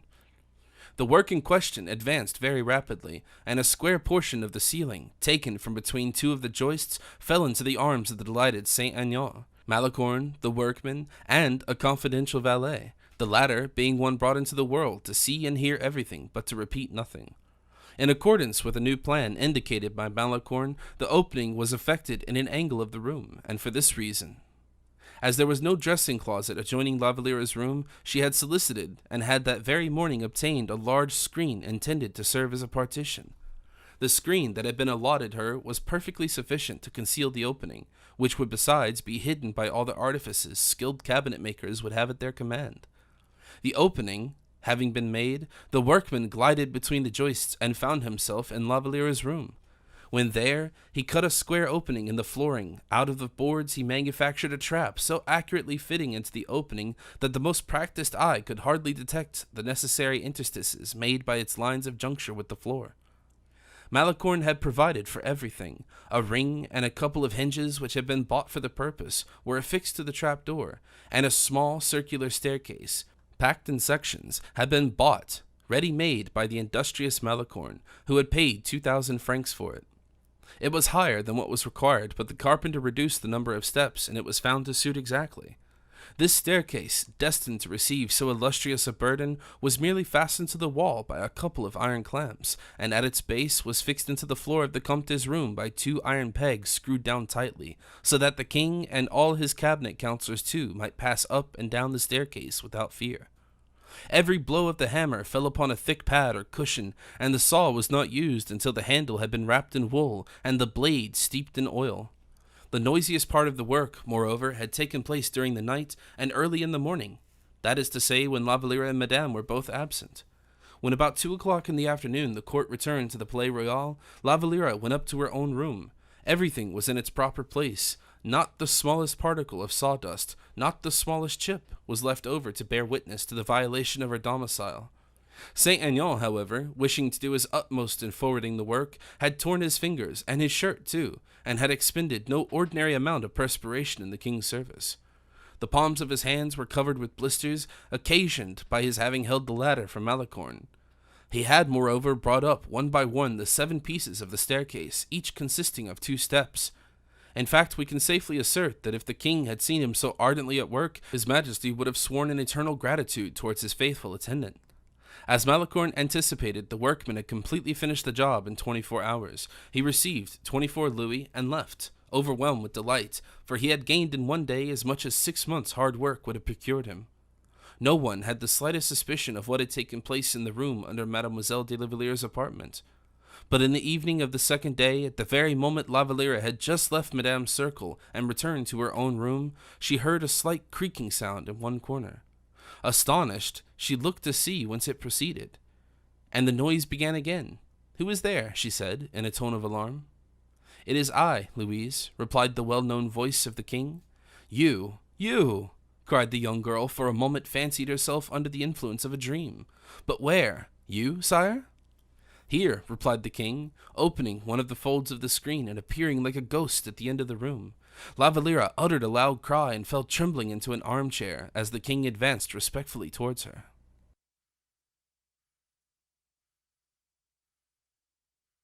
Chapter 35. The Apparition. Valliere very soon recovered from her surprise, for owing to this respectful bearing the king inspired her with more confidence by his presence than his sudden appearance had deprived her of. But as he noticed, that which made Valliere most uneasy was the means by which he had effected an entrance into her room. He explained to her the system of the staircase concealed by the screen, and strongly disavowed the notion of his being a supernatural appearance. "Oh, sire," said Valliere, shaking her fair head with an engaging smile, "present or absent, you do not appear to my mind more at one time than at the other." "Which means, Louise?" "Oh, what you know so well, sire, that there is not one moment in which the poor girl whose secret you surprised at Fontainebleau, and whom you came to snatch from the foot of the cross itself, does not think of you. Louise, you overwhelm me with joy and happiness."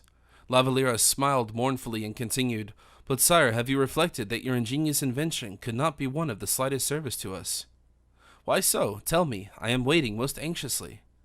"Because this room may be subject to being searched at any moment of the day. Madame herself may at any time come here accidentally. My companions run in at any moment as they please. To fasten the door on the inside is to denounce myself as plainly as if I had written above, 'No admittance, the king is within.'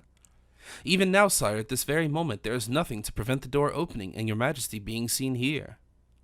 "In that case," said the king laughingly, "I should indeed be taken for a phantom, for no one can tell in what way I came here. Besides, it is only spirits that could pass through brick walls or floors and ceilings." "Oh, sire, reflect for a moment how terrible the scandal would be. Nothing equal to it could ever have been previously said about the maids of honor, poor creatures, whom evil report, however, hardly ever spares." "And your conclusion from all this, my dear Louise? Come, explain yourself." "Alas, it is a hard thing to say, but your majesty must suppress staircase plots, surprises, and all, for the evil consequences which would result from your being found here would be far greater than our happiness in seeing each other."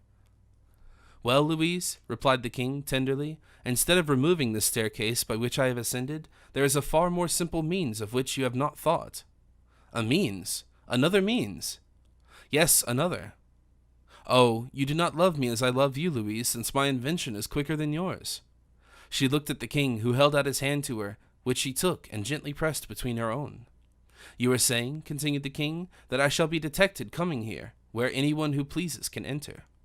"Stay, sire, at this very moment, even while you were speaking, I tremble with dread at your being discovered." "But you would not be found out, Louise, if you were to descend the staircase which leads to the room underneath." "Oh, sire, what do you say?" cried Louise in alarm. "You do not quite understand me, Louise. Since you get offended at my very first word, first of all, do you know to whom the apartments underneath belong?" "To Monsieur de Guiche, sire, I believe." "Not at all. They are Monsieur de Saint Aignan's."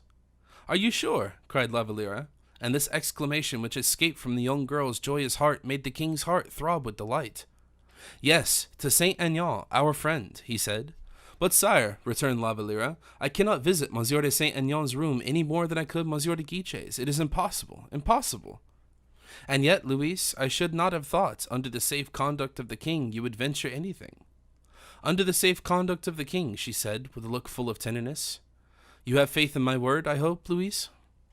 "Yes, sire, but when you are not present. But when you are present, when you speak to me, when I look upon you, I have faith in nothing. What can possibly be done to reassure you? It is scarcely respectful, I know, to doubt the king, but, for me, you are not the king." "Thank heaven! I, at least, hope so most devoutly. You see how anxiously I am trying to find or invent a means of removing all difficulty. Stay, would the presence of a third person reassure you?" "The presence of Monsieur de Saint Aignan would, certainly." "Really, Louise, you wound me by your suspicions."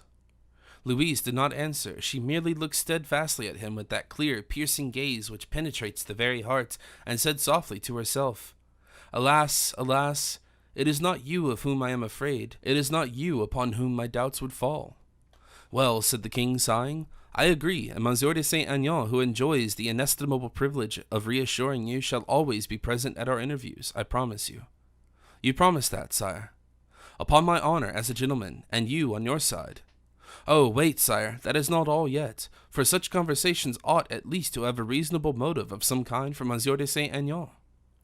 "Dear Louise, every shade of delicacy of feeling is yours, and my only study is to equal you on that point." "It shall be just as you wish, therefore our conversation shall have a reasonable motive, and I have already hit upon one, so that from tomorrow, if you like." "Tomorrow? Do you mean that is not soon enough?" exclaimed the king, caressing La Valliere's hand between his own. At this moment the sound of steps was heard in the corridor. "Sire, sire!" cried La Valliere, "someone is coming. Do you hear? Oh, fly, fly, I implore you." The king made but one bound from the chair where he was sitting to his hiding place behind the screen. He had barely time, for as he drew one of the folds before him, the handle of the door was turned, and Montalais appeared at the threshold. As a matter of course, she entered quite naturally, and without any ceremony, for she knew perfectly well that to knock at the door beforehand would be showing a suspicion towards La Valliere, which would be displeasing to her. She accordingly entered, and after a rapid glance round the room, in the brief course of which she observed two chairs very close to each other, she was so long in shutting the door, which seemed to be difficult to close, one could hardly tell how or why, that the king had ample time to raise the trapdoor and to descend again into Saint Aignan's room. "Louise," she said to her, "I want to talk to you, and seriously too." "Good heavens, my dear Aura, what is the matter now?" "The matter is that Madame suspects everything." "Explain yourself."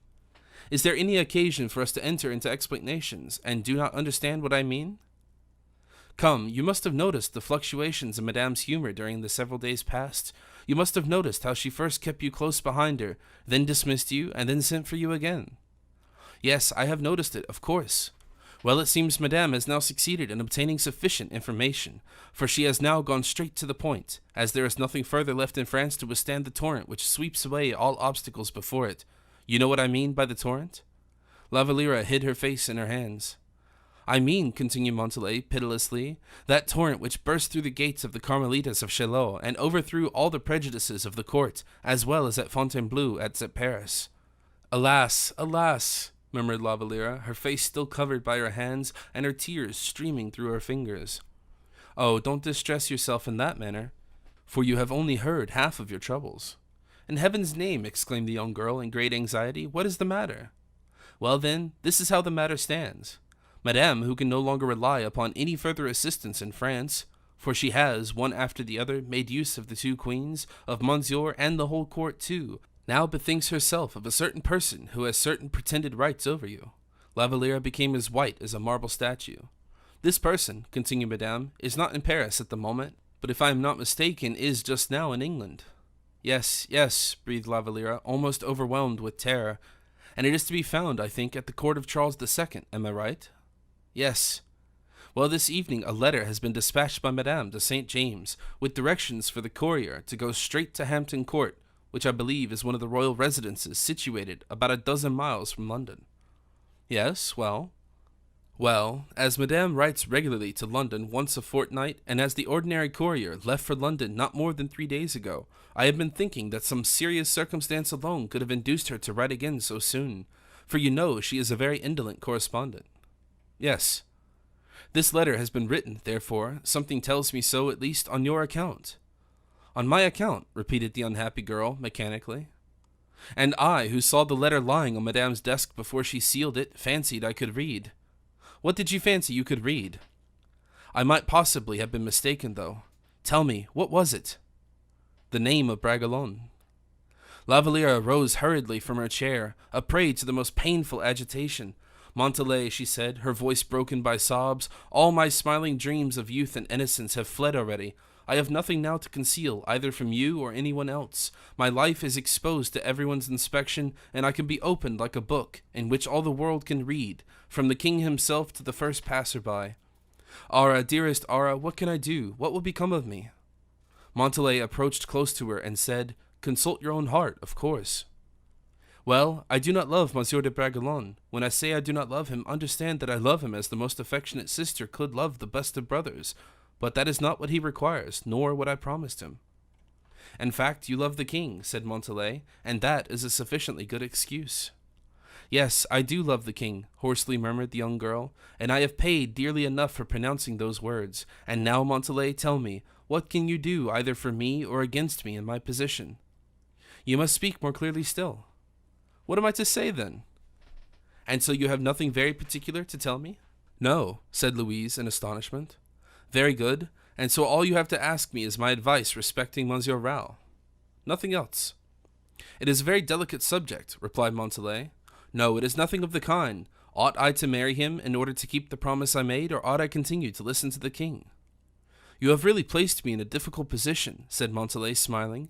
If you ask me, you ought to marry Raoul, whose friend I am, and whom I shall mortally offend in giving you my opinion against him. And then you ask me if you should cease to listen to the king, whose subject I am, and whom I shall offend if I were to advise you in a particular way. Ah, Louise, you seem to hold a difficult position at a very cheap rate. You have not understood me, Aura, said La Valliere, wounded by the slightly mocking tone of her companion. If I were to marry Monsieur de Bragelonne, I should be far from bestowing on him the happiness he deserves, but for the same reason, if I listened to the king, he would become the possessor of one indifferent in very many aspects. I admit, but one whom his affection confers an appearance of value. What I ask you, then, is to tell me some means of disengaging myself honorably, either from one or from the other. Or rather, I ask you from which side you think I can free myself most honorably. My dear Louise, replied Montalais after a pause, I am not one of the 7 wise men of Greece, and I have no perfectly invariable rules of conduct to govern me. But on the other hand, I have a little experience, and I can assure you that no woman ever asks for advice of the nature which you have just asked me without being in a terrible state of embarrassment. Besides, you have made a solemn promise, which every principle of honor requires you to fulfill. If, therefore, you are embarrassed in consequence of having undertaken such an engagement, it is not a stranger's advice. Everyone is a stranger to a heart full of love.